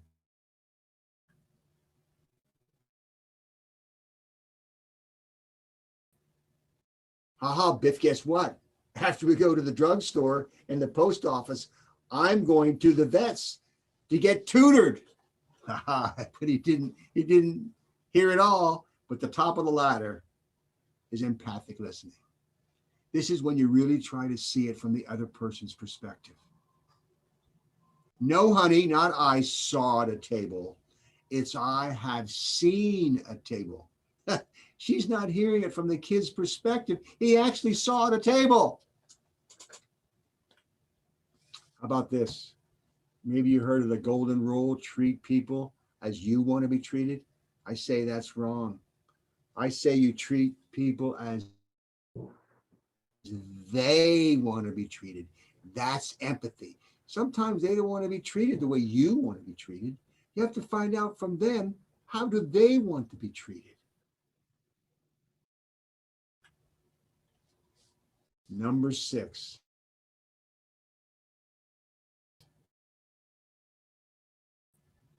Customize consequences.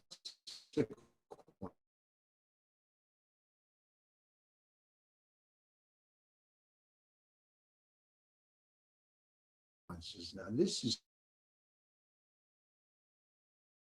critical for self-motivation and sustainable. I empower you means I give you more to do with fewer resources. What's the psychological science definition of empowerment? It requires 3 beliefs. Self-efficacy, I can do it, meaning I've been trained to do the job. So to feel empowered means answering yes to 3 questions.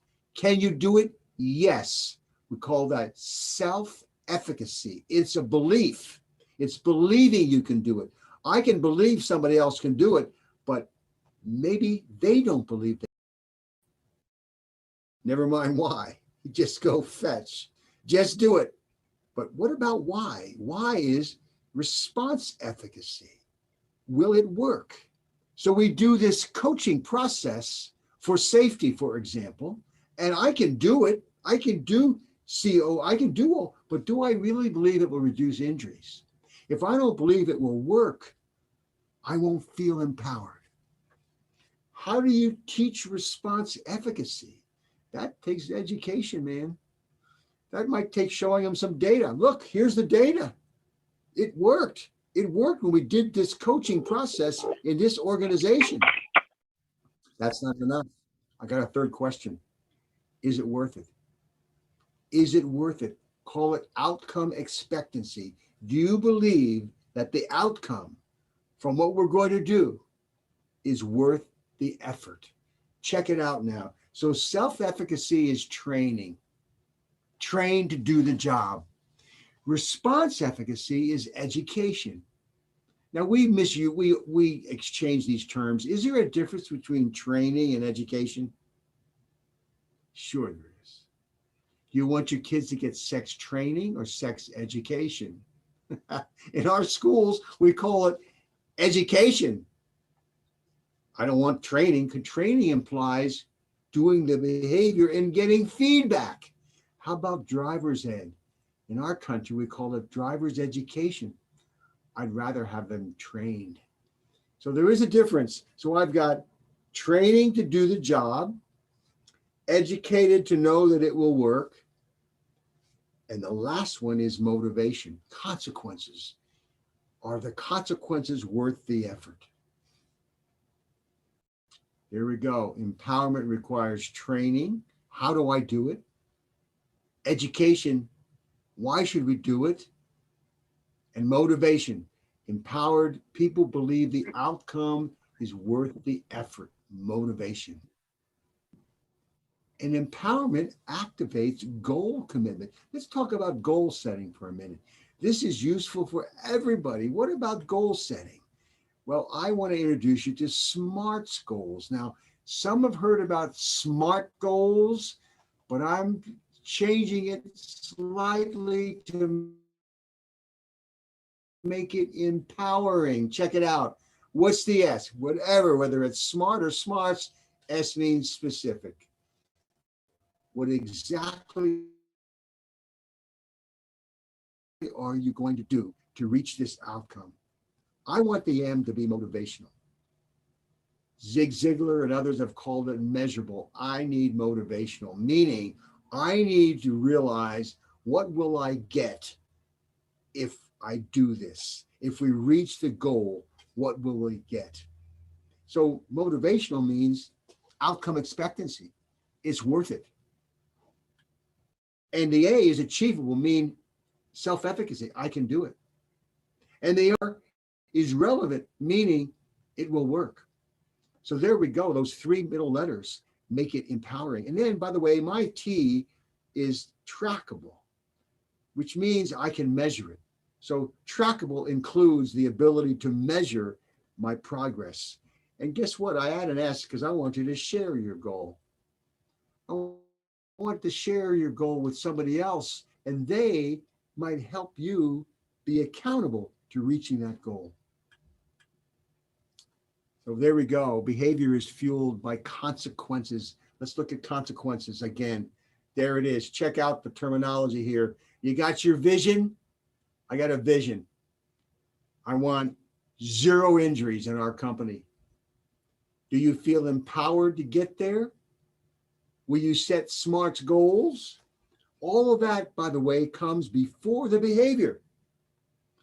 I heard a pop psychologist say, vision without goal setting is just dreaming. And goal setting without a vision is just marking time. Put a vision and goal setting together and you'll get behavior. My response to that is maybe once, maybe twice. But if you don't get a consequence to support that behavior, it's going to stop. It's going to extinguish. So understand the big picture. Even some of the great thought leaders of this country, including Stephen Covey, I love the man. He did not talk enough about consequences to support and maintain behavior.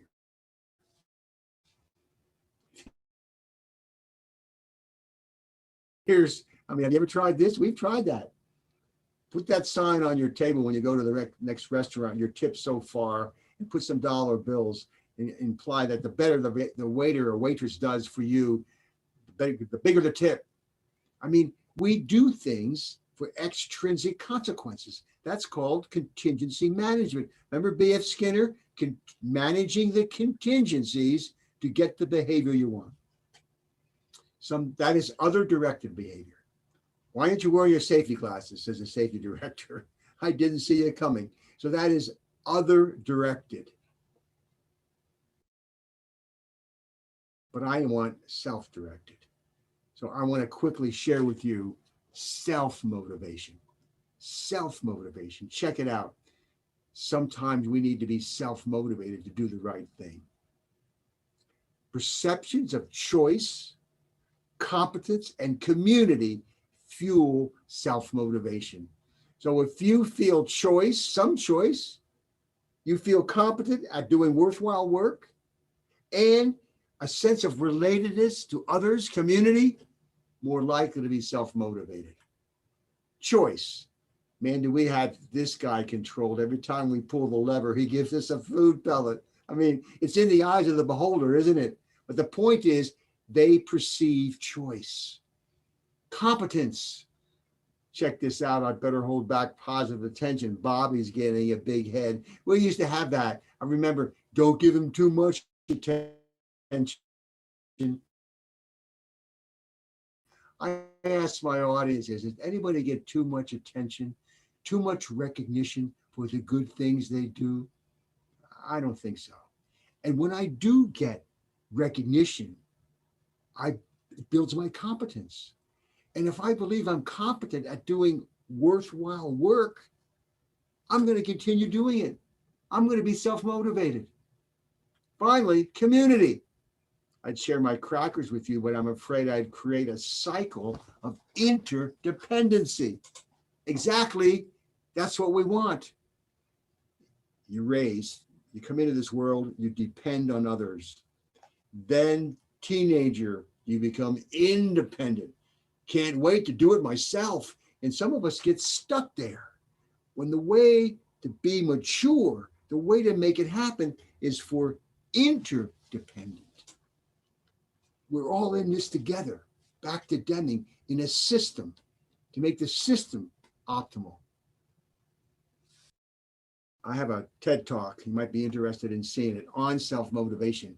It's 15 minutes, and it essentially says what I've just said, but much better and much more examples. So if you're interested, just Google my name, TEDx, and it'll come up. I've got now over 10 million views, so I'm really proud of that people are learning the basics of self-motivation. Okay, here we go. Some consequences fuel self-motivation. Now we're moving into the last life lesson. The last lesson, number 7, some consequences. So remember Abraham Maslow? Abraham Maslow had something called Maslow's hierarchy of needs. Now, number 7 says we're going to move from self-actualization to self-transcendence. Let me explain. So here's Maslow's hierarchy of needs. Needs suggest which consequences are motivating. Okay, and higher needs, as you climb the ladder, higher needs reflect self-motivation. Check it out. If you've taken any class in psychology or motivation or leadership, you've learned about this simple hierarchy of needs. Here we go. First, we satisfy our physiological needs. Then we climb the ladder, and it's safety and security. I feel safe and secure, and now I'm going to worry about social acceptance. See, we're getting higher up the ladder.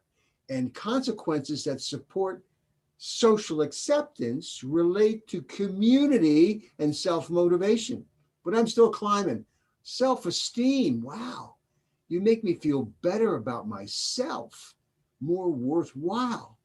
I feel more competent and more self-motivated. Then we get to the top, self-actualization. Well, that's the way it used to be. What's self-actualization? I asked my professor way back over 50 years ago, when I was a graduate student, what is self-actualization? And he said, Scott, self-actualization means you've done it all. You've reached a point in your life where you think you've achieved all you wanted to achieve.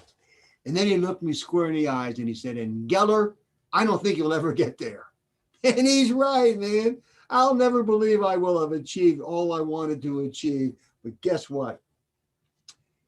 Abraham Maslow changed this. Before he passed away in 1970, his last book is 1971. It's entitled The Farthest Reaches of Human Nature. He said he was wrong. The best you can be is not about self. Check it out. The highest need is not about self. No, it's all about, I've got enough food. I've got enough friends. I have Self-esteem. I am self-actualized. Check it out. Let's climb the ladder. There's self-actualization. The top of the ladder is self-transcendence.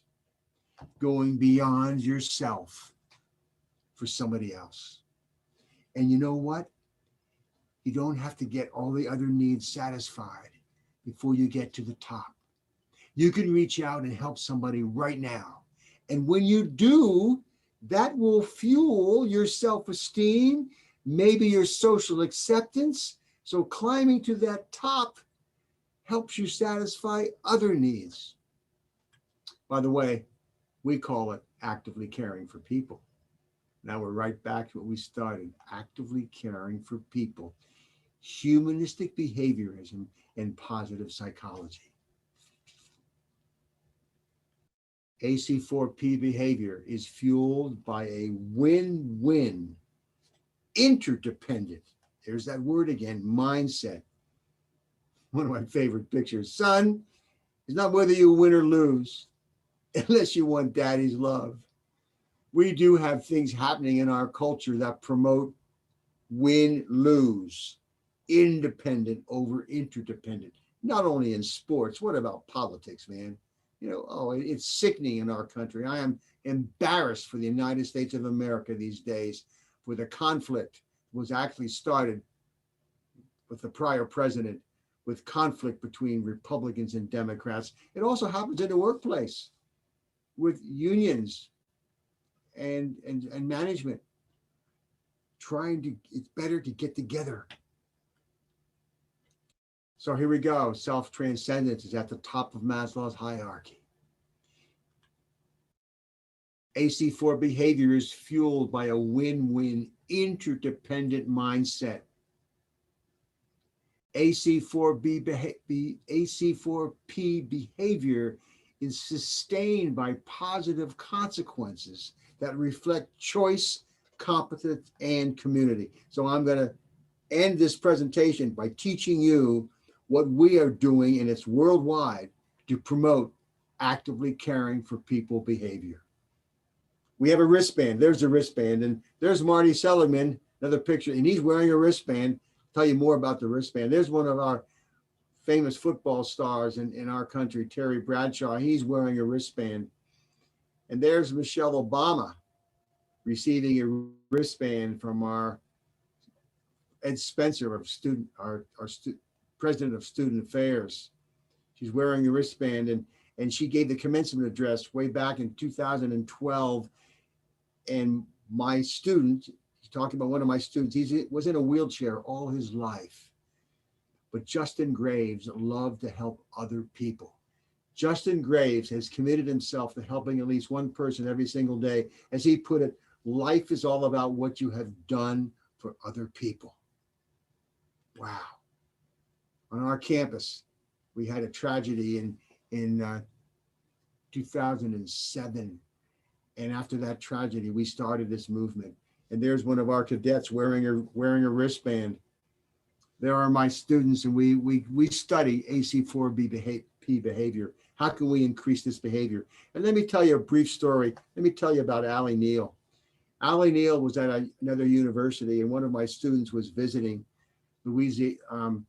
this university, and it was LSU, and he was telling her about our movement, and she said, "Let me tell you a story. I was riding the metro in Washington, D.C., and I was sitting across from another individual, and he looked so sad. His head was down, and all I did was say, 'Are you okay?'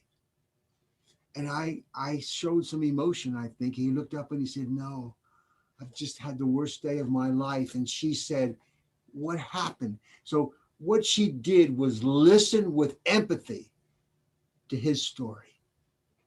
That's all she claimed to have done. And she ended up saying, 'Wow,' she said, 'I sure hope your day is better than this. And my stop is coming up. I'm going to have to leave soon. I hope you have a better day.' And he said, 'Wait, before you leave.' And he took this wristband off his wrist and he gave it to her.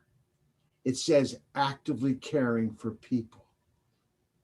And she said, after telling us the story, one of my students, where did he get the wristband? He got our wristband somewhere. Where did it come from? From that point on, our wristbands have an identification number. And when you give somebody a wristband for an act of kindness, that's what it's for, an act of kindness. You record the ID number. Let me explain it. It's called the STEP process. Here you go. C, S for C, C, an act of kindness. T for thank. Thank them for their act of kindness by giving them the wristband. E, tell them to enter the act of kindness at the website. Here's the website, very easy, ac4p.org. Go to that website. Go to the website, ac4p.org, and check it out. And by the way, then the P of STEP is pass it on. Pass on this wristband to another act of kindness that you observe. And again, these stories, we're spreading positive acts, positive gossip, rather than so much of that negative gossip on the internet. It is traveling worldwide. I'm going to show you that we do have police officers who wear blue wristbands. And police officers in 3 states in our country are giving a blue wristband when they see acts of kindness from the citizens they serve. And it has an identification number. They have their own website, ac4ppolicing.org. So folks, I do want to share this, and the wristbands are available. The process, you don't have to use wristbands. It's about positive consequences. It's about showing recognition and gratitude. And I'm hoping that our future generation, I'm hoping that more people will get in touch with actively caring for people. I'm ending with one quote. Reverend Martin Luther King of our country said this, 1968, in this era of social transition, the greatest tragedy is not the blaring noisiness of the so-called bad people. It's the appalling silence. Yeah, guys, the speaker is ended the session. Okay, guys, if you're having any queries, please mention in chat box. We will note it that, and we'll get back the mail from speaker, and we'll get back to you for this and with all answers. Be ready with that. Next, I call upon over to you, Mark, for the next session.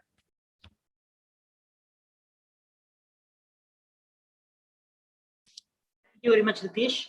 Yeah. Good afternoon, ladies and gentlemen. Now I'm going to introduce Ms. Anuja Trehan Kapoor. Anuja Kapoor is a renowned criminal psychologist from Delhi University. Many leading news channels like India Today, News 18, BBC Hindi, NDTV, etc. invite her for valuable inputs on various issues, whether it is women empowerment, rape, or any kind of violence in society, irrespective of gender or age. Ms. Anuja Kapoor is the founder of an NGO named Nirbhaya Ek Shakti, which is a center for victim assistance. Recently, Mrs. Anuja Kapoor was felicitated by the International Association of Research and Development Organization for her work in the field of Indian criminal psychology. On the occasion of the International Award Conference on Multidisciplinary Research and Application in Bangkok, Thailand, Mrs. Kapoor attended the TEDx Yadavgiri as a speaker, where she spoke on a holistic approach integrating mental health to be a part of the education system. Dear speaker, we will be hearing a short buzzer prior to 5 minutes of the session, ending time, and a long buzzer exactly at the end of the session time. Thank you. And Jai Hind, ma'am, we will welcome you to the dais, and the stage is all yours. And I will hand over this panel to Angela. Over to you, Angela, please. Hello, ma'am. Good afternoon to you. Good afternoon, Angela. How are you? I'm good, ma'am. I hope you are good as well. So I'm so without happy to be here. Yes, thank you so much. And congratulations to you all for your 3D Psychology Summit, Career Summit on 2021. I know it's virtual, but everything what you do right now is worth it. So thank you so much. And I really thank all the audience and all the other staff in the committee members and whoever are there together and the panelists who are there with us. Thank you. Thank you so much, ma'am. So without any further ado, let's begin with the questions. Yeah. The first question we actually had for you was for you to explain to us your personal journey in the field of criminal psychology. So everything from how you came into the field, your educational qualifications, and all of those aspects. Okay. Angela, for me, this journey of mine was a journey of 15, 16 years. And it was not a very piece of a cake. And it should never be. And I'm telling you, these kind of things should never be a piece of a cake. In my this journey, I don't know how much you know about me, but I'm married for 25 years. So as I have my older kid is going to be 24 now in this year, and the younger one is going to be 21. So my journey has not started when I was in my college. My journey started when I'm a wife, when I'm a mother, when I'm a daughter-in-law. And that is the time when women believe in India that they no longer can work because of the various reasons related to their family. I took this challenge of doing so. And because there were some medical issues which happened in 2007, which was life endangered. And I was married in 96. So I took 13 years of my life to nurture my children. And after 13 years, in 2007, because of that medical reason, because I'm suffering from pituitary adenoma, that is the tumor of the brain that is related to pituitary gland, and it is something which comes as a time bomb with you. So what happens is, like, that was the time when I realized my life cannot go on waste. I cannot die on bed. I have to do something. In 1996, when I got married, that was the time my graduation somehow was kept on the side because during honeymoon period and all, I could not complete it. So that time, and I'll say I was never a graduate. But in 2007, thanks to my, I would say, blessing in disguise, I was able to start with my education once again. And the first thing which I did was the graduation in BA honors, that is psychology. And I did it from Mata Sundari College. I'm a product in Delhi from Queen Mary School and Rosary School, King's Wickham. That was the two schools which I changed in 9th standard. So from that time, I was in Mata Sundari, where I did my BA honors and psychology honors. And because of this, in 2007, I completed it. And in one go, I did it after that. And then there is something which was there in me, which allowed me to move forward in life. And psychology is understanding the human mind. And you know very well that it gives you an upper hand from a normal people around, normal generation around.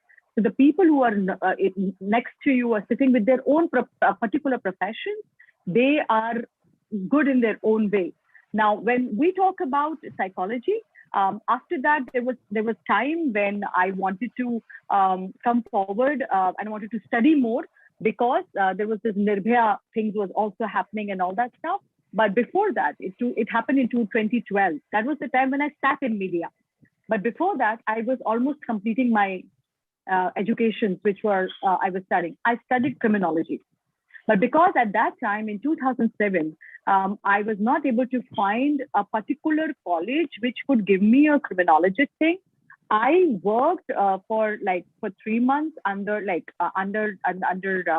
retired director Dr. V.N. Sehgal. He was the director of CFSL, And VN Sehgal Saab, he asked me, Anuja, you are very good at lie detection and understanding the body language. Do something. It is a new subject, criminology. Read it. So I was just trying to understand what criminology is at the minute I stood it, but criminology was outside India, everything it was, but in India, it was not there. So of course, I got everything which was there outside India, and I read it, and I was like so fascinated. I was like, yes, this is me, because psychology is me, and criminology is understanding. As I would quickly give you a question on this difference between criminal psychology and forensic psychology. So why I did not do forensic psychology, because it was there in India and it's still here in India, and I chose to go into criminal psychology. So I looked into forensic psychology, and as I had a degree of BA, forensic psychology somehow took the degrees, and there were times when have done MSc also, and they were coming up with that. So criminology is all about MSc. It is Masters in Science. And I was a 12th student who was already a science student. So I already had bio and chemistry, like biology and physics, math. So BCMB I had. So I somehow got into psychology, and from there I took my stream into criminology. Criminology because I wanted to understand criminal mind. As I understood human mind, now I wanted to understand criminal mind and its behavior. Now, forensic psychology is not only about the behavior. Here we are talking in India, because forensic psychology was there in India. Now, what happened outside India, criminal psychologists are called as criminological psychologists. So criminological psychologists means these are those people, those researchers who go inside the prison and talk to the inmates who are there on the death row, who are about to be getting executed. And they talk to them and they take the interview and ask them, the heinous people who have done brutal crimes, brutal rapes, and ask them, why have you done it? What is it that has led you to do this? And then they are the ones who bring that research out, and that can be used and can be given to the parliament for making of the furtherance of the law. But this is not there in India. So as this is not there in India, what is happening is you have forensic psychology. Now, forensic psychology is called as reverse psychology, where what you do is you are enacting the stuff. You can understand the people who were connected to the particular, the perpetrator or what, or at the scene of the crime, what things are happening. But reconstruction of the crime scenes and all is done by the police. Criminal psychologists can stand with them. Criminal psychologists can do criminal profiling, but forensic psychologists can also do criminal profiling. So they are the ones are also there. FBIs, they have criminal minds. You must have understand. They have seen many movie pictures, and the TV series have been there. So they are the ones who can also. So the problem is there is a very fine line where we're talking about. But outside India, criminal psychology and forensic psychology is there. But in India, forensic is basically related to when we're talking about reverse psychology, we are talking to the victims, we're talking to the witnesses.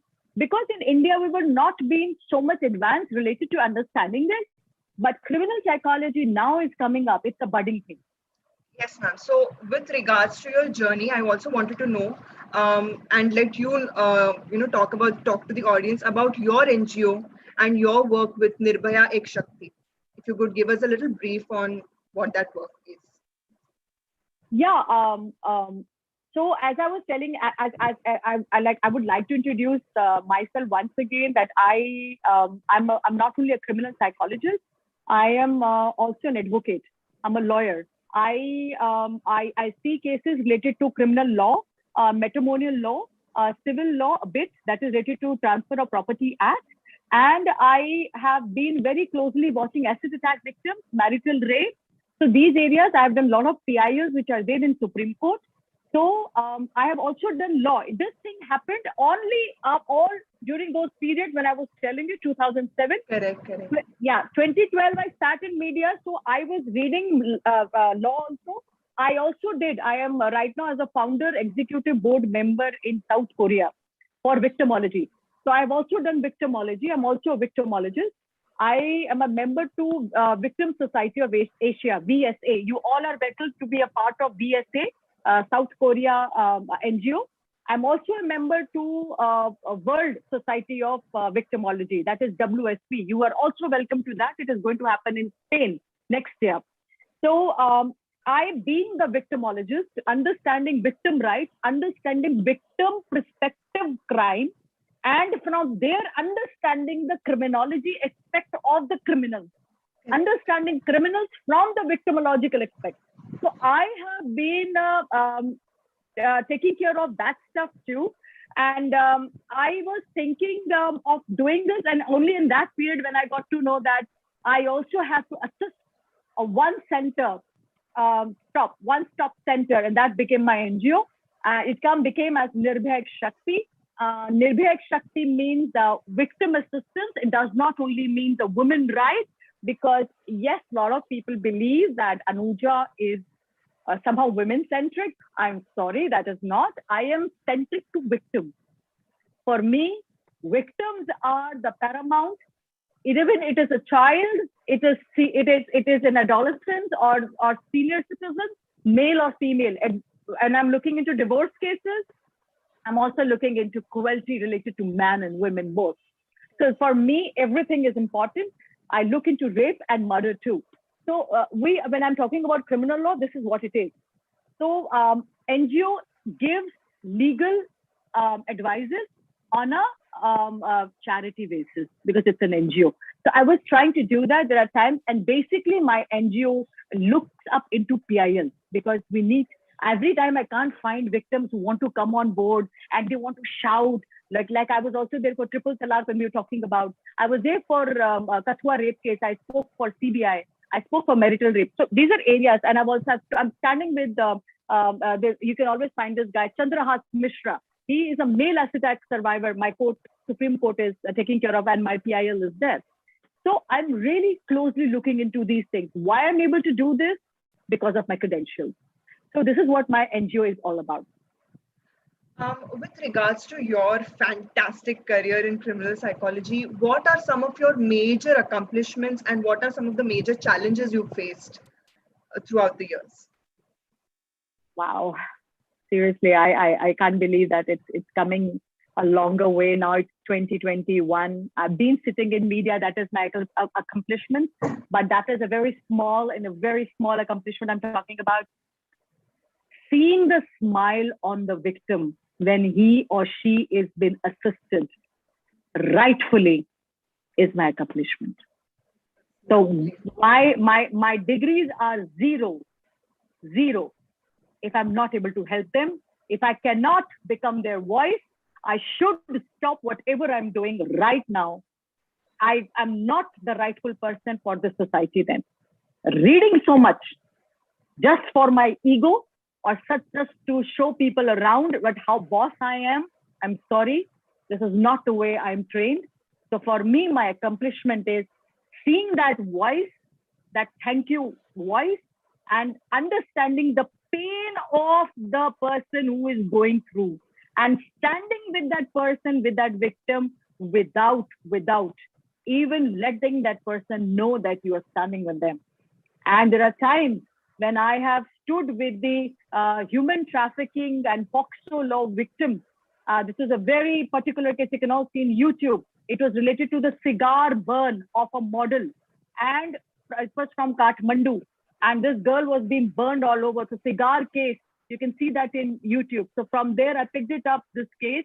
And that was the time when I spended, and I did not look, not even once my husband said, Anuja, why are you spending? So I spent around 2 lakhs and above on those 2 victims because they were about to die in Pune. I had to fly them up so that I could give them that protection. I was fighting that case in Bombay High Court. That was my first case.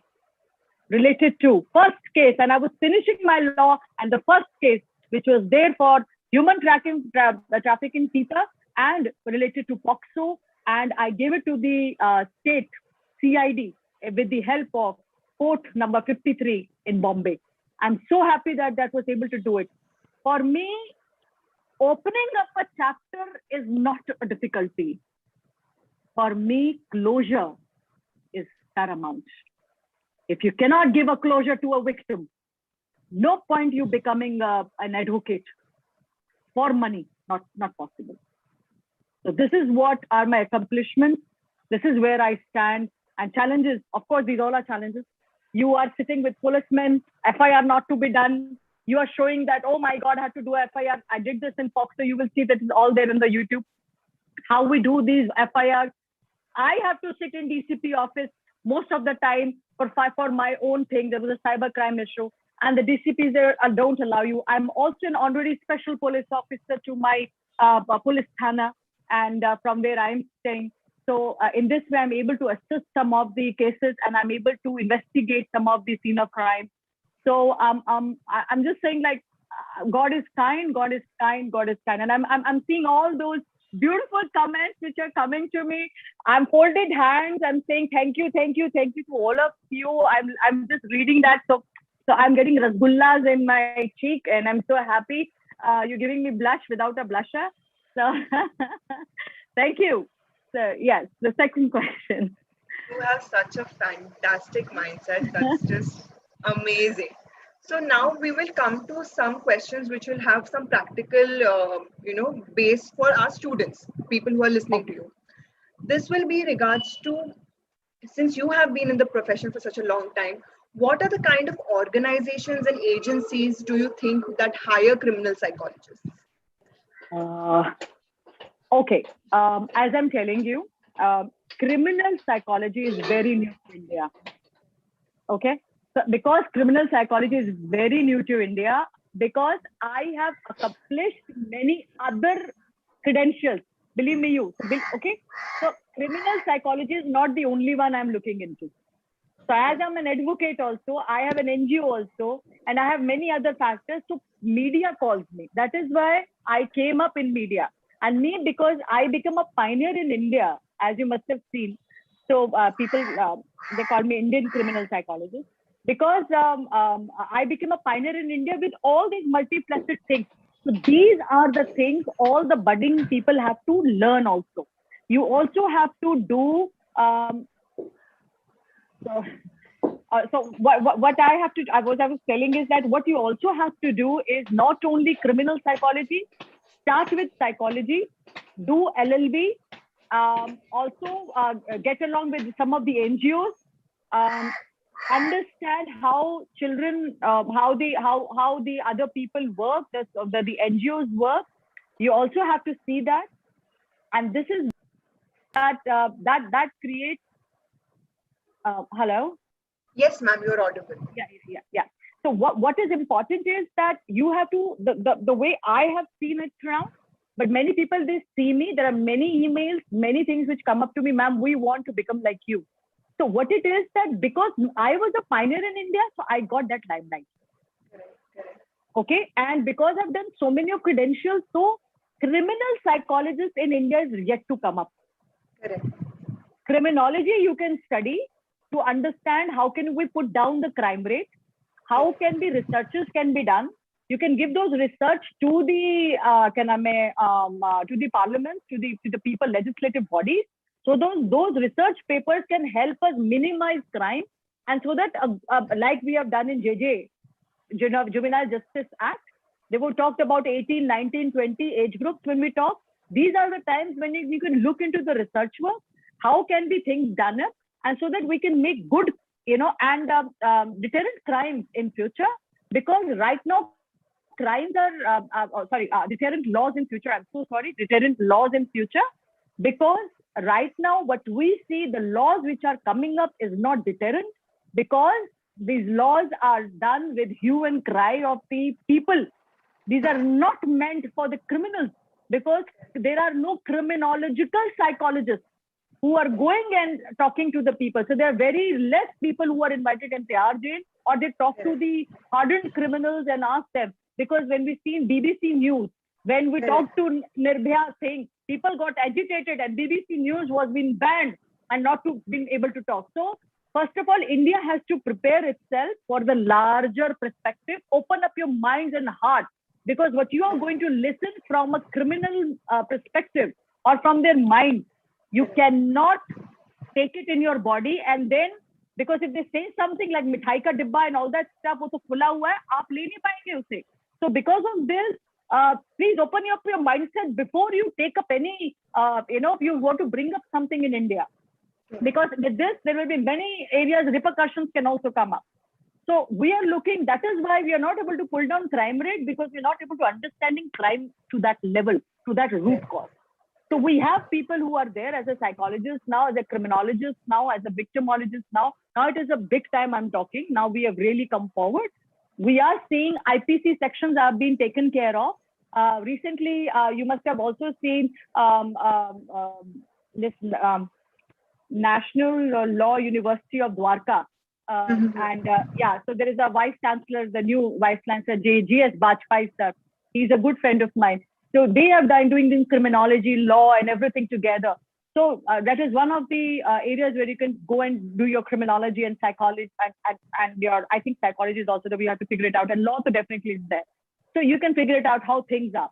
So now we are coming up with many ideas and many things, and IPC is also being changed, and they're also changes. So they have done a lot of research work. Now they are doing it, and they've done it more. And Indian Society of Criminology, that is another area where you can go and study also more. So rest outside India, please go anywhere. So, depending upon how much money you can pull in and how can it's like Oxford and it's like Harvard, it's like things around. So it's up to you guys what you want to do. And profiling, criminal profiling, I have done when you're talking about accomplishments. Criminal profiling, I have done of Arushi case, Sunanda Pushkar case, Shri Devi, Sushant, Indrani Mukherjee, Ram Rahim, Gurmeet. So these are the people I have done profiling, and I've spoken it extensively on media. So for now. From what I've understood from your answer, if somebody is looking into getting hired as a criminal psychologist, they will have to expand their mindset and not just focus on criminal psychology, but also gather more credentials to their name, which will give them a more diverse profile to work with. Yes, because you want to work with police also, you want to, because they all can take a good benefit out of you. Local, state, center. Because they can take so you have to NGOs. You can bring up their cases. You can connect with the, you can be coming up as an expert also. So which foreign countries accept 3 years graduation in psychology? I have no clue, darling, because I really don't know, because I've done it from India. So we are talking about, because India is there, but we are really looking up it into. So I think outside you can always figure it out. There are almost many areas, many are giving you the best of 4. You can just choose from there. So there are many which are there outside India. Yes, there are many threats which, because the case which happened in Bombay, that was the threat which I had, and it has created a lot of agony in my areas. I had to do an FIR in my police thana. They had told that they are going to pick up my sons and my husband, and now I am owner of Nirbhik, a .32 caliber. So I carry gun. So and yes, these are all a part of us, and we become the carriers of the arms also, because we have to protect ourselves. So, ma'am, in addition to this, especially since you're, very diverse profile, I think our audience will really benefit from your views on the National Commission for Allied and Healthcare Professionals bill that was passed in Parliament. Yes. So what has happened, that why they have done it, because what was required is you only knew about doctor, nurse, and patients you were just talking about. Very less did you know about the other aspects of doctors.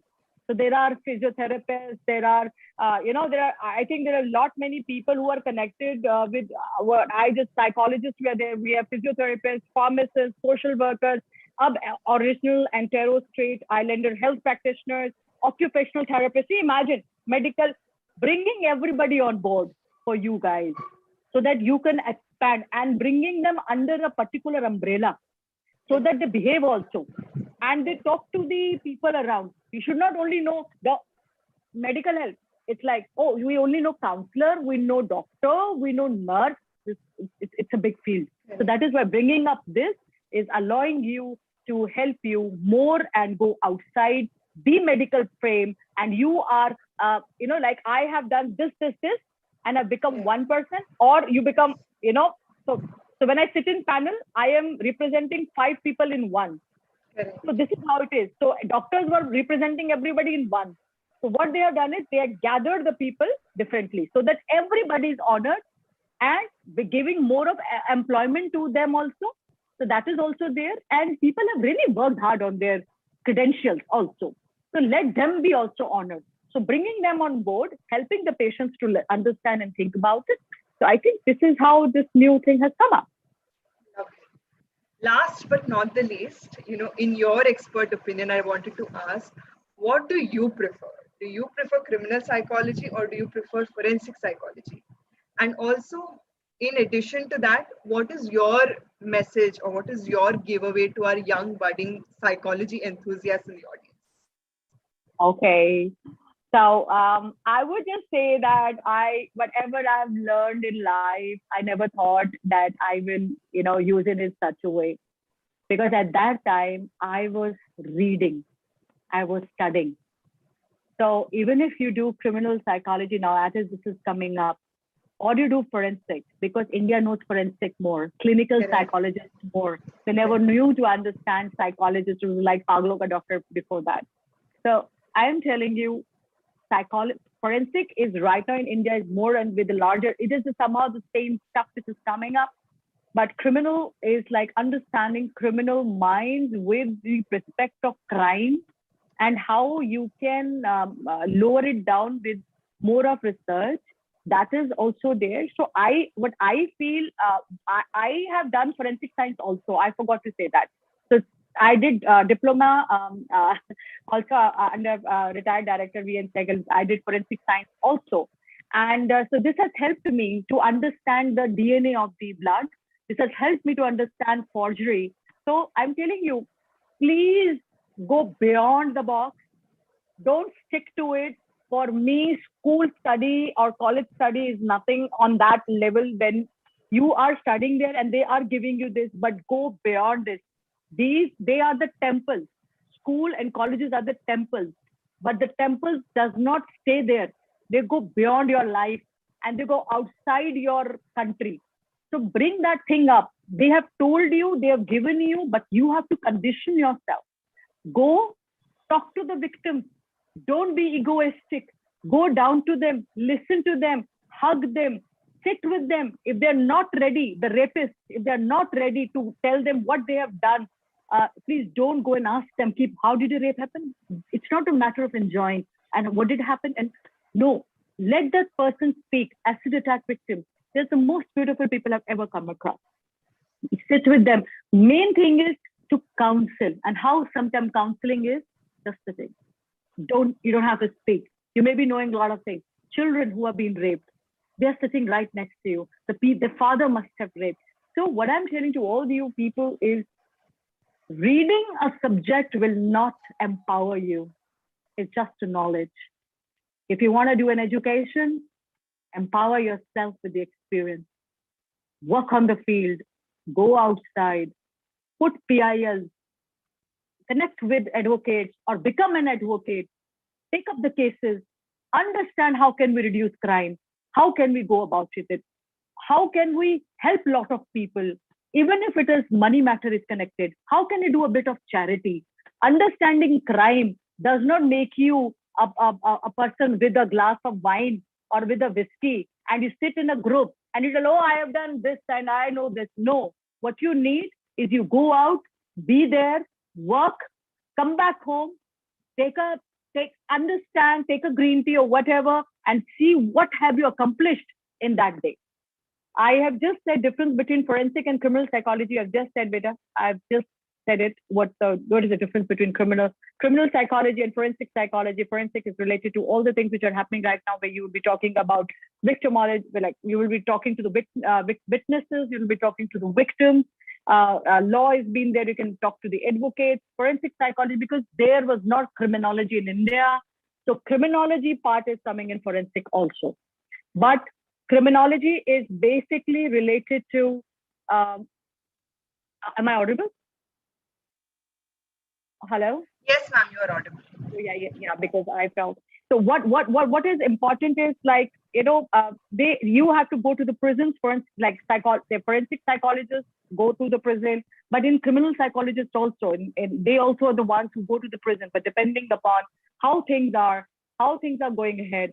And what I feel is when I have read criminal psychology and forensic science, I have not bounded or questioned myself. Can I do one? I think for me, I can do both. And I have expanded. So why you only want to sit at one? If you have a stuff ahead, money, I'm sorry, money, you cannot have it in, I'm just telling you why, because people will ask me. Money, you can't have it in psychological right now, in criminal psychology, because it is just you can become a lecturer, you can become a researcher, depending upon that, you can get it. Prisoners and all these stuff in India, forensic psychologists can get still money because they understand their forensic stuff and it is there in the book. Criminology is new, but it is coming up. And so how I'm an advocate. So yes, my money profession is coming from being an advocate. So that is from where I earn, not from criminology. Yeah. Yes, ma'am. I think we have a very interesting question from Zosha Khan in the chat box. What do you think will be the most effective solutions to reduce crimes or understand their mentality? Okay, so what I feel is I've spoken it many times. How can we reduce crime? This is a very good question when we do not ask how can we stop crime. Nobody can stop crime. So this is the first thing. As I said, don't boost around, don't box around like, oh, we can stop crime. I'm sorry, this doesn't happen. So the crime does not finishes now because you are there in the you are among the society. So crime is born with you. Because we have a good person, we have a bad person, we have an evil person. So because we have an evil person with us due to hereditary, then that is a different question. Now, how, if we talk about, you can see a lot of my videos are there on TED Talks. As I forgot to say that, I have done 18 to 19 TED Talks related to criminal psychology and crimes and many other things. They will really help you to understand the depth of it. So that I can speak on the greater length. So you can also go there as we have very less time over here. So please go ahead. You can always see my articles are there on Google. There is my page also with the name of Anuja Kapoor. Twitter handle is also there with the Anuja Kapoor India. I'm there on Instagram too. I'm there on LinkedIn too. So my articles are there all over and you can see if you like something, please do give me your wishes. And if still you feel that I can change and I can grow more, please allow me to give those feedbacks also. Okay, ma'am. With that, I think we'll put an end to the Q&A section. Thank you so much for joining in despite such a busy schedule that you've had. And thank you so much for giving your time and giving us such practical insights on your profession. Because this is not something we may have come across when we are studying, in a bachelor's degree or our master's degree. This is not something that will be taught. And I'm really grateful to you for bringing in that, expert insight. With that said, I'd like to present to you a token of our appreciation. And I'd like the tech team to present to ma'am the e-certificate that we have for her. Oh, thank you so much, ma'am. Thank you. This certificate will be emailed to you later today. Yes, and I thank you, Angela, and yes. I thank you the all the sponsors and the people who have been listening me, the audience, the great students who are the budding, I'm saying the youth of India. You all are the ones who's going to drive India to that next level, and we are waiting. We're waiting for new India, and you are the ones who are going to be standing with us. We are really looking up, become those people which we are looking up. Could not we become, but we wanted you to become now more of it. Study hard. What I always say is, have lots of knowledge, but apart from that, get down on the ground and become what you want to be, because on the ground, you will know your value, not in the air condition. So please get down on your work level, see what is there, do your reports, do a lot of PhDs, see what you can do, and maybe in near future, we can see budding criminal psychologists more in India, and we can see a lot of law change, and the crime which you're talking about, how can we reduce it, can only happen when we talk to criminals and our mindsets are open and they can listen to us, our dadi, dadu, and everybody, and nana, nani, and they will not say, oh, and they will not say this, and they can listen to the criminology of that person, that mind of that person, the criminal aspect of that person, and how can we change that perspective, and how can we help in that society. That is important. Okay? Definitely. That's absolutely correct. With that, ma'am, thank you so much, and hopefully we'll collaborate with you soon again. Yeah. Thank you. Thank you. Thank you so much. Bye-bye. Bye-bye.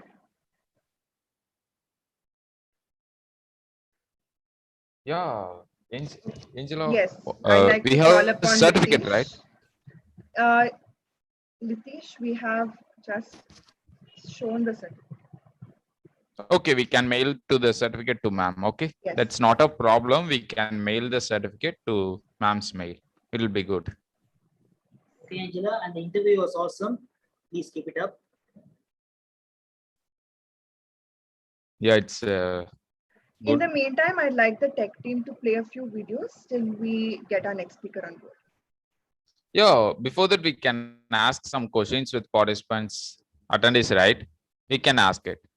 Yes, sure. Yeah, you can stay here. And guys, leaders, come on to the onboard. Please switch on your cams. We can start asking the questions to attendees. This is a interactive session for you all, guys. First question I'm going. Can I go ahead? Yes, sure. Yeah. Overall in the meet, what you have learned today? What is your experience after coming this conference? What I learned about AI with Saitsu. I will say that. What is your experience today? You can go ahead. Please use chat box or you can unmute yourself and you can say.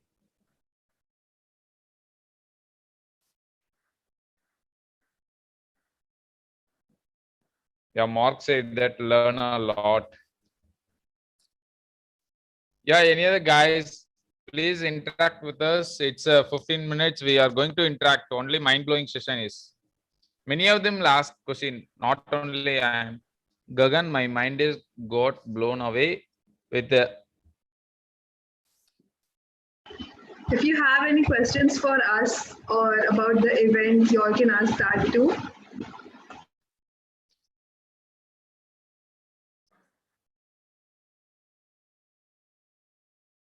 I hope so far this has been an enriching experience for you guys and you are benefiting from this as much as possible. We have tried our best to get the best speakers on board for you all. So I hope you're enjoying this so far.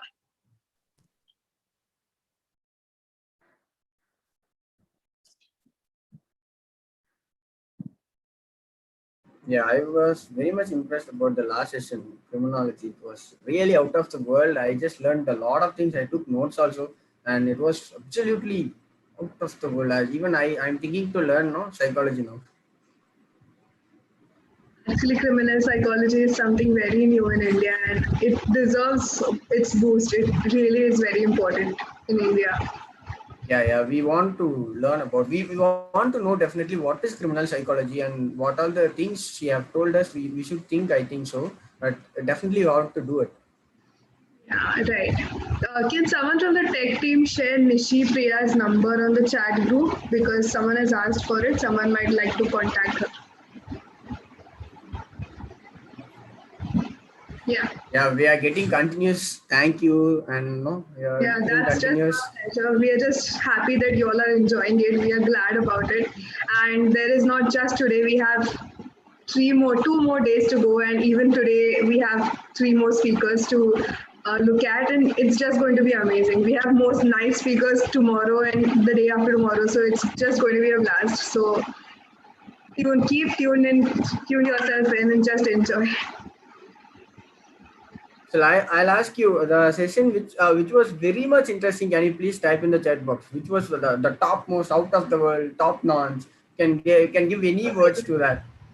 So Actually, the interesting one was the last interview. yes, Really yes, that's was. what. No, we'll get suggestions from the participants as well, right? So you just comment in the chat box. We can ask the last one, of Everyone course. favors me. Yes, of course. Oh, even Shahid sir get. Yes. Oh wow! That's I really think good. that everyone are very active after their lunch session. After they get their food, they are all very active, and most They're of the getting answers best, are right? only from the That's why. afternoon session. Yeah. Yeah, it's about everyone is almost saying about that criminology one, right? Yeah. So we are very happy that you learned something from this conference. We are absolutely happy, and as Ria told, we have many more speakers to come in this conference. So stay tuned with us. Also, the one with Scott Geller was really insightful. These are the things that we often miss out on, and it was good that he reminded us of it. And the overall session was very sweet, and I got the opportunity to interact with him, and he's an absolutely amazing person. So if you want to know more about him and his company, I have shared the link on the group. I will share it again. You can go and check it out, his page as well. I will be getting all the leaders' contact in the chat box, so you can reach out them by the contact a lot we are sharing, so you can take that also. He also has a TED talk, which is like my favorite one so far. It's around 15 to 16 minutes and it has 10 million views so far. And it's really amazing. Like I watched it just before we were going to interview him and it's really amazing. I'll share the link to his YouTube and you can all watch it. It's a great TED talk. Yeah, sure. We'll do it that. Actually, they are not only to you, even by not being a psychology student, even we were very attracted to this session.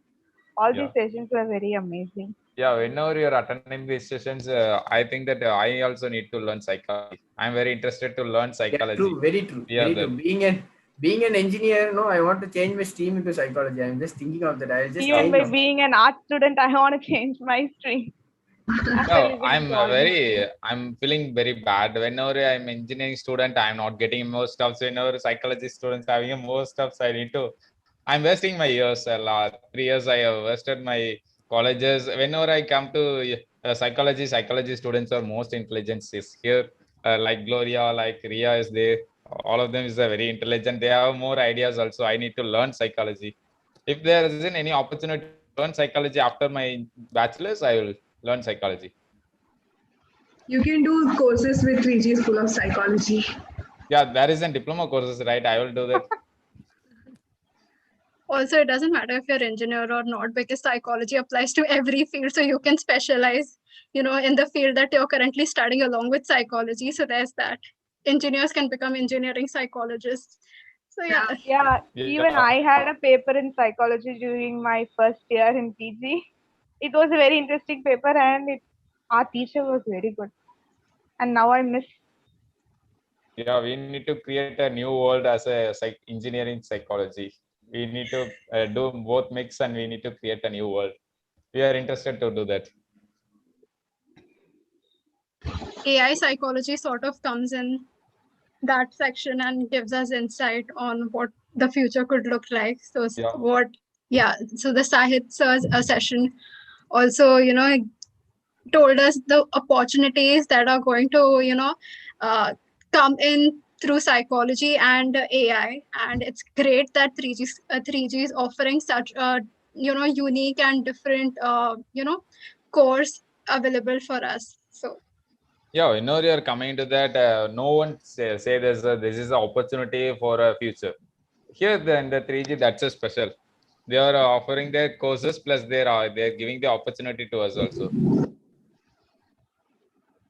Psychology is a very magical subject. Like anyone can love it. Not just because we are coming from that discipline, but it is something that anyone who wants to know about it cannot just stop at some point. It just keeps on getting interesting. Yeah.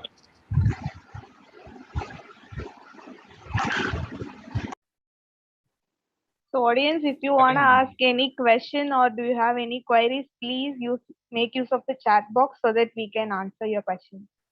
Yeah, there's a question like, what about pharmacy students? Can they pursue psychology? Psychology students, Ria and Gloria need to answer this.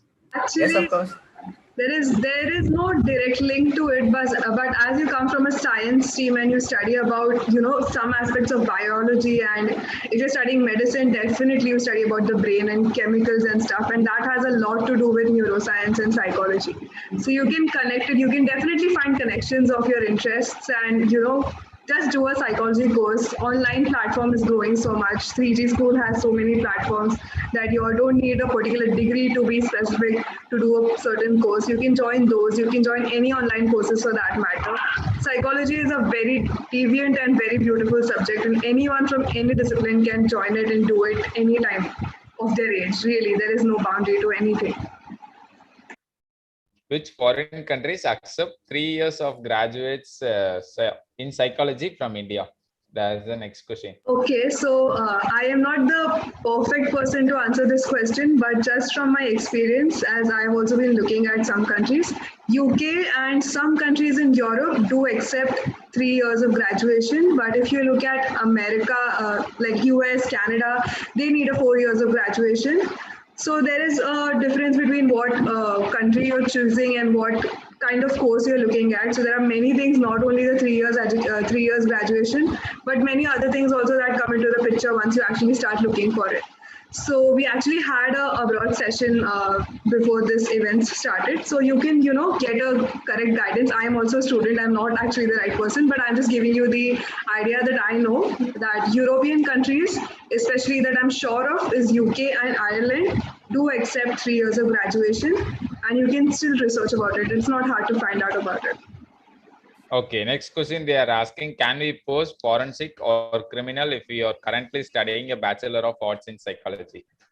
Just a second, we have to put an end to this question and answer session and put it for a little while later. Can the tech team please start playing the video for the time being? Okay. We will answer the remaining questions later, guys. Don't worry.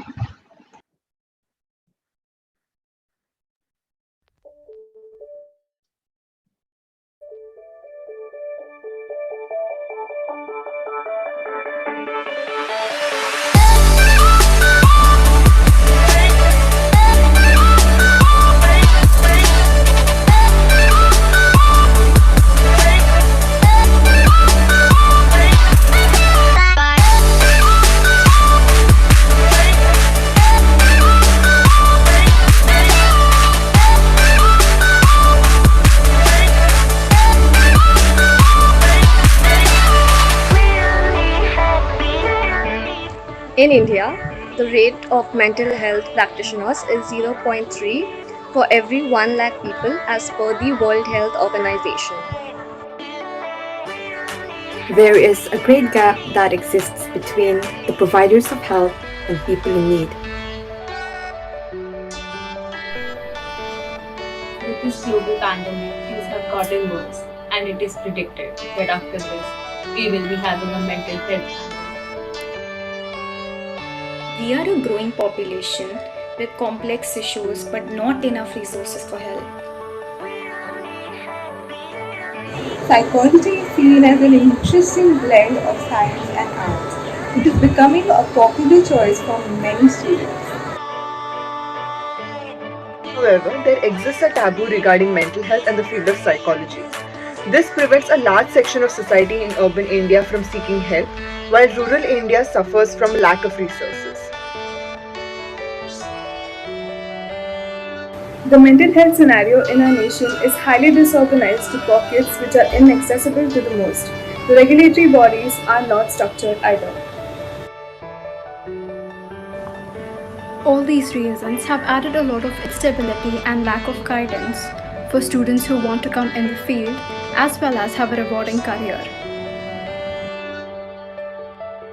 There's a huge scope and demand in psychology despite what people might be telling you. So come join with us and explore the field of psychology as well as latest trends which you might have never heard before. I'm super excited to talk about Encyclopedia event. It's one of its kind in the world. It is designed by the student for the student. There are eminent speakers coming from the various field of psychology to discuss, to answer all your kind of a question, whether you are a PhD student, you are a UG student or PG student or school students.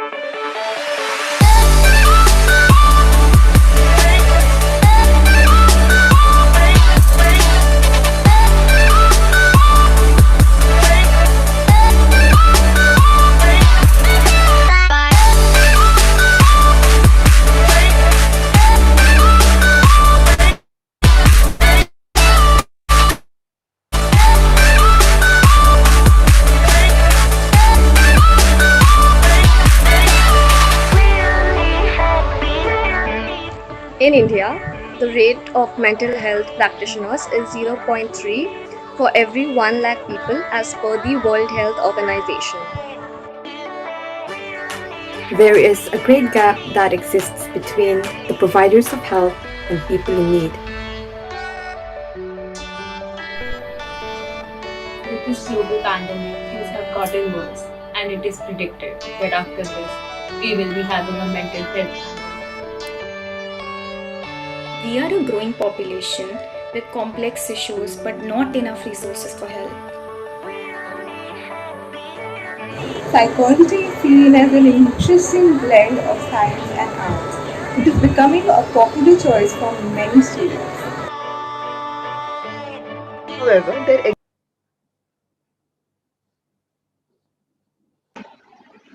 Hello everyone. So our next speaker is here with us. So I'd like to pass this on to Ria to introduce him to us and we can start the session immediately. Thank you so much for being patient with us.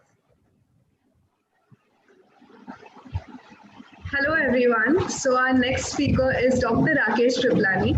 It is with special excitement that I am pleased to welcome Dr. Rakesh Kriplani to our 3G School of Psychology Summit. Mr. Rakesh Kriplani's passion to create awareness about cyber psychology, endless approach to conduct webinars, workshops, and programs about safety psychology, and continuous work with the police about the reasons and impact of cybercrime has touched and positively impacted so many lives.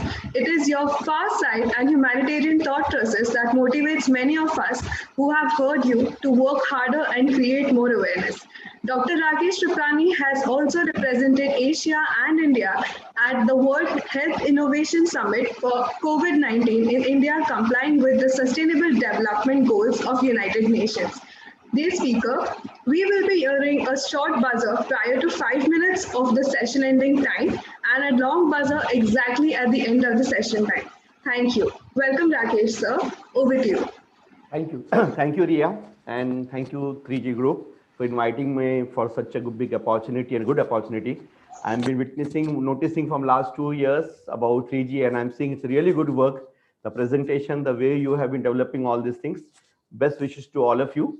And not wasting much of the time. I know we have short of time and we have to cover a lot of things in next 45 minutes to 1 hour. So we'll start the session then, Ria. Should we go ahead with that? Yeah, thank you. So I have to share the screen.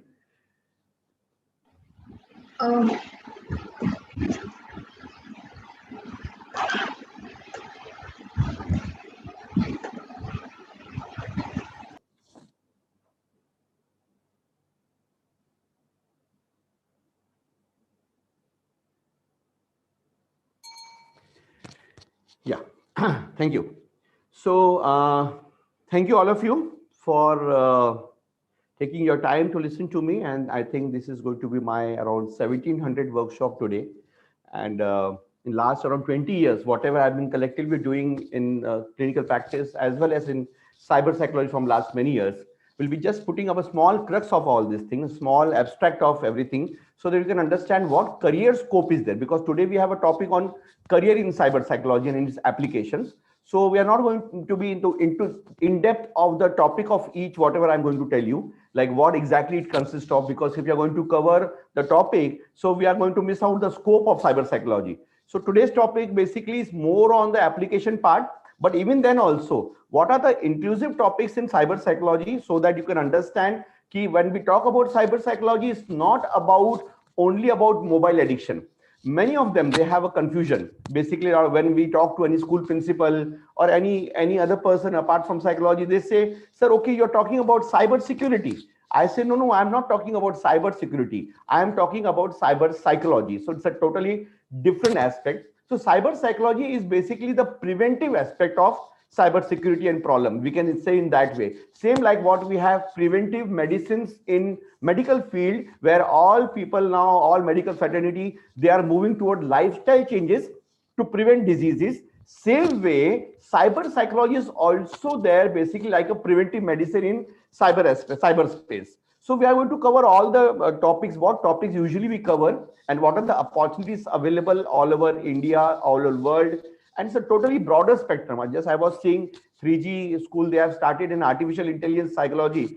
Hats off to them. This is something, a very visionary part what they have started. Hats off and salute to them. So let's start with this part. So when we talk about scope of cyber psychology, so we need to understand the cause effect relationship of psychology. First of all, as I said, people are confused about cyber security and cyber psychology. Cyber psychology is the preventive aspect. It covers many domains, we can say interdisciplinary and multidisciplinary area of cyber. It's not only connected only with mobile addiction. I've seen a lot of interns, a lot of juniors or freshers, when they come, they say, sir, mobile addiction, it's only mobile addiction we think. I say, no, it's not mobile addiction. It's something connected to business, something connected to economics, something connected to geography, everything. So let's come up with this part. So when we talk about cyber psychology, what exactly we try to convey and what exactly we try to deliver in that. So the first important, when it comes to cause effect relationship, we try to deliver one part, like what happened in last 60, 70 years. In last 70, 80 years, how the communication got shrink, how the family got shrink, how the greeting cards company came up, the mobile evolution came up, how WhatsApp came up, how Orkut went, wind it up, everything. In last 70, 80 years, when we talk about Indian context, so we usually cover it from pre-independence period to post-independence 2021. And when we talk about global, we talk about the industrial waves and other things. So first part is that to understand the psychosocial dimension of communication, how communication has changed in last 70 years, and how a family of around 20, 50 people shrink into 3, how a family who used to interact for 1.5 hours, now they are decoding, sending a decoding message or an emoji to a family with just a smiley or something. So one part. Second part, we have to understand, when we need to understand the cyber psychology, so we have to understand the generation difference, how generation has been divided. Okay, so like I've seen many of my interns are there, those who have done cyber psychology under me. So they may all recall this thing, they have been taught about this thing, how generation has been divided, right? From baby boomers, Generation X, baby boomer, those who are born between 1945 to 60, those who are born from 1960 to 80 is called X, 80 to 2000 is called Y, that is called millennials, and after 2000, those who are born, they are called Z, Generation Z, and 2010 onwards, they are called Alpha. So we need to understand the communication pattern of each generation and what has happened with the generation, how they interact, how they think when it comes to mobile, when it comes to cyber, what are the basic loopholes, lacunas or weakness and strength, and how they get trapped into cyber problems. Like there are different problems with different generations. When we talk about cyber trapping, or when we talk about cyber crime problems, so each generation have different problems.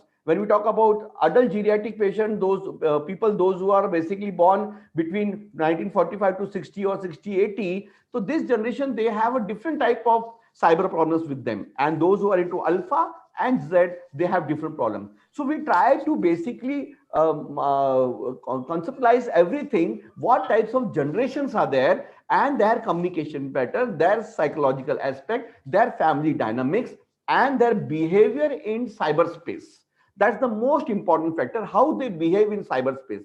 Because when you are at home, those who are listening to me in young generation, you must be seeing your dadaji, your grandfather is there, your papa is there, your brother is there, your younger brother is there. So they all have different cyber behavior. So this is a part of cyber psychology to understand different cyber behavior of different generations. First part. Second, in last around 50 years, we have seen change in parenting system, from authoritative to different parenting system. In we can say around last 20 years, we saw a parenting called helicopter parenting, where parents were basically hovering around the children.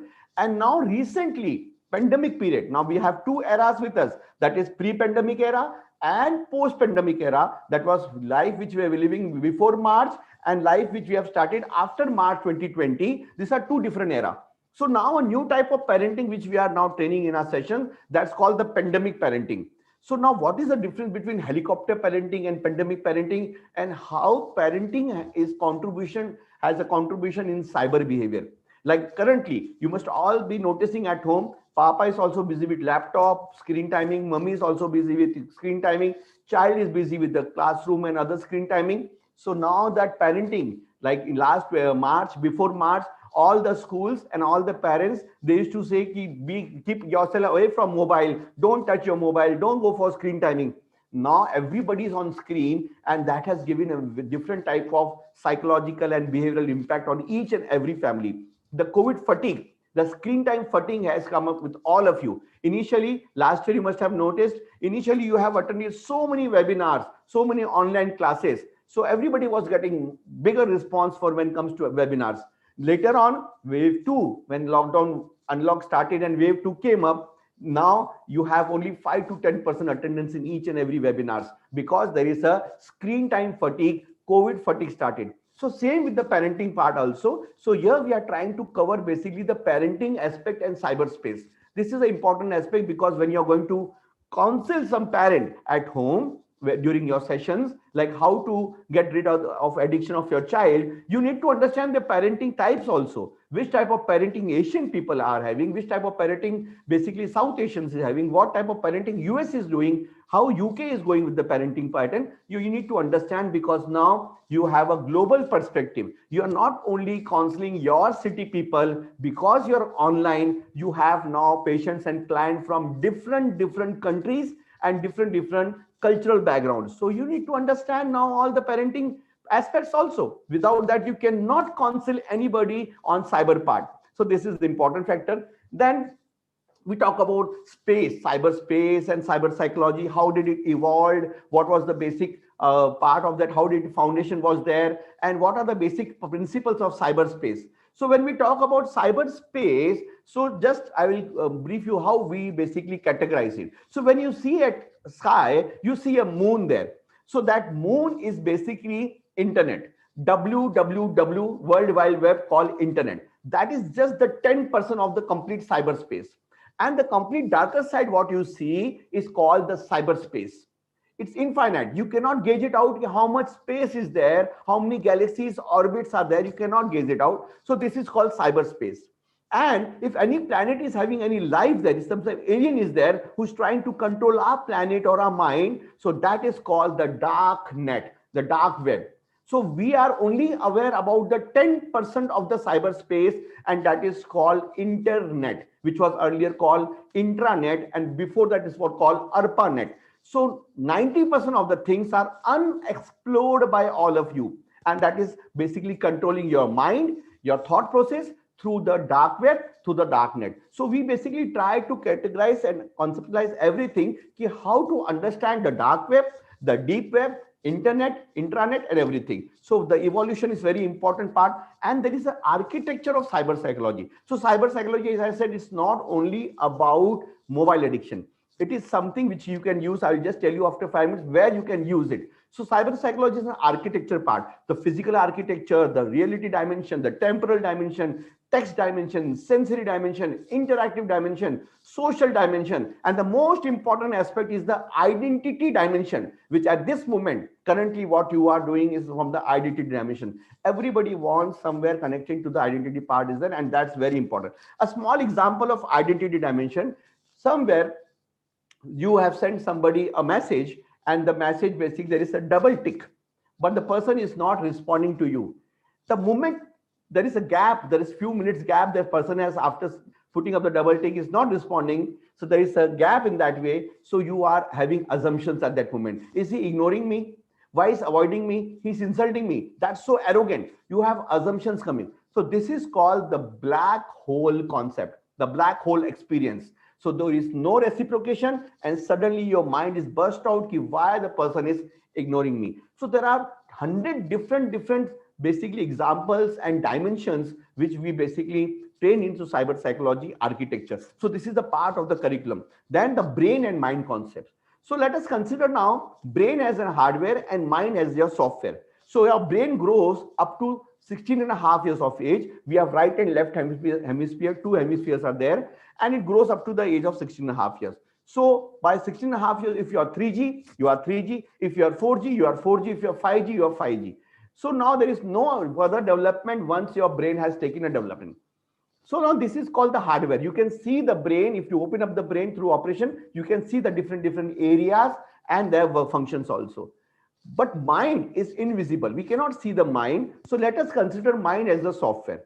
So we have conscious mind and we have subconscious mind. So this subconscious mind, which is the 90% concept. So this subconscious mind has all the registration, right from your early childhood, your parenting, your environment, your schooling, your peer group, everything gets registered into a subconscious mind. Now this subconscious mind, if there is a virus in your subconscious mind, it starts corrupting the other files. It can be any file. It can be your behavior. It can be your sleep. It can be appetite. It can be sexual.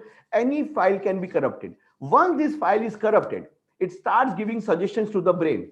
And then your brain has some chemical locha, chemical imbalance going on. And then it manifests into your behavior. It can be aggression, depression, irritability, or cyber behavior. So we need to understand which problems are connected to brain and which problems are connected to mind related to cyber. So there are certain chemicals which are responsible for brain. And I'm sure during this lockdown period, many of the people, those are even not from the psychology background, so they have a word called dopamine. Sir, aajkal dopamine बहुत important है. So earlier people were not aware about this word. Now during lockdown, during Sushant Singh murder case, suicide case, everybody came to know endorphin, dopamine, and etc. So we need to understand certain chemicals, which chemicals are responsible for brain for cyber behavior, and what are the viruses which are there in the subconscious mind which manifest into abnormal or any unruled behavior during the cyber. So this is a part of cyber psychology.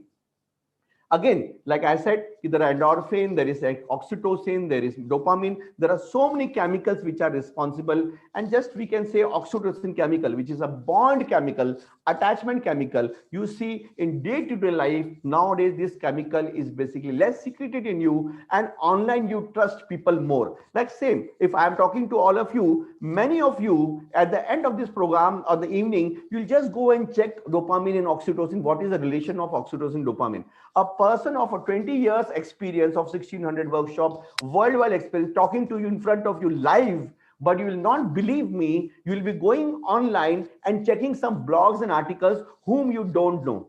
So this is because in the real life, your oxytocin is secreted less, and online you trust more people. That's why you have 2 friends on the real life and 4,000 friends on Instagram and Facebook. So we need to understand the chemical connection with cyberspace, the mind connection with the cyberspace, then you can move ahead with cyber psychology. As I had said, www, that is World Wide Web, and the darknet. We try to make understand what exactly, how it controls your minds. And so darknet, where it controls basically, is just like connected to, first of all, the games.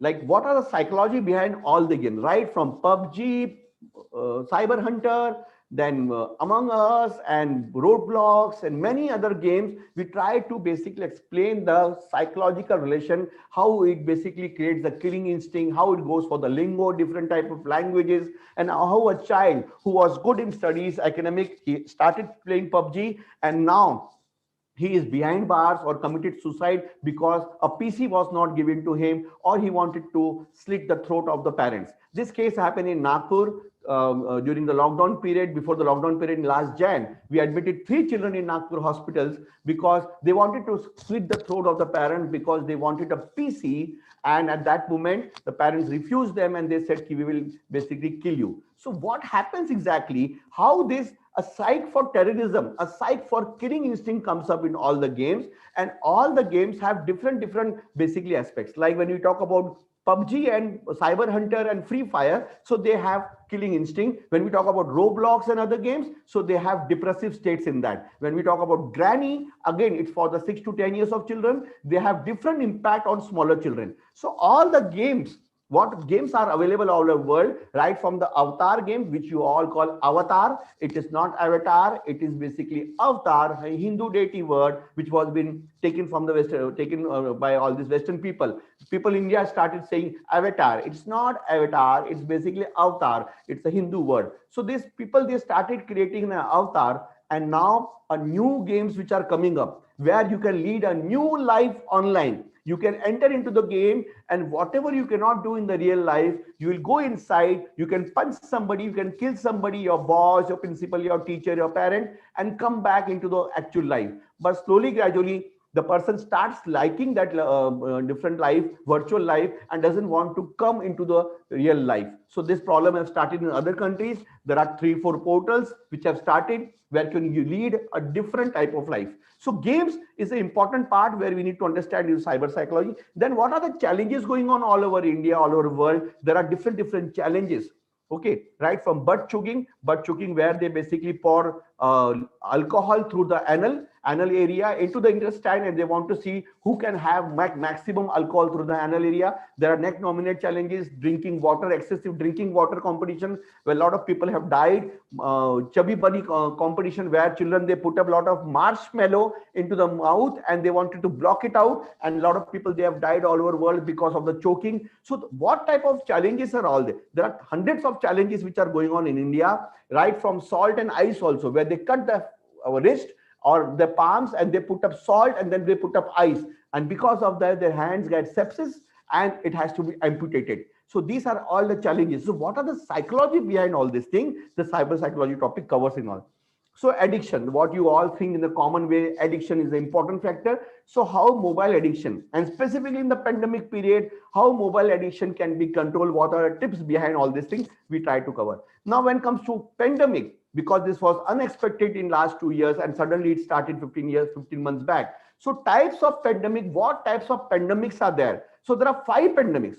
One is basically the viral pandemic, which you all know. Second is called the infodemic pandemic. So infodemic pandemic, you all not aware now, everybody is having WhatsApp and different type of application. So this has become a university now, a fake university, where you have quackery, unscientific news, and different fake news, which can create a lynching, a riot in the country, and a political unrest also. So infodemic pandemic is also a viral a pandemic. Third pandemic is economical pandemic. You all know about economical pandemic. It's going on with everybody.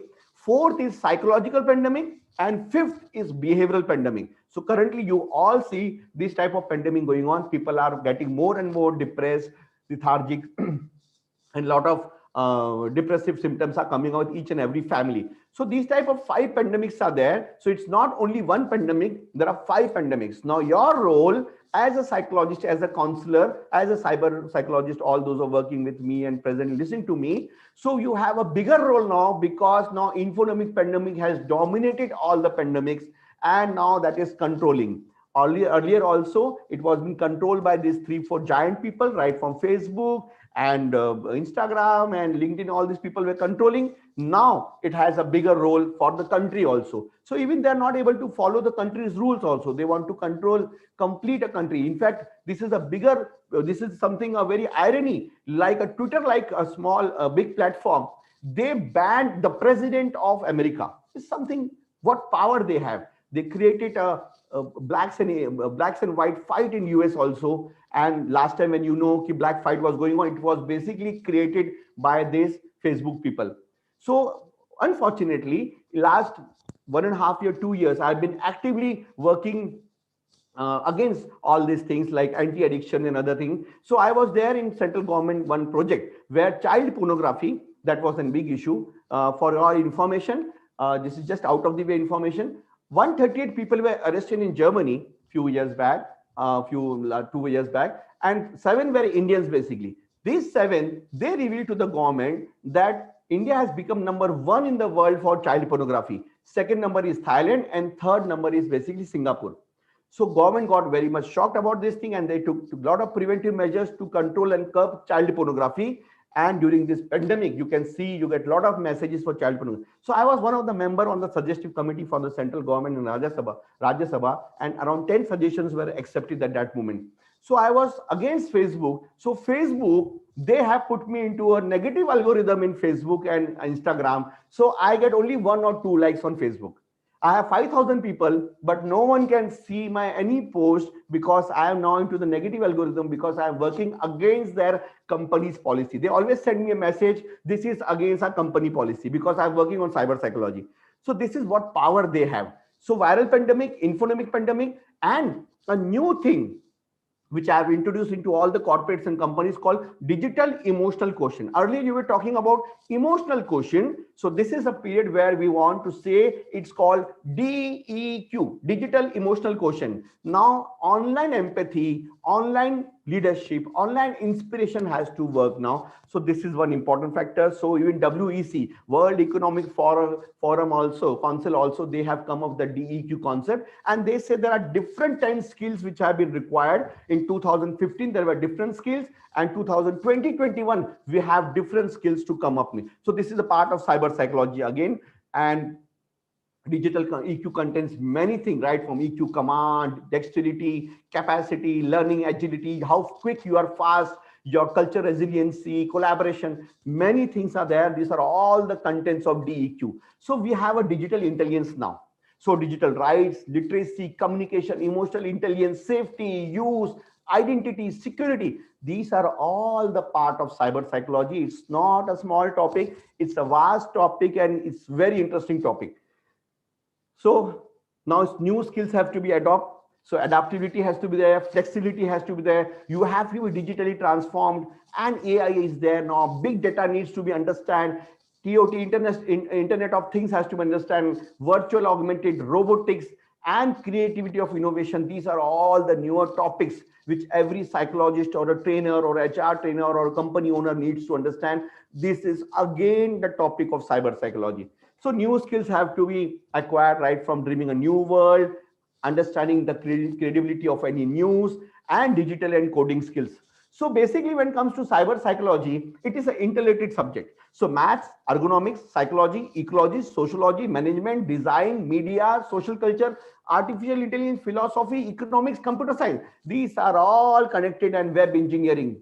These are all interrelated, connected subjects. So cyber psychology is connected with all these topics. So those who think cyber psychology is connected only to addiction, so please correct this thing next time. Don't think cyber psychology has a vast scope and connected to each and all things. So when we talk about sociology and other thing, we'll go a little fast. We have less time now. So we have sociological waves. Which types of waves are there? So different waves we try to understand. The first wave, agriculture wave, then we have industrial era, then we have information age from 1950 to 2020. We started, this is the called 21st century wave, which is called information. And then now which waves you are seeing? The catastrophe all over the world, what you're seeing, the anarchy which you are seeing, that is called destabilization and chaos. This has started now. All over the world, we are all distressed now. So new wave have started, and again, cyber psychology is a bigger role in that way. So basically, fourth wave transition, I'll not go deeper into this part because it's short of time.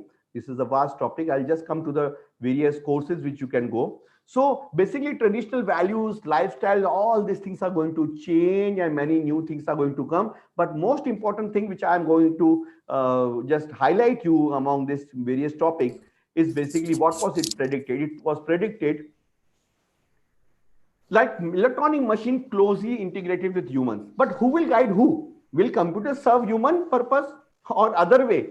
We are going to be machine friendly. So I think now we have started going to second wave. That is basically we are becoming machine friendly rather than machine becoming our friend. So now we are again coming to the slavery part of the. So we don't know who is going to be whose evolution part. So this is something very deep part, and that connected it to cyber psychology and waves and other things. This is a part of cyber psychology. So there is info revolution. So info revolution is connected again, basically parallel to global devolution and technological evolution. This is the connection to info revolution. So Albert Einstein in 1945, he has said something, the unleashed power, basically the unleashed power of the atom has changed everything, save our modes of thinking, and we have thus drift towards unparalleled catastrophe. This is what said in 1945, and now we are into 2021, what he has a vision at that moment. So now there is an info evolution, and as a cyber psychologist, we need to understand what evolution, info evolution has given. So what is the gap between the technological process and the achievement human being is lagging between? So that's the different, everybody's talking, okay, whether it is good or bad, pros or cons, every debate is going on there, but they don't have the knowledge about the info evolution.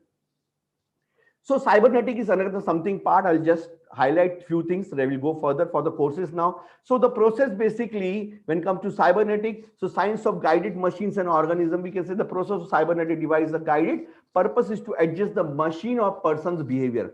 So this comes under cybernetics. So what AI course basically 3G is running, I'm sure many of the in-depth things would be covered in that. And really it's a matter of appreciation what they are doing. So this is called into cybernetics. So not going depth into that, which is a big part, because I know you all wanted to know most of the courses, what courses are available. So when talk about information age and mental health, so basically 3 interrelated categories of psychopathology of information age are disorders of alienation, we are getting alienate now, akela lag raha hai sabko. Disorders of consumption, what you are trapped into the e-commerce facilities and other thing, and disorders of emotional literacy.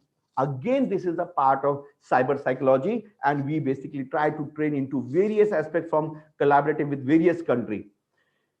So ecological consequences are also that this is also connected to cyber psychology. I said it's an interdisciplinary thing. So decreasing of biodiversity, increasing of pollution, and skewed basically resource allocation is a part again of cyber psychology. So when it comes to career in cyber psychology, what type of career you can have? So basically you can go for a profiling of cyber criminal. So you have a typology based on psychological characteristics. So pioneers, scam, explorers, game players, vandals, addicts. So there are different category for that thing, and you can just basically go through that, and you can be a criminal profiler or a criminal psychologist.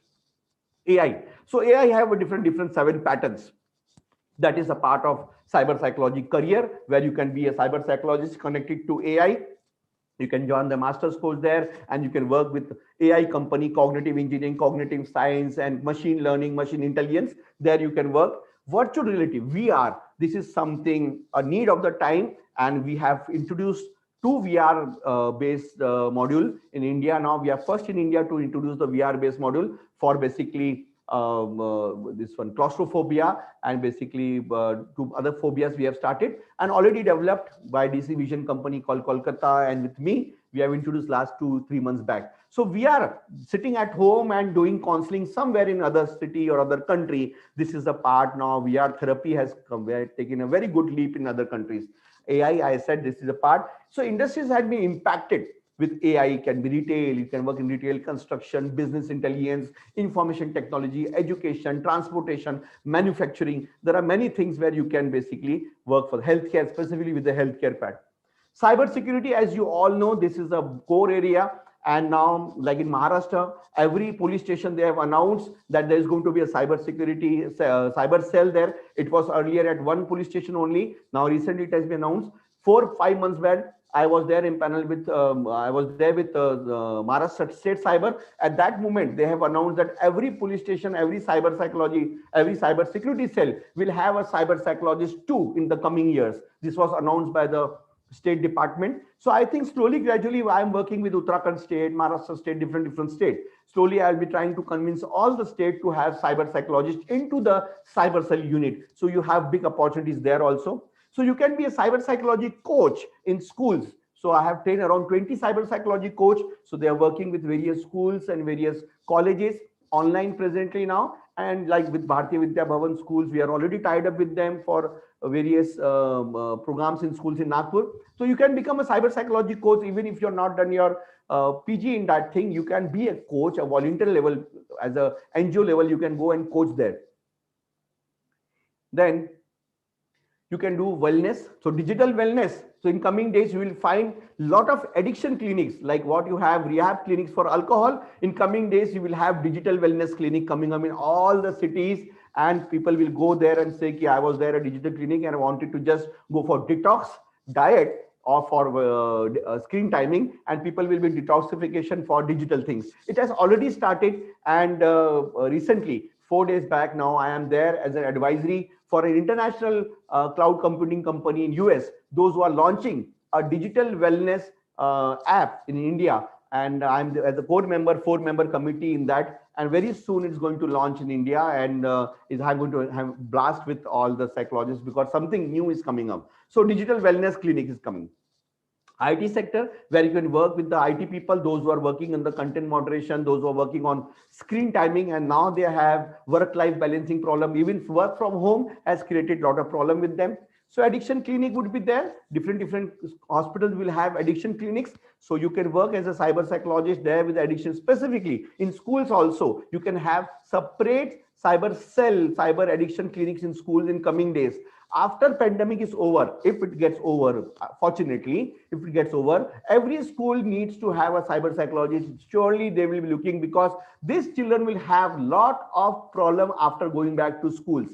Currently in February, when unlock 5 was there, one school they started 9-10 classes. At that moment, 6 children were referred to me, where when they went to school, they had a lot of withdrawal symptoms, headache, irritability, because they were away from mobile and they were not feeling good in schools, and they were referred for counseling to me. So coming days, after this addiction is on the peak and schools get started, at that moment these schools are going to send for referrals at that moment. So you can be a research analysis, you can be into research department, right from raw, IB, cybersecurity, NIC, lot of things, different government companies, government departments, or private sectors where they have forensic department, where we have research departments. You can be a research analyst there also.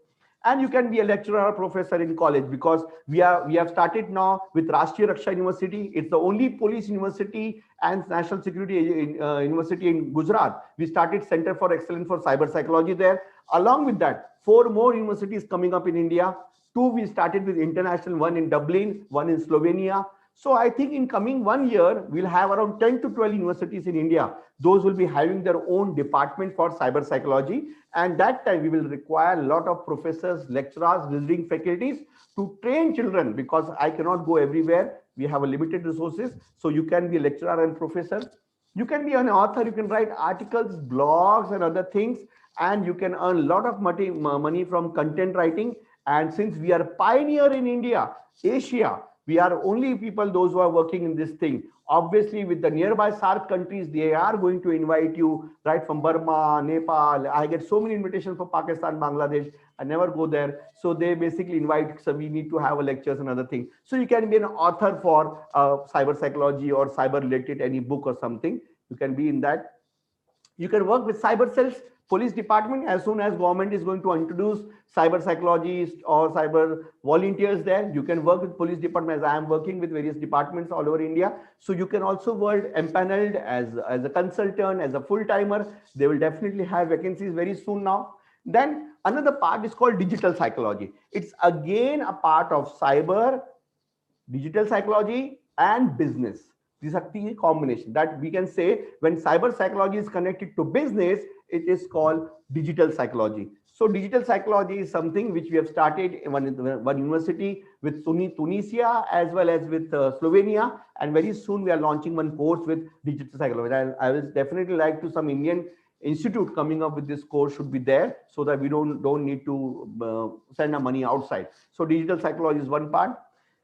Then you can work with government and women child development departments, where now they have adolescent problems. A lot of different things are there, where they have schemes for teenagers. And then you can be a part of the government machinery. You can be part of some NGO and deliver sessions for government department, as I'm doing with various departments. As a cyber psychologist, you can work with government and women child development. And then cyber warfare. This is something, a very interesting thing. As you all know, we are now into cyber warfare. China is daily doing something, another thing with us, sometimes leaking our own data, sometimes controlling the power plant, sometimes with the nuclear. So this cyber warfare needs to understand the psyche of the neighboring country along with the Ministry of External Affairs. So you have to be a very highly intelligent people, genius people, and those who wanted to become something like James Bond 007 or something, a spy, undercover agent or something, or cyber warfare, anything, whatever you want. So cyber warfare is another part where you can work with IB, you can work with intelligence department, or you can work with RAW or something where this is required now. Social sectors and NGO is also something where you can work with social sectors and NGO. Already a lot of, I know you all are working somewhere, some contributing yourself to the planet. Social sectors and NGO is another part. Then virtual therapies, as I said, VR therapies are there, other things are there that is connected to cyber psychology, and therapy, virtual therapies are there that you can work. school education as a school counselor, along with the cyber security tips, where you are not as only school counselor, but you can work as a cyber security. You can be a blogger and a YouTuber also. You can just go on YouTube, have your own videos. You can be a blogger. You can just talk about cyber security and earn a lot of money if you have good content and good delivering style with that thing. Cyber law and psychology is another part where cyber law and psychology can be there, and now government is keen to inculcate psychology into law, and recently they have inculcated basically psychology subject for the mediation, those who are into mediation, and very soon now cyber law will have a psychology topic also. You can be a cyber image consultant. People wanted to change their image. They wanted to change their own personality online. They want to be an influencer. They wanted to reach people. So you can be a cyber image consultant, earning a lot of money. Like earlier, you were just talking about image consultant. Now you can be a cyber image consultant. So cyber psychology or across robotics. This is something very interesting, and I think this is the most important thing. AI and robotics, where cyber psychology has a bigger role, right from cognitive science, cognitive engineering, and various machine learning. You can be into the part of the team of making a robot and giving a machine intelligence to that. And gaming specialist, because there are games, good games and bad games, both are there. So you can be a gaming specialist also, understanding the psyche of human of a child and how to develop a game and what should be there in there. So coders will work with the coding part, and psychology will give their own input into the psychological aspect into the game. Design and cyber psychology. This is another part where you have all this mobile in your hand, laptops, how sleek it should be, what should the weight of that thing, how people think about the design, what are the requirements, utility specialists we say. So design and cyber psychology is another part which is connected to each other. So you can work with designing part with a lot of big companies and corporates, other places. These are all the new things.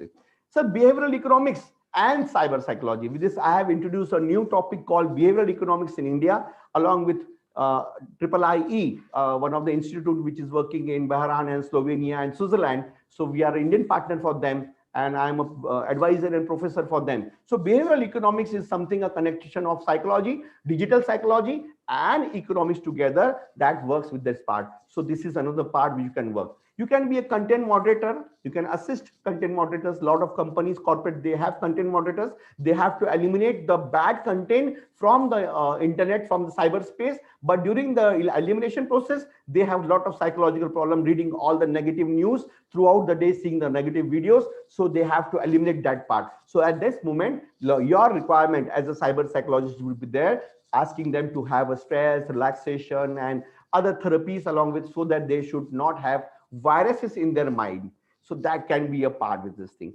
So neuro, VR, and cyber psychology. This is something, another part where cyber psychology and basically neuroscience, they both meet each other, right? From Parkinson's, Alzheimer, and other places. Now, basically, cyber psychology is a part of that thing. And there are a lot of conferences coming up, and we can attend that conferences worldwide.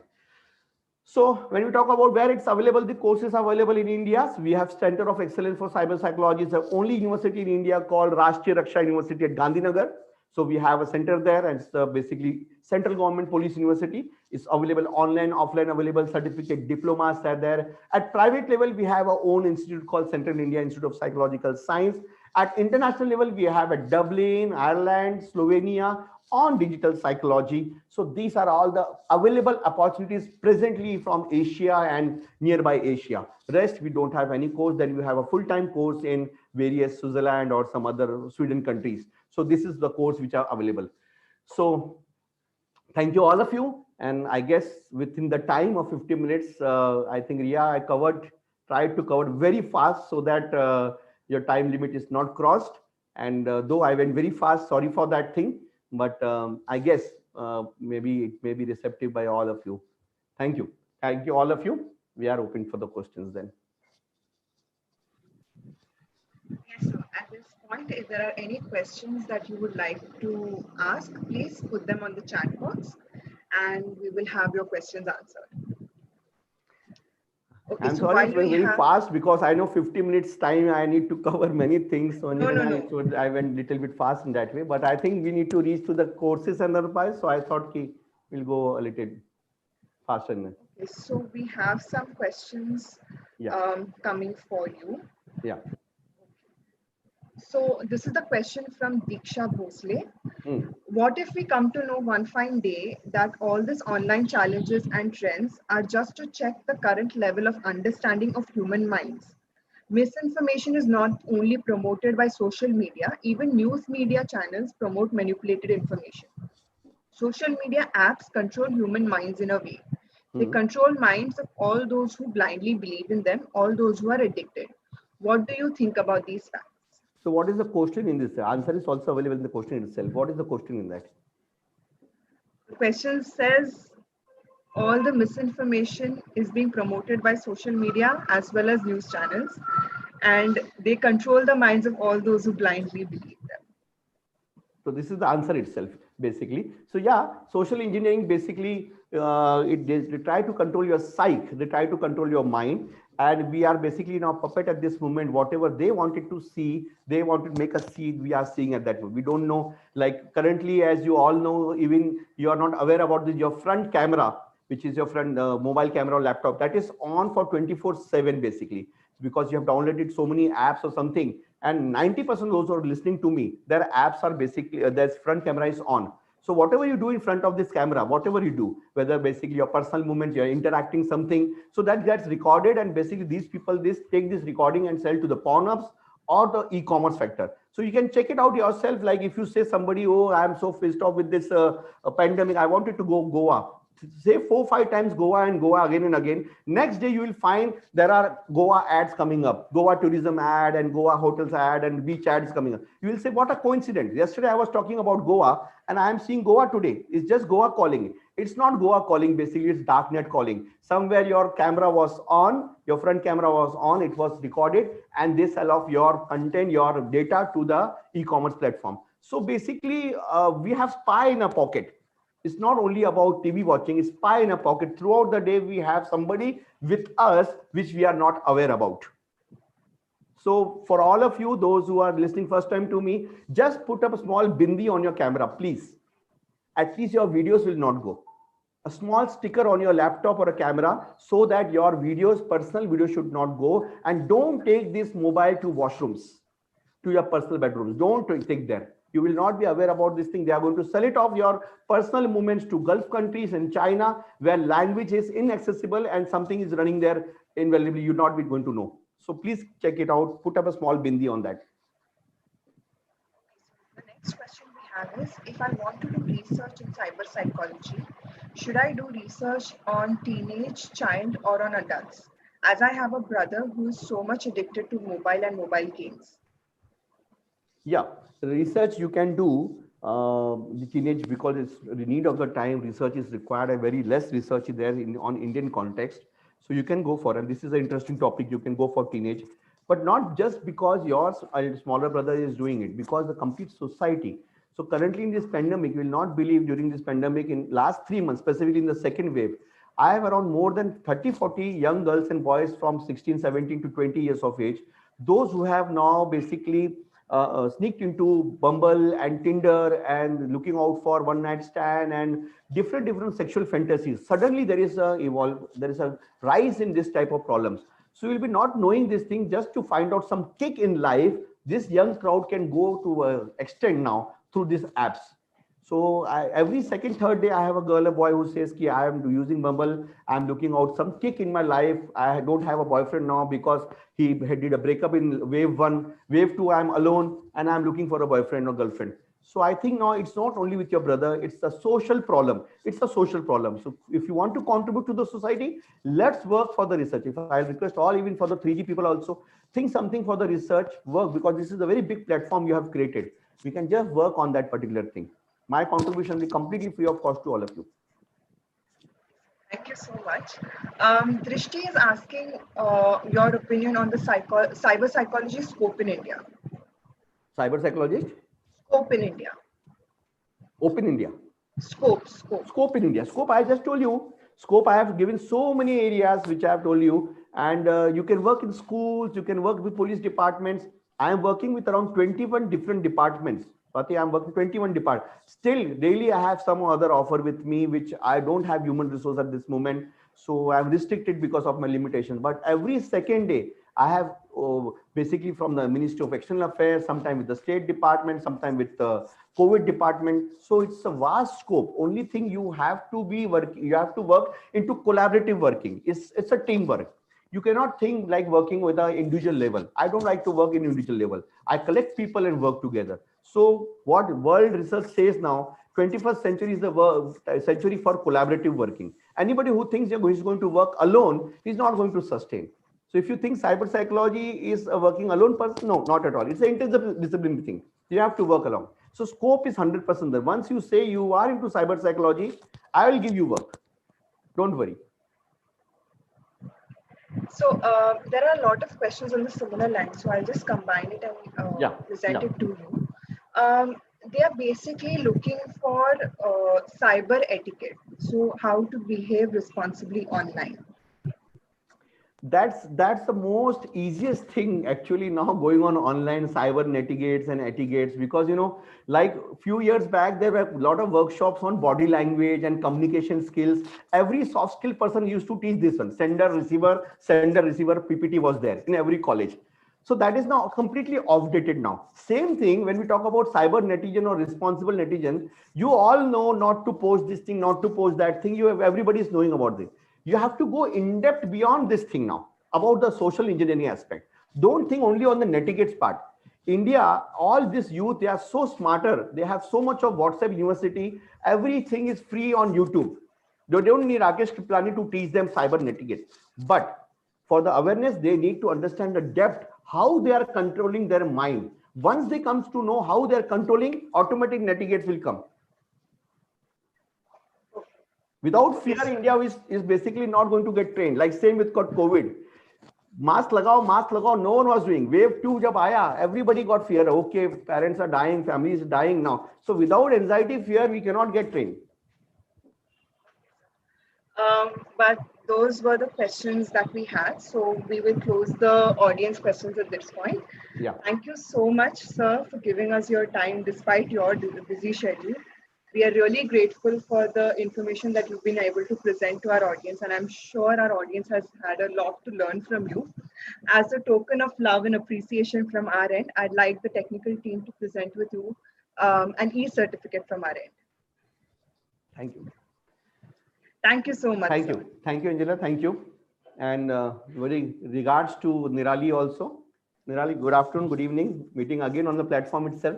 Hello, sir. Yes, I'm very well. It was pleasure listening to you. I really enjoyed it. I logged in earlier to listen to you. So I'm sure students who have been listening, they would have got tremendous insight into the possibilities of the future careers that we're looking at. But my request to all of you would be like, even you also, we should all work collaboratively, because we've been pioneer in India and Asia. Absolutely. We have so much of work now. So it's not about insecurity with any profession. We should distribute our work, and we should be pioneering in SAARC countries, completely pioneering in this complete continent, not only India and state. So we are going to do something good for that, for the society. Absolutely, sir. Like you very rightly said, that it's time to work collaboratively, Gone are the days where we can survive on our own. And any which ways, we humans are very social. We explore and we perform better when we are working together towards a common goal. Common goals. Thank you. Thank you, Nirali. Thank you, Angela. Thank you, Ria. Thank you. Thank you, all of you. Yeah. Okay, so with that, I think all of you all have gotten a sneak peek into our next speaker, a very, very dynamic personality who's also a part of the cyber psychology community. She will be giving you a very dynamic personality and a very different take on cyber psychology and how she has come to become a part of this profession. So I'd like to pass this on to the next MC to introduce her. Yes. Hello. Thank you, Angela. We have our next speaker, Nirali Bhatia. She will enlighten us with the topic cyber psychology as stream. Nirali Bhatia is a counseling psychologist, certified cognitive behavioral therapist, and internet addiction therapist specializing in cyber psychology. Cyber psychology is the study of impact of technology on human behavior and mind. She helps children and teenagers understand and fight against cyberbullying by way of specialized anti-bullying campaigns in schools. Nirali has co-founded an anti-cyberbullying organization called CyberBAB, which stands for Cyberbullying Awareness, Action and Prevention. She is the director of V4 Web Cybersecurity. She helped many people who have been victims of online psychological damages. She is a TEDx speaker, a corporate trainer, and has conducted workshops and training programs for corporates, organizations, educational institutes, and large forums across the country. She counsels the victims of cybercrime, online psychological damages, and addictions. She was even appointed as a psychologist for the television show MTV Troll Police, which was aired on MTV. Now, Nirali will share some ideas on how to help the victims on online harassment and bullying with counseling and guidance to report. Dear speaker, you will be hearing a short buzzer prior to 5 minutes of the ending time and a long buzzer exactly at the end of the session. Thank you, and the e-platform is all yours, ma'am. Thank you much for inviting me over here, and thank you for such a elaborate introduction, I would say. Just excuse me for a little disturbance in my internet connection. I am working via an hotspot. If at any point I'm not audible, just unmute yourself and let me know. So, good evening, friends. I'm very sure that people who are over here, these are the people who are really keen about understanding human psyche and human behavior, because that's what psychology is all about. Later comes the part where it is cyber psychology or where it is any other type of psychology. But eventually what we are talking about is the human psyche, which is something that has drew me from, I'm going to share today only and only my story. Hopefully it will inspire many more of you who would start believing that you should never ever give up on your dreams. And it was this whole quest of understanding human psyche and human behavior is what led me into this profession. I got into psychology at almost mid career, or I would say after 20 years of having an established IT field career. So it's never too late to follow your passion. I started my career, or rather say education, since I was a bright student and I scored decently way back in class 10 in early 90s. Yeah, well, don't be shocked. It was not that I skipped some classes. But yes, 90s, I'm talking about early 90s. When I passed out, I got good marks. And in those days, Indian context is very different compared to the families outside, the education systems outside. Now, I also had a very strong desire to take up arts and to get into humanities. But back then, in early 90s, everything revolved around the kind of marks you've got. So if you've got anything that is going to give you admissions in science stream and commerce stream, your family will never allow you to take up arts because they say, you are bright. Why do you want to go in arts? That is for children who do not score. I'm so glad that today this has changed. The whole perspective has changed. And in fact, humanities is the most sought after field and the stream today. And of course, the marks required have also risen to a great extent. However, what I believe is that whatever happens in life is definitely for our good. And the only matter is of having faith, because at that point, maybe you don't realize that it's for your good, but eventually life proves it to you. So it's all about having faith. So I did my graduation in commerce while every day fighting with my family that I'm not enjoying this. I want to do something else. So at that point of time in early 90s in India, these careers were not so popular. There weren't even much options. The moment you say that you want to get into psychology, immediate reaction would be, do you want to work with mad people? That used to be the reaction during our times. And look today where we are. We are actually having a conference which talks about tremendous potential in this field. So we have come a long way, And same way, if you don't give up your passion, or if you feel that, just because early on you did not get to do, after doing my commerce in Indian, or rather in my state, I am from Bombay, and in Maharashtra, there are not many universities or colleges that are open to allow you to do your master's in psychology. So I could not do. I did my master's also in commerce, but since my interest was always humans and human behaviors, I chose my master's in organizational behavior. Again, it was all about, dealing with humans in an organization, in a work environment. So what I'm trying to say from this is that if you are really passionate, and passion is something that is core of this stream, being only a graduate who's academically brilliant in this domain, you will never have work satisfaction, neither will you really have any kind of a goal to move forward. Because what drives this field more than the money, more than your any other requirement, it's the passion. Nobody teaches you this, because it's something that's inherent. It comes from your own personality, it comes from your environment, and it also comes from your experiences in life. So how you are as a person, if you assess that, if you find yourself first, then it becomes easier to step on to a career that you are going to enjoy for the rest of your life. While I was in school and college, there was nothing like career counseling. There was nothing like career assessment. It was only meant for children who plan to do engineering and go abroad to study. And at that point, I passed out my graduation in 97. At that point, it used to be only and only 12% of graduates who would go for masters outside India. And that counseling was only for study abroad children. So we never had these kind of privileges or accesses to find out our own personalities, because career counseling is incomplete without understanding your own self, your personality, who you are, what are your career goals, what are your career beliefs, what are your learning styles, what kind of brain personality are you? Are you right dominant, are you left dominant, are you a cross brain profile?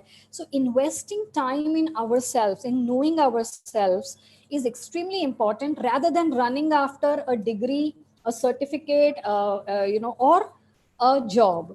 All that will fall in place, and you will hit the right nail only and only when you know yourself.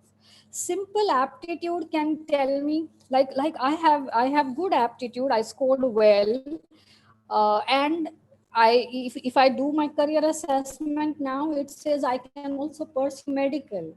But am I inclined to that field? Is my personality suitable to that field?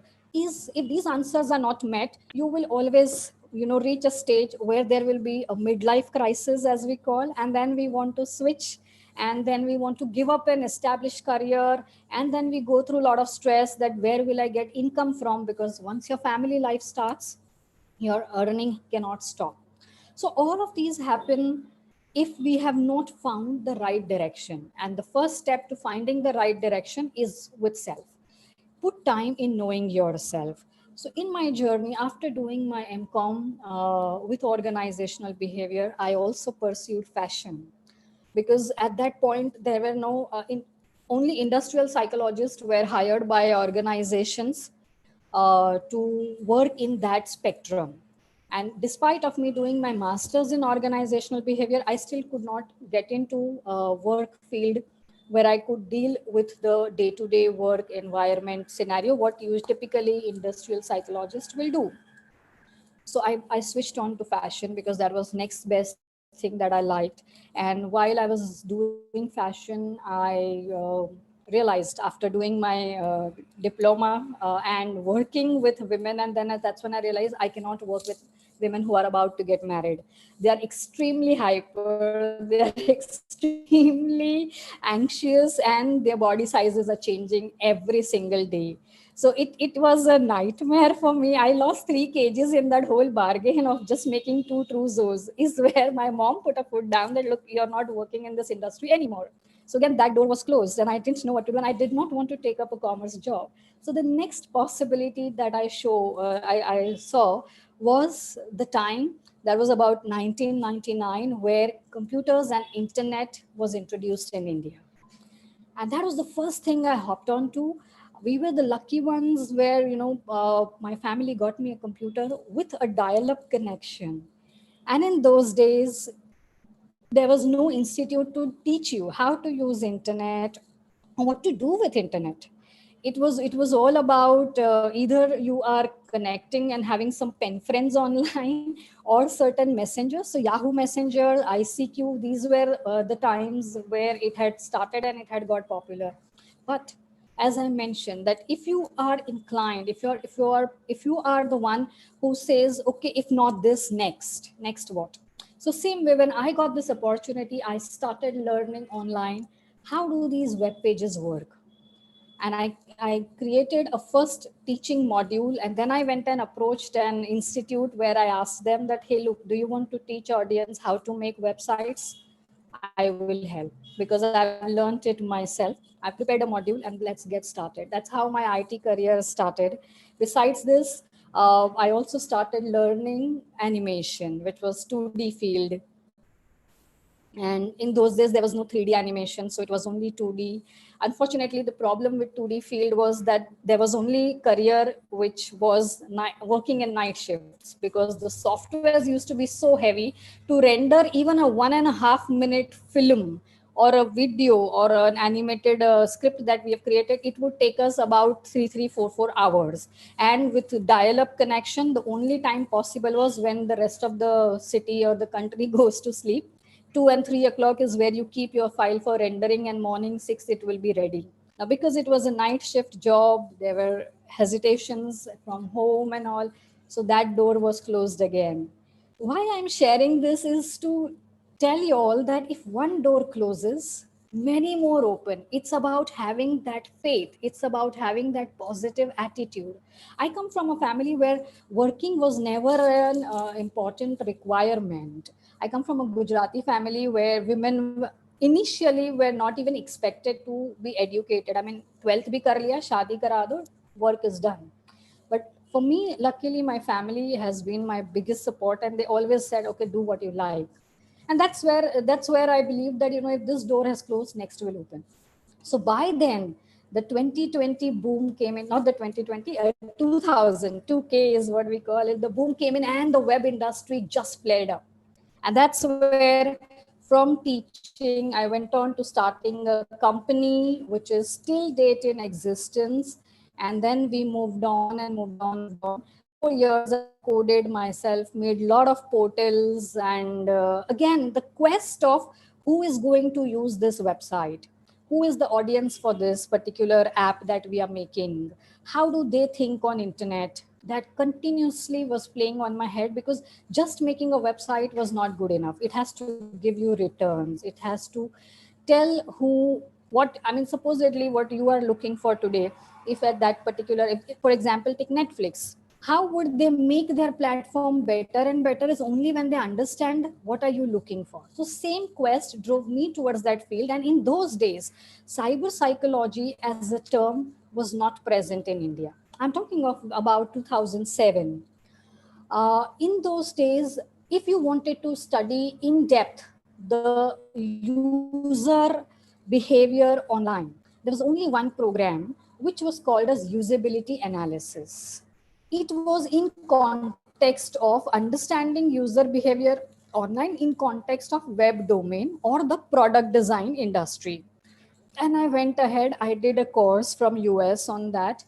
And since 2007, my journey into this entire domain of internet and human, this interaction and understanding what is and what and how is it impacting us, how are our decisions being impacted, day-to-day lives being impacted, has changed. Initially, the usage or the application area was restricted because internet had still not reached household, had still not reached to personal level. It was more of a business level, it was more of a transactional level, and hence the challenges were of different nature. So security was something which was very much in demand earlier thereon, and that's how we founded another sister company, which I'm a director of today. It is V4Web Cybersecurity. So the first cybercrime that we had dealt with was, one of my clients, his client had defamed him on, there was only one portal which is called as India Mart. It still exists today, but in back then when Google was not what Google is today, that was the portal where, your whole business reputation is at stake. So that's how this whole journey had started. And then in that process, where I thought that, now that my company has, it has a team and it's on its own and all, I really want to do something back for the society. I want to do something, I want to deal with this. And while I was also mother by then, and I was having a kid who was being exposed to technology, my kid was featuring in a movie, and that's where we had to give him a smartphone, because he was just 10 years old, or not even 10, I think he was 7 years old when this happened. And since he was traveling with the entire crew, he had to coordinate with them. So the only way was WhatsApp. In those not WhatsApp, there was another this thing. So that's what we gave him. And that's where this whole quest started, that look, a smartphone in a child's hand, where can it lead and what can it lead to, is what got me into doing these kind of awareness shows and awareness campaigns. I started my work with absolute passion, not just for my child, but I was like, I want to leave this planet and this entire internet space safer for the younger generations coming up. So I'm not saying that it's like, we all have to have these kind of larger than life goals. But when we have larger than life goals, our contributions begin early on. We don't wait till the right opportunity, till the right career. I never waited to get my certificate or get my qualification as a cyber psychologist on this.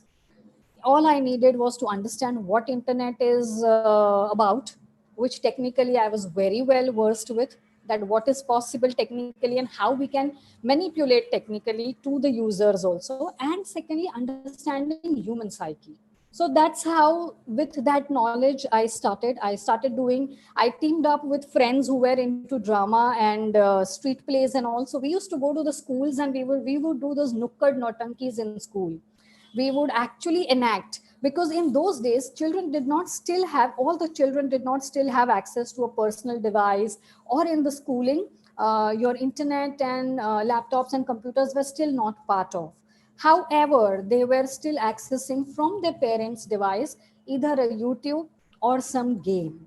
And this education, the earlier you begin, is the better, that you can instill certain values and all. So in form of drama and dance, we would explain to them what exactly is bullying, how it happens on internet medium. And from there on, we went on to create modules. And so I would have worked with about almost 120 odd schools, colleges, universities. I've done a lot of campaigns with police, Mumbai police, Pune police, and even with UNICEF.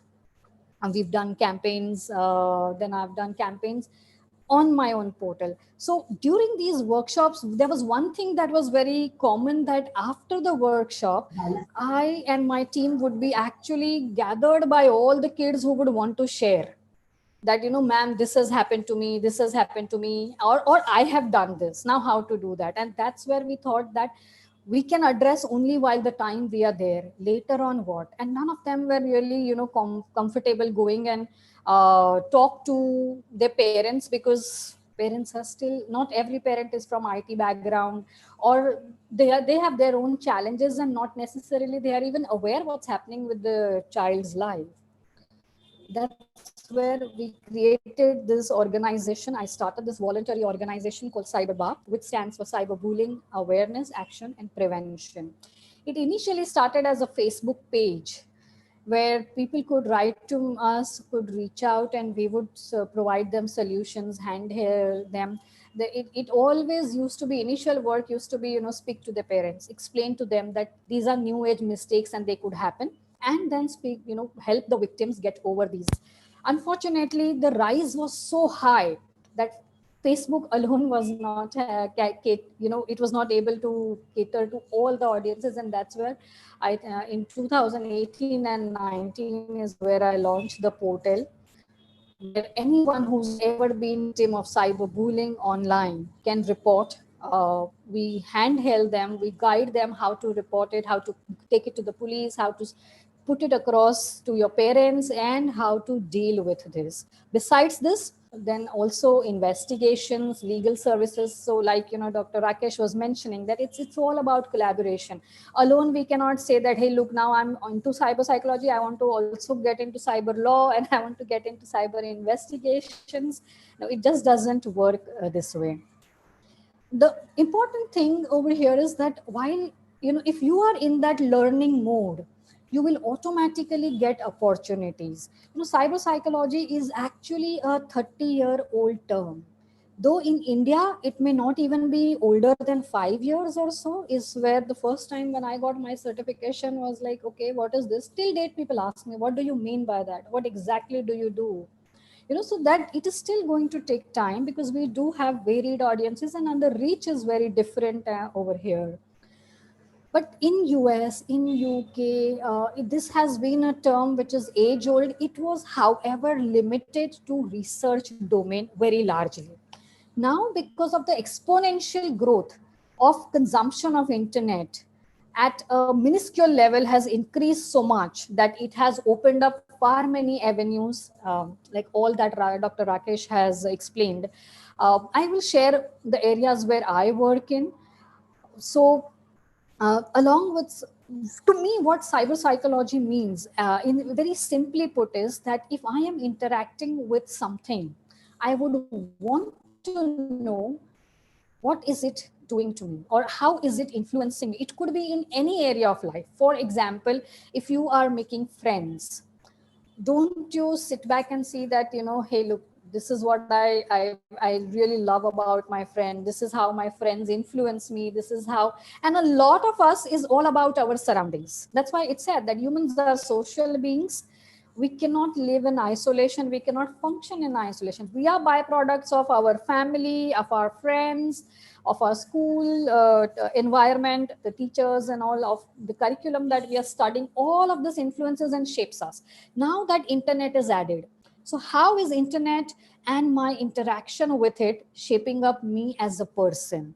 Each one of you, I would just say that take 10 minutes towards the end of the day, but think about it, that in last 2 years, what have been those personality changes in you over this? Because during, why last 2 years? It's the pandemic time, and the only recuse that each one of us had was internet. That was the only place we could go to, since we all were locked into our houses. And of course, now that we are using it for education purpose, also for communication, also for meetings, for conference, for everything, from entertainment to the even the condolences and all are happening online. So life has completely changed and revolved around technology. So sit back, write down how and where has it changed you as a person. Begin from here, and it will become easier for you to understand, not just read about it. Of course, reading is important because there is tons of research done by other countries. Indian context, we do have very, very less research. I remember someone asking that question that, should I do research on teenagers in India? Now, I had done that while I was doing my master's, and my thesis was on impact or the relationship between internet time usage and depression and stress in general. And my target audience in this research was teenagers. So it is the need of the hour, because we as a country are very young country, meaning that the young population in our country is far large in number compared to the older. And the consumption of internet, understanding of internet, usage of internet is much higher by the younger. Plus, a stitch in time saves nine. So early on, if you catch on, early on, if you identify these issues, you can fix them in a longer one. You educate a child, that education is going to go with him in his adulthood as well. For adults, the education begins with first unlearning what they have learned earlier and then getting on to the new learnings. So irrespective that, whether you want to do research with, I would simply suggest that do it for all audiences. take a decent number, 200 to 250 as your sample audience, and do it for different age groups to get the different perspectives. Maybe you put it across in your final or in your thesis just for one group, but for your understanding, since if you're planning to explore this field more and more, is where you do. Now, there are currently four big avenues in our country where you as a cyber psychologist can get a lot of work. The biggest domain is awareness, because currently awareness is the only form of prevention that we have. So awareness is one field where there is tremendous scope to work. And trust me, you don't have to wait till you get a proper degree or certificate in cyber psychology. All you need to do is be passionate about it and read and learn, attend these webinars, join organizations who are into this kind of work. Like Dr. Rakesh has also given an open invitation to anyone who's interested. So are we welcoming anyone who wants to join us in our voluntary organization. So awareness is one domain. The second domain is about investigations and assistance in investigations. So it revolves around the behavioral analysis or net profiling, as we call it as. So that's another area where I work largely, is in terms of profiling people online. The MTV show that I did, that exactly was my role over there, to profile the trolls, to identify who of these are actually psychopaths or sociopaths or having any kind of clinical conditions, and vis-a-vis who are the ones who are accidental trolls, who have not realized where to draw the line, and hence they have become trolls themselves. Then the third avenue, the profiling work goes with investigation. So the scope of work is with a lot of cybersecurity companies, with investigators, whether they are with the state or they are private investigators, and with the police.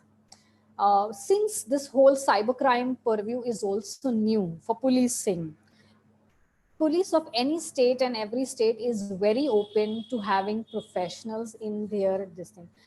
We've been providing regular trainings to police in 2-3 aspects. Of course, one is how to deal with the cyber victims as well. That's what I work on with them, because here the wounds are not visible. Here, nobody is going to believe you whether you say. So the evidence is the most important aspect. So net profiling is a very, very important field over here. The third domain is about, the third domain is using it in business, in marketing, which is where I work on. So in terms of understanding, whether you are into web medium, whether you're into any industry, psychology is the key. And today, cyber psychology is the key, because there is no industry which is independent of internet access or is not using any other element of internet. So cyber is part of every industry, and hence the need to understand audiences from that perspective is, especially post the pandemic, the way businesses work has also changed. They've also gone virtual, they've also gone in digital spaces, and they want to connect to their audience on digital spaces. And that's where you have the biggest and the most profitable scope, is where if you understand how to apply this knowledge into marketing avenue. Not only marketing, brand positioning, branding, digital communication, and digital well-being. These are the avenues with the corporates and with the business where you can work on. So not only do the cases like, see, in India, I'll give you a very realistic picture. We are not a country that believes in prevention. हम कुआं तभी खोदते हैं जब आग लग जाती है. पहले से we will not have right kind of resources in place for prevention.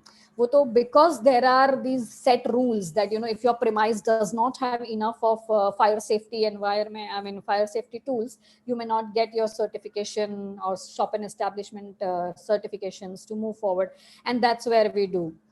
But honestly, we are not into prevention. Prevention तभी ही लोगों को याद आता है जब there is some problem. The only place where prevention can be instilled is at the educational institutes. So like even Dr. Rakesh said that, becoming a coach and all of this is a great stream, though it is going to be tough because educational institutes are the worst paymasters. I'm telling you this from my own experience. Most of them say that, but we are just an educational institute. While they are the highest fee seekers, I'm not saying anything directly to 3G. I'm saying in general, across the globe, this is the fact. Whether it is outside India, whether it is within India, they are not really great paymasters until and unless it has been mandated by the government. And that's where working with NCWs, Chair for Women and Child Safety or UNICEF is the way of entry through this.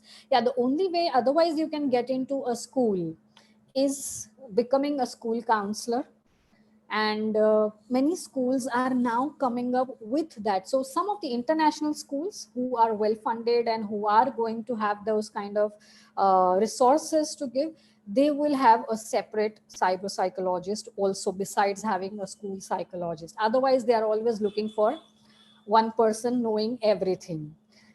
So these are realistic pictures.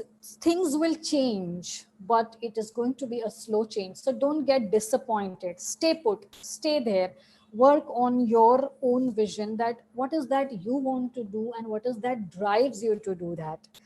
So these are some avenues where you can work, where you can make a difference.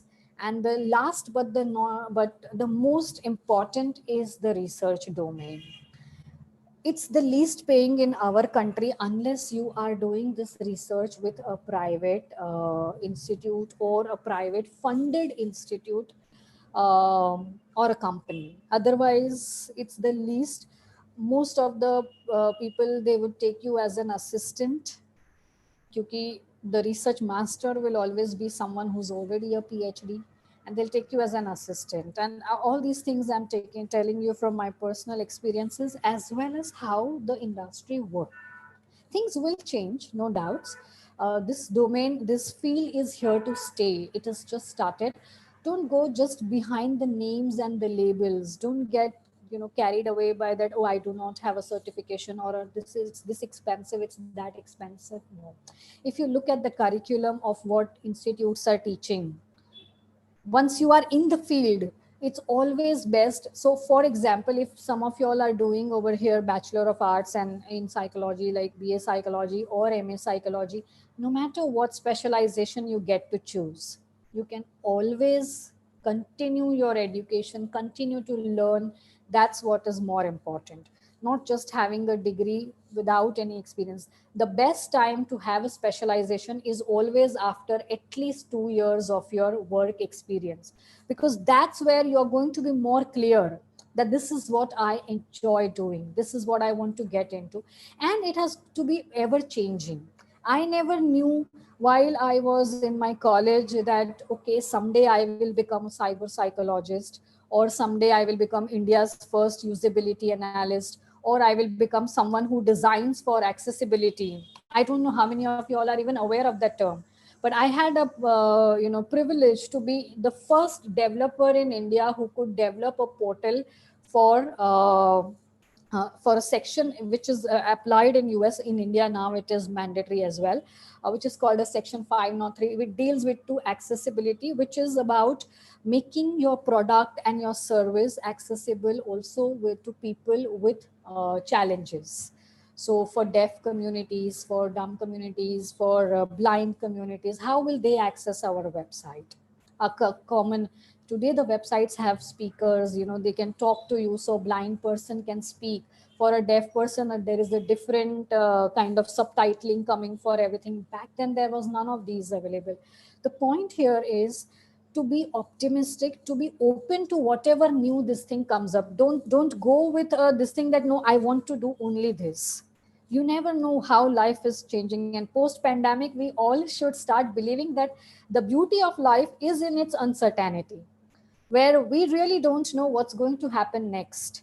If you have a very, very stringent plan that, okay, at this age I will do this, at this age I will do this, at this age I will do this, you will never enjoy the process. because you are having a framework, ye aisa hi hona chahiye. What if something again changes in life? Hence, having a very fluid flow of life is very, I'm not saying don't have a goal or an ambition. There's a difference. I'm saying don't have a framework within which you function. A lot of people, when I was switching from, having an established IT career, I've got awards in that field. I've got a lot of first timer recognitions and etc. I've got even awards for building amazing web portals as well. And they were like, are you crazy? You want to give up this field and get onto this? Because at that point, nobody knew that sometime in future, web and psychology's marriage will be called as cyber psychology is going to happen. When I also not switched, but when I also got myself trained as a counselor, as a counseling psychologist, was when a lot of people would say कि इसमें क्या पैसा है. Obviously what I earn in IT is definitely way bigger than what is, but it's everything is never about money. There has to be something that you do which you enjoy doing, and then look where life can take you. For me, it has worked out brilliantly well, and that's why, like I said, that after 5 years of being into psychology stream, suddenly this whole wave of new marriage happened of internet and psychology, and that's how cyber psychology has shaped up. And today everyone will come and say that you made the best decision of your life. The point is, how many of us know at that point that it is the right decision or it's not, it's wrong? Follow your heart sometimes, because 99% of our decisions are always driven by the emotion. There are tons of studies on this. More than reading what others have written, trust your own instincts and your own experiences. Think about anything. Even if the last mobile that you bought, you might have done all your research that isme ye features hain, isme this is good, value for money is this, camera is good for this. At the end, there is one pop-up in that, but I love it, and that's what you pick up. Every decision in life is about, so it's a big mirage that your decisions have to be well thought of. I'm not saying they don't have to be well thought of, but at the end, what actually works is the gut or is the emotion behind it. Same thing should be applied. If you're well aware of that, you can apply it better in every other decision of life. And when we make decisions, why we are very, very scared of making decisions is because we are tying them to the end result. For example, when you choose this field, when you choose that, or when you tell your parents that, I want to study psychology and tomorrow I want to become cyber psychologist. What has happened here is that you have tied your decision of choosing humanities to becoming a cyber psychologist. Now that pressure is there कि अब बोल दिया है parents को तो बनना ही है. What happens in that process is you lose this whole process of enjoying psychology. You never know that in the study I never had decided to work with children and teenagers because I thought that I myself have child, and during my internship when I was working with children, it used to get very overwhelming that छोटे छोटे बच्चों को क्यों तकलीफ होती है. So I always had decided, I will work with adults only. It's easy. Session done. They are there. I am back home. I don't carry that heaviness with me and all. But where did I land up? I landed up choosing to work with you, children and teenagers, all the more. So the point is about not having a fixed mindset. Okay, this is what I want to do. While you are studying psychology, you may be inclined towards maybe taking up drug addiction as your specialty. India needs it big time. Cyber is going to be angle and aspect of everything that we do, because today drugs are also sourced online. No matter what you work on different types of therapies with them, your appointments will be, your communication will be through internet medium. So obviously study of cyber psychology is always going to be part of it. Just don't go by the label of it कि no यही curriculum पढ़ना है. Now, besides the institutes that Dr. Rakesh mentioned, we also have Gujarat Forensics and Behavioral Science Institute, which offers an MSc in cyber psychology. It is not an online course, or even if it is online partially, but it's still a 2-year master's program. It's not a diploma or a certificate. So that is one which is in India. Besides, outside, there are a lot of certifications available. Of course, they are very expensive. The courses, if you have to do your masters and all, they are extremely expensive courses, which not just for the money's sake, but I still feel that the context of India, if you plan to come back and work with Indian audience, you will not learn in the degree that you've learned outside, because it's like it's what happened to me with fashion industry.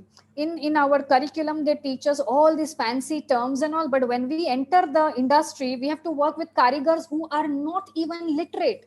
So if I go and tell him that my croquis has to be of this height and this thing, and I want a hem stitch and all, he's going to look at me with a blank face. Madam, what are you talking about? Same thing happened over here. Here, the need of the hour is having a regional expert. All of us learn in English. All of us, can communicate well in English because our education is in English. But to translate this is where another specialization field, or is where another area that you have. There are a lot of channels on awareness online and all, but in regional languages, very few. So these are places now. And how can you think of these options, and how can you think of these is only and only through passion, is from your experiences with people around you. When I actually got into psychology, before I cleared my masters, I had started my own practice because I had done a lot of certificate courses and all of that. And I used to be so passionate, मतलब कोई भी मिल जाता था मैं उसको पकड़ के बोलती थी कि यार, I'd learned graphology, so I started working with them that, hey, please write for me something. I've learned metaphor analysis. That's one of the beautiful most therapy to work upon, which is about drawings. So I would actually make them draw for me. आप draw करो and आप जाओ. But it's that passion in you which has to take over.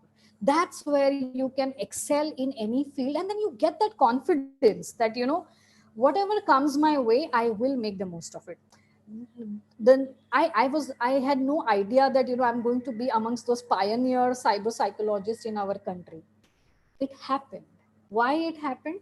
Because I was open to options coming my way. I was open to opportunities coming my way, and I was passionate about the work I was doing. So that's what I really wanted to share with you all. In a way, inspire many of you all that do not give up your dreams. After I finished my master's in commerce and I'm working in IT, I could have easily given up that. But because I held on to it, see how doors kept opening. I was the first one to do that course of usability in US, and I didn't have to go there. They came to India for the first time. So I could do it at 1/4 the cost, the same curriculum, sitting in my own city, catering to my child, to my business, and parallelly learning. And what, of course, it's an expensive course. Whatever I invested in the next month, I had a client where I could work and get that thing. So the point is, education never ends. Interest can keep changing. Don't bind yourself to what choices you made earlier. अगर earlier मैंने commerce किया and I would have stuck to it कि नहीं यार अब commerce किया, how do I even switch into this? What will people think? This, that. Life would never give you these kind of opportunities if you get stuck to that. A lot of times we see that we make our, unfortunately, Indian education system is such that you have to make decisions of your future career at age of 19 and 20. While it's well understood and well said that your frontal cortex is still not fully developed till age of 21, which helps you make a rational choice, analytically think well and all that. But our country is still stuck up with the old systems, and what we can do individually is like system badalne ka, and frustration doesn't take you anywhere. Might as well tell it to our family members that it's okay if tomorrow you want to change your stream. If you've studied CA right now and you tomorrow want to get on and become an artist, so what? If you've chosen your humanities at this point, and if you feel you're not enjoying at some point of time, or you're bored at some point of time, it's okay. There will be one door closing, will open more doors. Problem happens, we keep crying on the door that closed, and it just blinds our vision, and we cannot see the more doors that have opened today. So this was about me in my 40 years of life and 25 years of career. almost 25, where lot of this, so there's a very beautiful saying by Carl Jung that I am not the product of life, but I've made my own choices. It's about making choices, and that is the biggest threat that human mind perceives. Making decisions is the biggest cognitive load or to a human mind. And why I have explained, because we tie it to the end result. Our karma theory, which is ages old, it also tells karam kar, fal ki ichha mat rakh. Fal you will get in the process. But if we, of course, that all sounds spiritual and gyan to us at this point of time, though because I am in that age and stage of life, I can still go back and quote that to you. But yeah, had I been in my 20s, I would have also said, yaar, gyan mat do. So we understand, but it's a fact that if we only and only focus in doing, which is the basic essence of human being or a human form of life, you focus on doing, you will automatically keep moving towards your destination. And hence, having a larger destination is extremely important. So from my journey, if you all want to, if you've been inspired in any ways and you have any questions, feel free to ask. I have not shared too much about cyber psychology because I think Dr. Rakesh has covered a lot of it. There is tons of it available all across the internet. Besides that, any of this. So what I believe now as a person, I am more of a groundwork doer than an academic person. And hence, you can talk to me about the cases that I've dealt. In this pandemic, from April 20 till date, more than 10,000 complaints or reports of cyberbullying I've got on my portal, and we've been working day in, day out on that. So these experiences also shape up and sharpen up your skills in dealing. It's the same sextortion, but how it has impacted a victim differently. How many factors have contributed to this? So there are so many such learnings on day-to-day basis. So please feel free if you have any questions to ask. I've been going through the comment sections both on Zoom and YouTube. I can't help but smile because a lot of people are, lauding your resilience and your sheer hard work that has gone through in your almost 25-year career. There are people who are wishing you that, we wish you go successful with a 75 plus career, which is, which is I think wonderful. That's the key. Work. This needs to be in a active phase. The empty mind, devil zone. So I always also, since you brought up this point, there's something that I want to tell that, see, I understand here we are all young people and right now we are focused on our career, but also think about how you can engage your grandparents. Pushing them towards social engagements is extremely important because that is the only way our cognition is active. The moment this goes down is where dementia and various other problems of that age seek in. So it's very important. And yes, whether I live to 75 or not, I don't know, but I'm going to be working till the last breath I can. And we all will find our cause if we are aware, if we are living in that particular moment, not being struck by that age is a factor. When I was doing my masters, I was 36, and the only time I used to get to study was night 11 to morning 3. That was the only time I could study. They were of course, your family is the biggest support, and they always do, because I had a growing child with me as well. But nothing can stop you if you want. Everyone was telling me health kharab ho jayegi because morning 6:30 I have to wake up my kid's school. So the only time, whereas I'm a person who till date needs 9 hours of sleep. Without, unless 9, I cannot function. But this is so powerful that if we tame it, if we know that this is what we are going to, this is what I want to do, everything else falls in place. And I never felt sick in those 2 years where literally I was sleeping only 3 hours or 4 hours, or maybe on the weekends I might sleep 6-8 hours. That's about it. So engaging this productively is the essence of being into this stream. And I think when you talk about human psyche, it all begins from here. Wonder. Yes, ma'am. So one question that we have on the Q&A is due to the pandemic and just in general, our consumption of social media has increased greatly. Is it possible to be facing social media gaming addiction? If yes, what are some red flags to look out for? Right. So thank you so much for this question. It is definitely the burning question across. So first, I will answer this in two parts. Let's first understand that these words, which are clinical words like addiction, depression, anxiety. Unfortunately, we all have started using it very loosely. While a clinical depression or a clinical anxiety is very different compared simply hey, I'm anxious. Clinical anxiety is very different than what just being anxious or just being worried about is about. It's extremely different.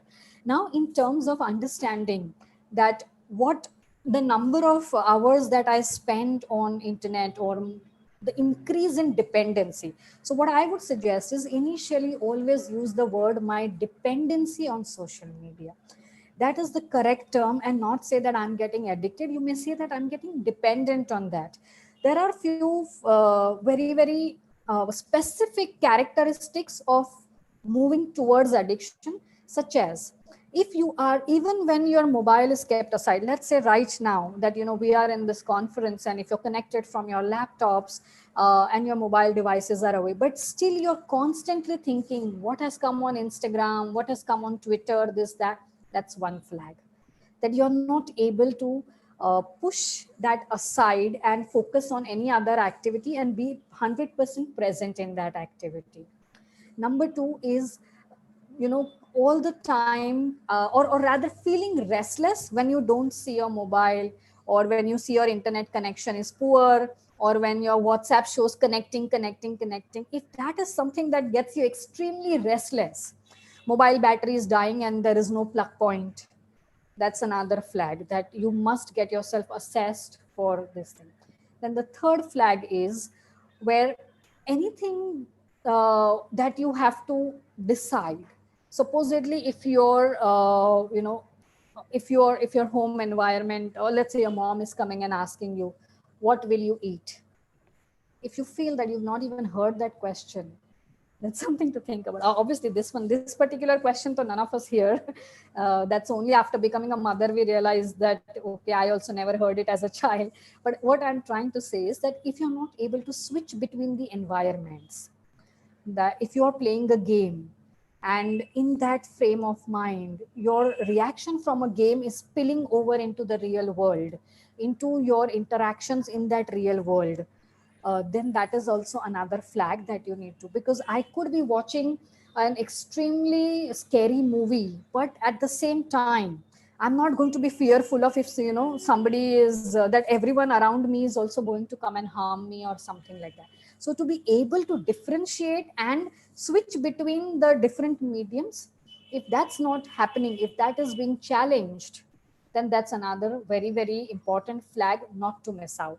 And lastly, if your sleep and if your food has been compromised because of the time that you have put into this, has led to you staying all the time cranky, either completely having a not addiction, but a craving for junk, or overeating, or completely abstaining from eating, any extreme change in sleep and food is the first most and the most important flag which comes with this. So these are some flags which you can spot on very clearly. People who are more and more dependent on screen, overall also you will find them by nature getting more hyper, getting more anxious, being a little more reactive in everything, and their reactions becoming extreme. But if they are away from that screen for whatever short amount of time, if they're not able to bounce back to the other way of behavior, then that's a flag. While in that game, we understand it's like, when you are on a football field, you are in that aggressive mode. But once the field and the game is over, are you going to behave the same? If yes, then it's a flag. So these are some things. Stop getting worried that just because I'm spending 2 hours extra on this thing, or I'm playing game, or today I just feel like binging something, I'm going to get addicted. No. Most of the times your fear will make you so anxious that nahi bhi hoga to bhi you will start getting all these flags and all these symptoms. Not every person who spends more time on internet is going to be addicted. No. There are a lot of factors into this. The time used for what? So divide between your recreational use, your productive use, and your academic use. Keep a proper check on your recreational use, because from there is where entertainment and sense of belonging, where you get more, whether it's on your social media browsing, whether it's on your game, is what is going to lead to doing that more. So it's a cyclic process. Pleasure value, it increases your dopamine, you feel like having more of it, and then it goes on. So hence, curbing onto the entertainment time that you spend as per the screen time guidelines, which for adults is not beyond 2 hours ideally. These are all guidelines, these are ideal. In certain cases, people who are in gaming industry, they might have to spend a little more time. So being aware of that is what is important. So I hope I have answered your question in a way that you know what to look out for and how to identify and be comfortable doing what you're doing. So with that, I am going to close the Q&A session. I'd like to thank you so much, because even yesterday when I was discussing this topic with you, I mentioned that more than the theoretical part of what cyber psychology is all about, your experiences, your journey, something that I have had the opportunity to know from you, that is something, if you could share with the audience, it's something that would really resonate with them. That whole story of resilience, how you have had to face all these different hurdles, come on top each time, and in the end finally pursue exactly what you decided to pursue right at the beginning. So life has brought you full circle. And it's still going on. It's going on. So I always believe that it's just the start. Correct. So with all that said, thank you so much for giving us this hour of your time and sharing this experience with all of our audience. I'm sure they have had a lot to learn from this. And as a token of our appreciation and love, I'd like to ask the tech team to share with you the e-certificate right now. Thank you. Thank you so much, Angela.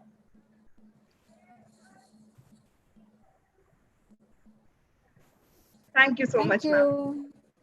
Thank you.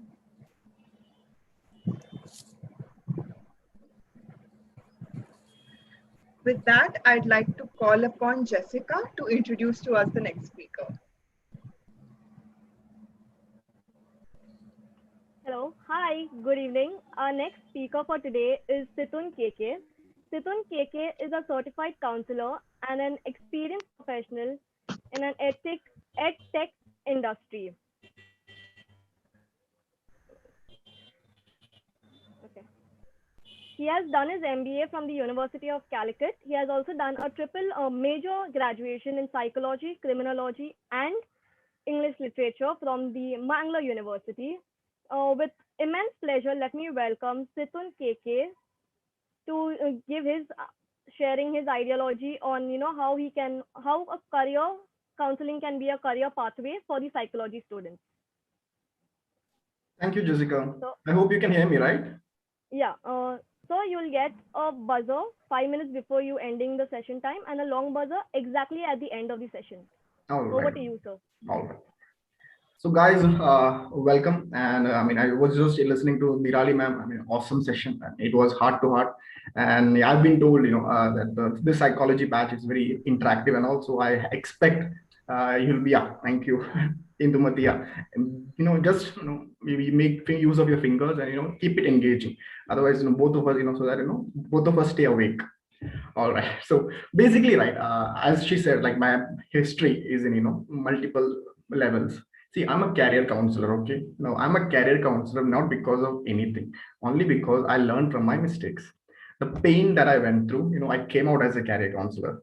I started doing my +2 in science, PCMB. Then I shifted to arts, BA Psychology Criminology, and then I finally did my MBA in Commerce. So I've almost covered all the fields as of right now, and finally found that my passion is to help others find their fields. And one thing I can tell you that it all started because I did psychology, because I have special place in my heart for psychology students, because I know that is one area of students in our country who have a lot of potential and a lot of talents and all. But if you speak regarding the opportunities, including campus placements or how corporates treat them, I mean, just unused talent over there. So in that field, I would just want to that's the reason I came here, to tell you about just like you have an opportunity in cyber psychology. There's one more opportunity which you can, if you want to pursue, you can in career counseling. So I'll be taking to a little bit presentation. First, I'll just give a presentation on what is career counseling, because I'm aware that the crowd is versatile. So some people have different levels of knowledge. So taking into consideration, I'll deal with all of them. And then finally, I'll just introduce to our program how a career counseling trainer, how we'll make you a trainer if you want to pursue. And then finally, we can open for a discussion, and so keep your questions ready. I'll just share my screen.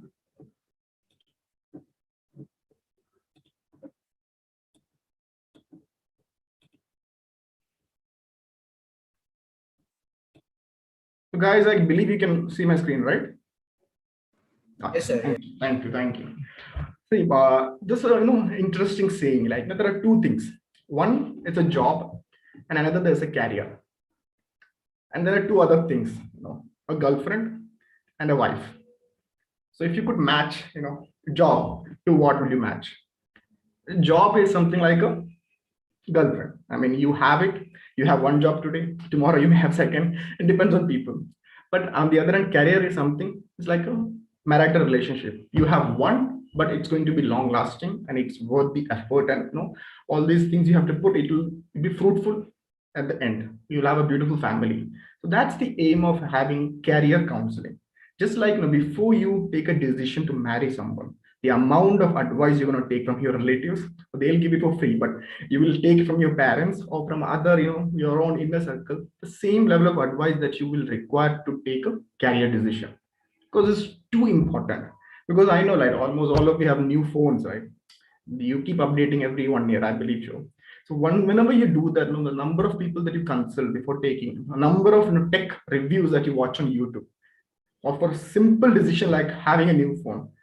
Now imagine how much time you should spend while creating a decision which will affect 40 to 60 years of your life. See, we all have 24 hours a day, 8 hours gone for sleep, the rest 4 hours for other activities and all. So 8 hours we work every day. Now, what should we work at? We have to decide, right? Should we work on something which is long term as a career, which makes best use of our innate abilities, or should we do something for the sake of money? It's job. So now I'll be tackling about what is career counseling, the importance of career counseling, what you as a career counselor, how you can impact someone's life, and how it is related to psychology.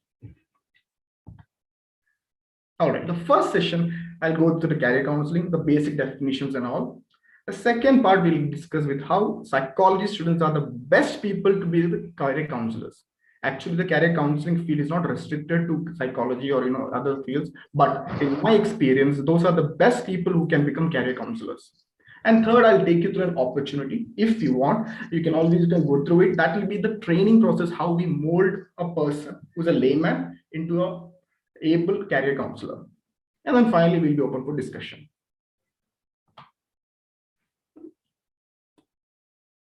So the crowning fortune of a man is to be born to some pursuit which finds him employment and happiness, whether it be make baskets or broadswords or canals or statues or songs.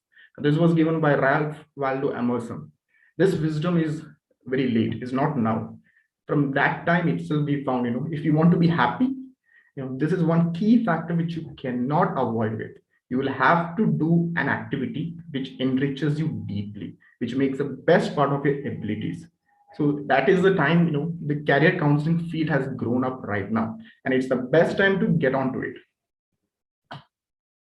Okay, now what is career counseling?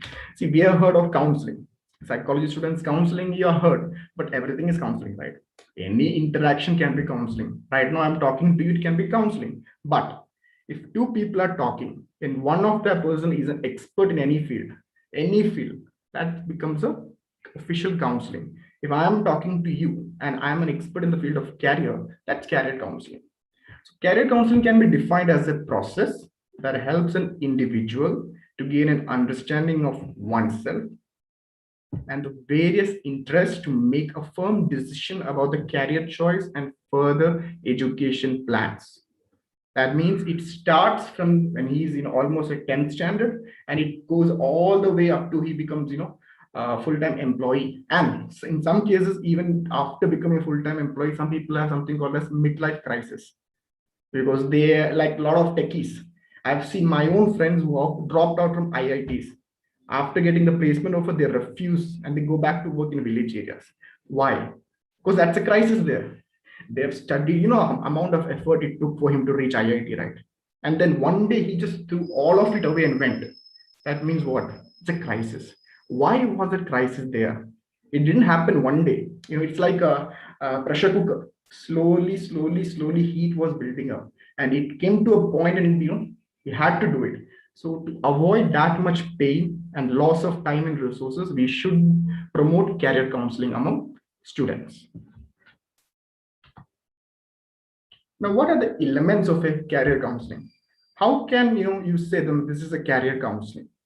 So there are a few things which should be there to qualify it as a career counseling. Number one, you should should be having with a qualified career counselor. See, no offense, okay? A lot of those teachers, they are well-intentioned people. They they want you to succeed, but even a lot of teachers, especially in schools, right, they are not aware of this, the possibilities in the career setup. They will tell you what they know. We cannot blame them for that, right? They will tell you what they know. So you should consult a qualified career counselor. That's the first thing. Second thing, it should be a secure environment. That means for a counseling session to happen, your parents should not drag you there. Neither should you meet with a person whom you're not comfortable with. So these are the first two steps we should tick mark to say that you have had a career counseling session. Third one, agreement of trust and confidence. Because as a career counselor, you will be sharing your intimate details. And as psychology students, right, patient confidentiality agreement binds here also, because he will be opening up himself to you. So you have to respect that. And then finally, relevant psychometric assessments, which I'm sure if you are, if you have done your degree in psychology, you must have done a lot of practicals in that area. So a few of the personality tests also will be using just to aid us, because believe it or not, like in half an hour, it's very hard to judge a person. But we can always make use of tools which will give you an unbiased report. Because at the end of the day, human beings, we have a quote, right? Don't judge a book by its cover. Trust me, we do. The same way we accept and delete requests on Facebook, we do the same thing. The moment we hear a phone call, we judge. So it's a human nature. To avoid that, neutralize that, we also make use of psychometric assessments. Now, what are the psychometric tests which we generally as career counselors use? See, MBTI, Myers-Briggs Personality Inventory, you must know, and the big five, Ocean, Conscientiousness, Agreeableness, Neuroticism, RISEC, the Holland Occupational Themes, and IQ, EQ, Intentions Quotient and Emotional Quotient Skill Assessment Test. Now, the reason I'm showing you these things, right? Now, these are the things which are conducted by career counselors. They are being taught after a person, for example, who have done their master in social work or any other degree. They come, we train them in this and they do it. Now, to be noted is that our graduates in psychology, they are already aware of these things. You people already know these things. You will already have a grasp of these things. Now you see, right, how easy it is for you to be a career counselor, and how easy it is for you to be a better career counselor than a layman person who's not from a psychology background. Now, what will the process? All right. I don't know how many of you have attended a career counseling. I really don't know, right? But I have taken career counseling and I have myself attended a career counseling. So before you make a decision, all right, it's like, the day in the life of a sailor, the day in the life of an armed forces. This is how, a session with a career counselor would look like if you choose to become one. Number one, whenever you have meeting with a client, is just awareness. You're just being aware, okay, this is things, these are the purposes. You list down the objectives, because a lot of times, parents are, accompany their children, and you talk to them, what is the necessary. Like last time we had a client who was dyslexic.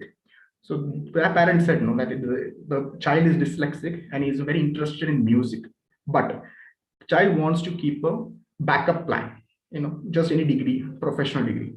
Now, those are the things which will you uncover when you talk with them in the initial stages. So that's the awareness part. Now, second step, as soon as you're done with awareness, second part is exploration. Now, there it's multifaceted.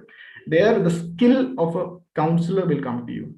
Because when I talk to you, I should know you. You all, you should reflect onto me what you are. And you should also use tools like psychometric tests to get that exploration into the inner self. And then finally, decision making. See, it's all good and done. You come for the session, you sit there, all right, you talk with me, and then you go. Without making a decision means what? It's a failure. It's a total blunder. So in career counseling, you must know it's not a passive job. It's like a brain surgeon. How a brain surgeon does it physically, you're doing it intellectually and sometimes emotionally also. You're connecting with that individual and you're enabling him to make a decision there in itself. Okay, this is something that he must do. And once you make the decision, the next step is preparation. Okay, for example, you want to be an engineer. What are the things you must do? There's something called as cost benefit analysis. This is an MBA concept, but it applies heavily in psychology. Like, for example, if you want to be a IIT guy or IIM, you want to do there, that's the benefit, all right? You will get a good salary package, everything. What is the cost? How much you have to study? How much time you'll have to take away from your leisure time? So that you'll be doing it while doing preparation. You'll be preparing it. And then the final part is implementation. Just following up. How is he doing it? Is there any glitches and all those things? Now, this will be your role if you choose to become. I always say, if you choose to become a career psychologist, this will be one of usual days how it will happen for you. These are the reasons, role of a career counselor. At the end of the day, what do you do? Like plumber can tell, right? No, I repair pipes. No, I make the water system correct. A lot of people can say what they do. Armed forces will tell they protect the country. What is your role as a career counselor? These are the four major parts which you will be doing. Assessment. Number one, assessment. Those people, career counselors will help their clients assess what is going on. What is the child's problem? What is the child's key strength? Second, access. A lot of the time, you do not know what you're good at. I've seen many people, they do not know, how good they are in some things. They take that for granted. Now that information will be accessed to them by a third party. That's how we act as a neutral being. Third is confidence. It's always, there's a quote in Bible, like more number of counselors, there is safety. The more counselors you have, there is safety, because you're getting wisdom and guidance that will instill in you the confidence you need to do. And finally, it's therapeutic. Again, this is the major point I'm stressing. Psychology students can do a wonderful job being a career counselor, because it's not limited, at psychometric tests. It is not limited at, finding him the best college to join. No, it's therapeutical, because a lot of times you will know, he will have anxiety issues. He will have, self-image issues. The reason he's not doing, he's not taking that step is because he doubts himself. So that thing you have to deal with therapeutically. So that part, right? That part, a person without a psychological background may not be able to do in a better way. Now, statistics. My lot of my batchmates, I did my graduation in psychology, didn't pursue masters. A lot of they have just they've done masters, and most of them are in clinical setup. All right, not because They want to, I don't know, I cannot be judge of that, but that's a major option for them. Psychology students are obsessed with clinical psychology. I really don't know. All right, and to be honest, okay, this is a platform being honest. And in the clinical setup, because my seniors are from NIMHANS, they just passed out 3 years back. In clinical setup, psychology students as of right now in India, they do not have that much hierarchical value. You'll be dealing with mental health, you'll come that level of hierarchy, especially after psychiatrists, psychologists, social workers, case study, that level value, because psychology as of right now in India needs a lot of development. So I always implore you, after psychology, not just clinical, all right, it's just the same as saying after 12th only engineering. Same thing, after graduation psychology is not just clinical, there are a lot of other areas also. So go for it. Like for example, this one, right, career psychology, that's the future over there. 67% of Indian population are in that working class population, and often the majority are in the 15 to 30 years age bracket. Now they are the ones who need, see the market, there is a need in the market for career counselors. I'm telling you, for good career counselors there is emergency need. So 1.4 million vacancies there. Now imagine if in a country, or if even in the defense services, there are so many vacancies. Now if there is so many vacancies in a sector, that means what? It's being neglected. So the effect you can see, right? Go to just make a call to 5 schools around you in your neighborhood. Check how many people, they have certified career counselors. They won't have. Majority of them don't have. And that's not the case in village areas alone, okay? Now, this is the case in metropolitan areas also.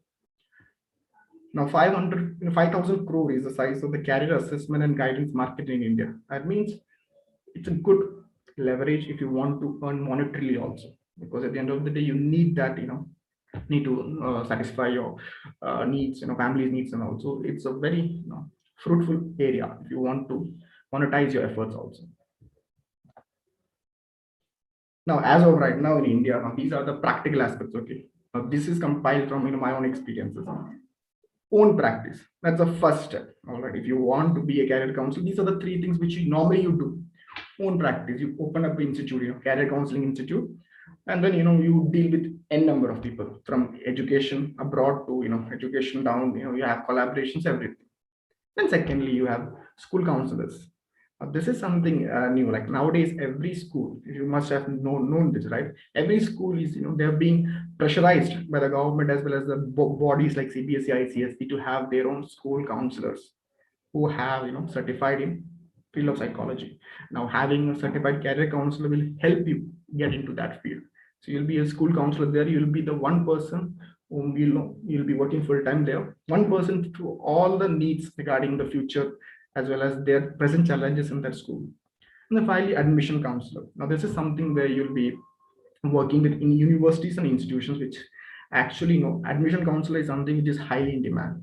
Today, as of right now, there are companies whom I am associated with, they are searching for qualified admission counselors right now. So if you are being a career counselor, that helps you get over there, because you know the thing, the stuff what they are speaking about. Now this is the assignment, all right. See, I'm not done with my assignment. There's one more presentation, one more PDF that I'll be going through, but this is the introduction to that. So this is the assignment, all right. Just chat with a few young adults, any adults, or like teenagers, or just go there, chat with them, and just ask them, how aware are they regarding the career opportunities, regarding the choices they can make. Just ask with them, how much aware are they?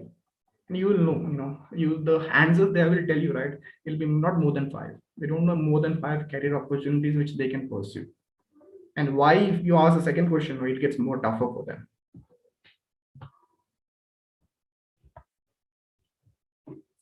Now the program is conducted by 3G, right? So 3G IRPS, the same company. I'm also consultant with them. So we have something called as 3G Live. So what I'll show you a presentation whereby how we take students, psychologists as well as graduates, other graduates, and train them into becoming career counselors. That means you get the picture of how career counselors are being trained, so that if in the future you want to make one, become one, or you want to refer someone, you have that knowledge with you.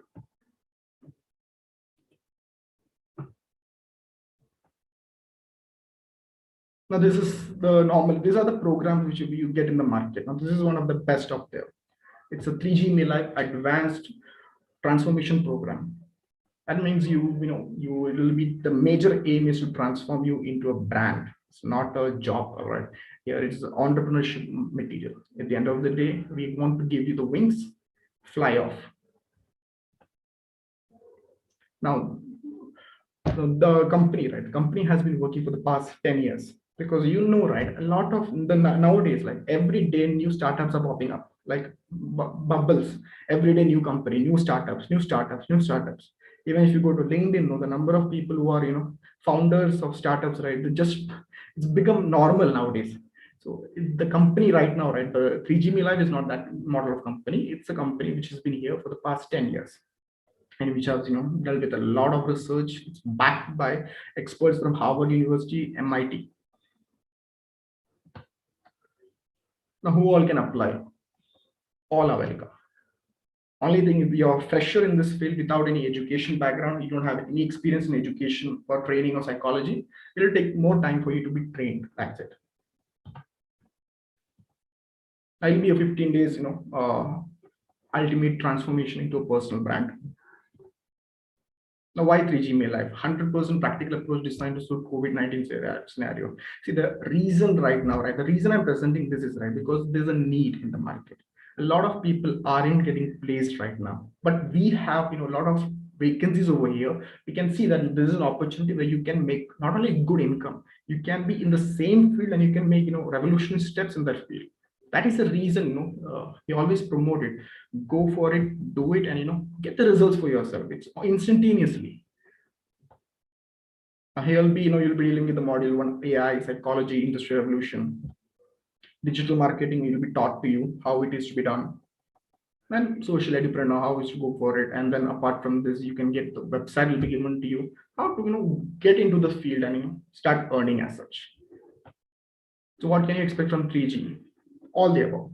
All the social media profiles will be polished, Instagram will be updated, LinkedIn will be updated, and all the certificates that you need. So the reason, right? The reason is that certificates that you need, because if you want to work in an international setup, certificates like London certification, London School of Business Management certificates will give you credibility and reliance.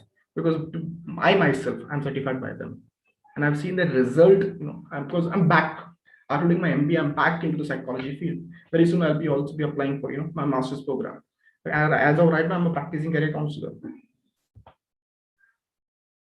Personal branding package will be given, and your marketing video, as well as the entire tools which you will ever need to do the counseling system. Be it education systems, be it psychometric testing, be it deep dive into destination UK, USA. See, the purpose of this program is simple. You, whoever you are, you as a person, go start doing career counseling, go start doing these things, go start figuring out by yourself how to succeed, go start doing digital marketing on your own. It will take you at least 5 years to even know that level, to reach that level. Why do you want to wait there? People who have been with us, who have 20 plus experience, or years of experience, who have shown in the market, who succeeded in the market, they're going to come and train you. So it's two choices you have. Either you sacrifice your time or you sacrifice your money. And in this economy, nobody's going to wait. In a matter of 5 years, billion-dollar companies are coming up and going down. So you have to act smart and act now. See, artificial intelligence, new age carriers, all these presentations which will be given to you, which you'll be able to take for other people also. Now, 3G Life AI-driven assessment engine. Now that's the psychometric engine. This is based on RISAC, BMTI, as well as some other Minnesota personality inventory. Those are the things which we have taken into consideration while preparing this entire system for you. See, at the end of the day, there's an opportunity. There's an opportunity for psychology students, because at the end of the day, like after graduation, you have to do something meaningful. Or after be it graduation or post graduation, you have to do something meaningful, and you have to stand on your own. Job risk finder, skill finder, stream finder. Now these are things which will be given to you, and These are a few of the books you'll have, so that you have that upper edge when you're beginning. All the academically, you'll have that content with you. And as soon as if someone is interested, someone gets onto the platform, first webinar will be held by us on us, and then you'll also be taught how to get interns to work with you. So it's a win-win situation for each of you, and the community support is excellent because I'm a part of that community. So yeah, that's it for now. So the purpose of me coming here is to introduce new enthusiastic psychology people that there's an extremely productive and financially fruitful field of career counseling. A lot of people we are coming here, but psychology people aren't yet they do not know about the effect of it. So what we want you to do is give it a try, think about it, which maybe you're in first year, maybe you're in third year, maybe you are running a PG, but focus about it and go up. Become a career counselor and start impacting lives. Be with us or with someone else, but the field of career counseling, keep it in your mind. Yeah, Jessica. Jessica, you're on mute. Yeah. Am I audible now? Yep, you are. Okay. We'll have a quick question answer session with everyone. If anyone has questions, you can put in the chat box and we'll get your answers. We'll get your questions solved as soon as possible.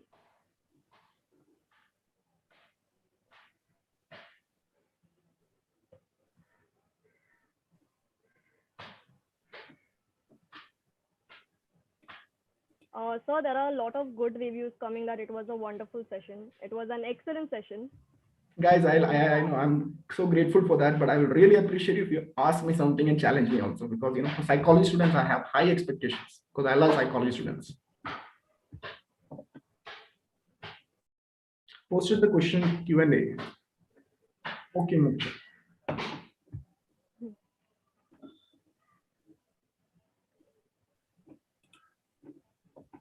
Jessica, can you read the questions from the Q&A? From the YouTube one? No, I can't do that. Not from the YouTube one. Q&A. Okay, Angela, do you have access to that? In the bottom. There's one. Yeah, Angela could read it out. Okay, so there's one question. It says, how do we know which psychology field is best suited for us? All right, yeah. See, there are, for me, right, that major question is, first, is clinical psychology suited for us or not? First, you say no to that, world is open, all right?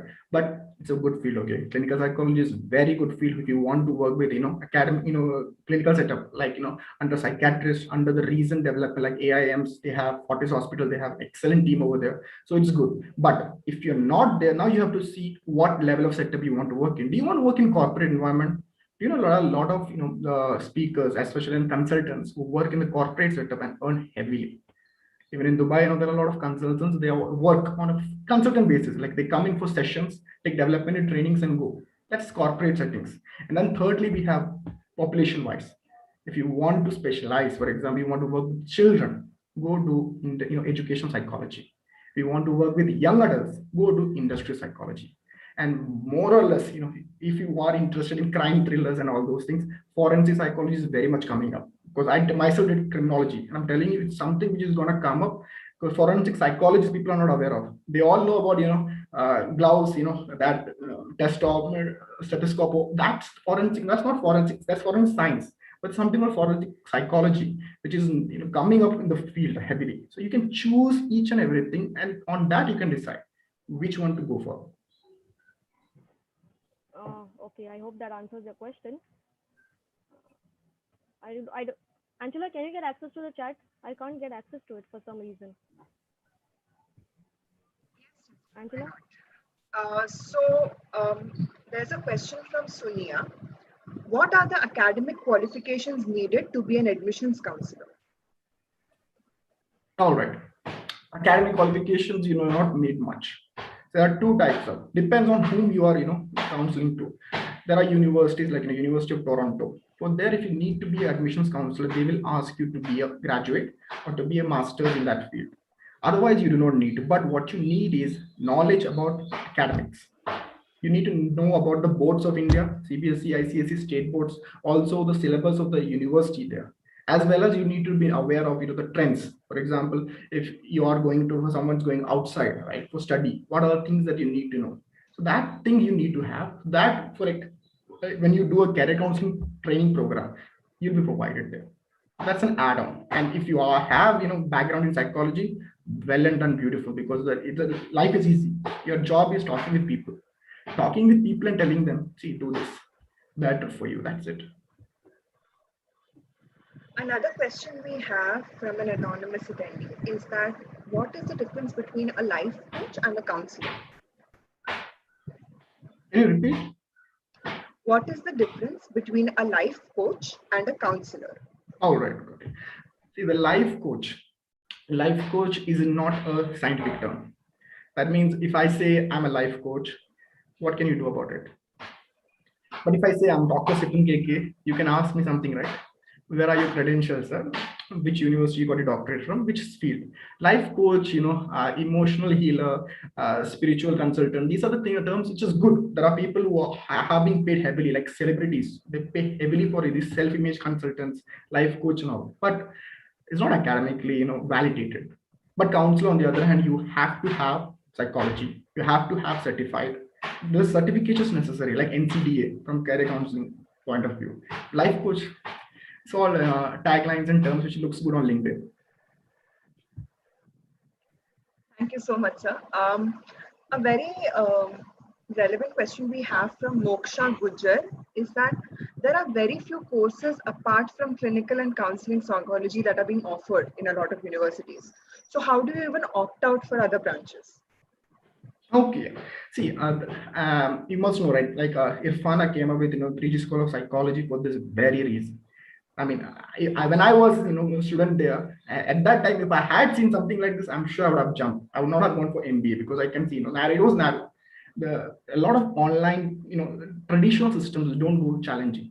Because if you're gonna go to universities and tell them, okay, stop doing with these things, give us the new modern, different courses, it will take time. It has politics there, it has government issues there. So nowadays, companies like 3G School of Psychology has coming up. Like there's some company like last speaker, right? Cyber psychology. There are online courses which gives you validation. So go for that. There's stigma, right? There are stigma online courses. That is a new field.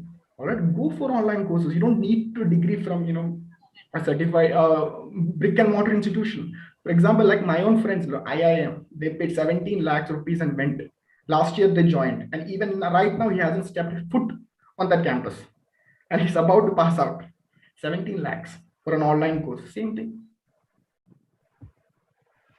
Another question we have from Mohini Patil is, children get distracted after choosing a specific career path. In such situations, how can we as a psychologist help them? And the thing is that children get distracted after choosing a certain career path. The major question is here, who chose? If children chose, they know responsibility. Even a 6-year child, right? If the phone fell from his hand, he knows responsibility. Even the dogs know responsibility. Even they show guilt when they did something wrong. So when we say children chose something, make sure children chose that. Otherwise, if you chose for that child, you're the one responsible, not him. And even he knows. I don't know. My father wanted me to do engineering. I did engineering. You can hear them saying these things. One last question that we have for you today is, what are the other novel domains wherein career counselors can work? Oh, sure. See, right now, the best thing that's coming up is learning and development, whereby this is something entirely field. Here you make use of neuroscience, how you learn, this is included with corporate as well as an industrial setup. So this stream is coming up where career counselors are more and more going over there, because it involves a lot of dynamics over there, and this is something which clinical psychologists cannot do, because this field, right, it's ever changing. Career counseling is ever changing because of artificial intelligence, all thanks to artificial intelligence. And you as a career counselor, I'm telling you, set your ears tuned for artificial intelligence, because the entire career structure is being changed from everything. No old jobs will not be the same. Because the reason, I'll tell you, when someone want to come to you for career counseling, he's not coming for tomorrow. He says he wants to become a doctor after 10 years. And you looking at the current scenario, say, yeah, it's very good. Go be, go do your MBBS. But the time he finishes it off, he finds no robots are doing surgeries, a lot of doctors, Okay, now what am I to do? So you have to keep in mind AI. That is the key novel term you should keep in mind while thinking about career psychology. With that, I'll pass it on to Jessica to close.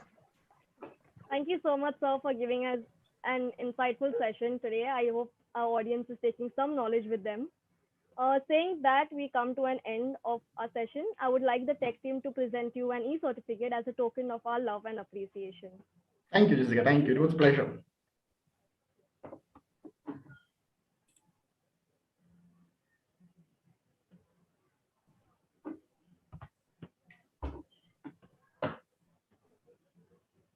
So your video is off, I guess. Yeah. Oh, sorry. Thank you, guys. An amazing job, okay? Amazing job. Thank you. Thank you so much, sir. I would like to thank and hand it over to Angela. Angela, to you. Yes. So with that, we have come to an end of the first day of sessions today. We also realized that in the process of us coming to this place, a lot of you had inquired about Victoria Mattingly ma'am's session. Due to some unforeseen circumstances, she could not be here today, but we are trying to reschedule her session, and we will get back to you with the rescheduled session time and date shortly. Thank you so much for joining us today. We have 2 more days worth of sessions. We have an excellent lineup for you tomorrow as well as day after tomorrow. We really hope for you to join us. Time will be the same, starts at 10 a.m. We'll go on to 7:30 p.m. We will have a lunch break from 1 to 2. I hope you guys had an amazing time. Thank you so much for joining us. This is your host, Angela, signing off for today. Good night and take care.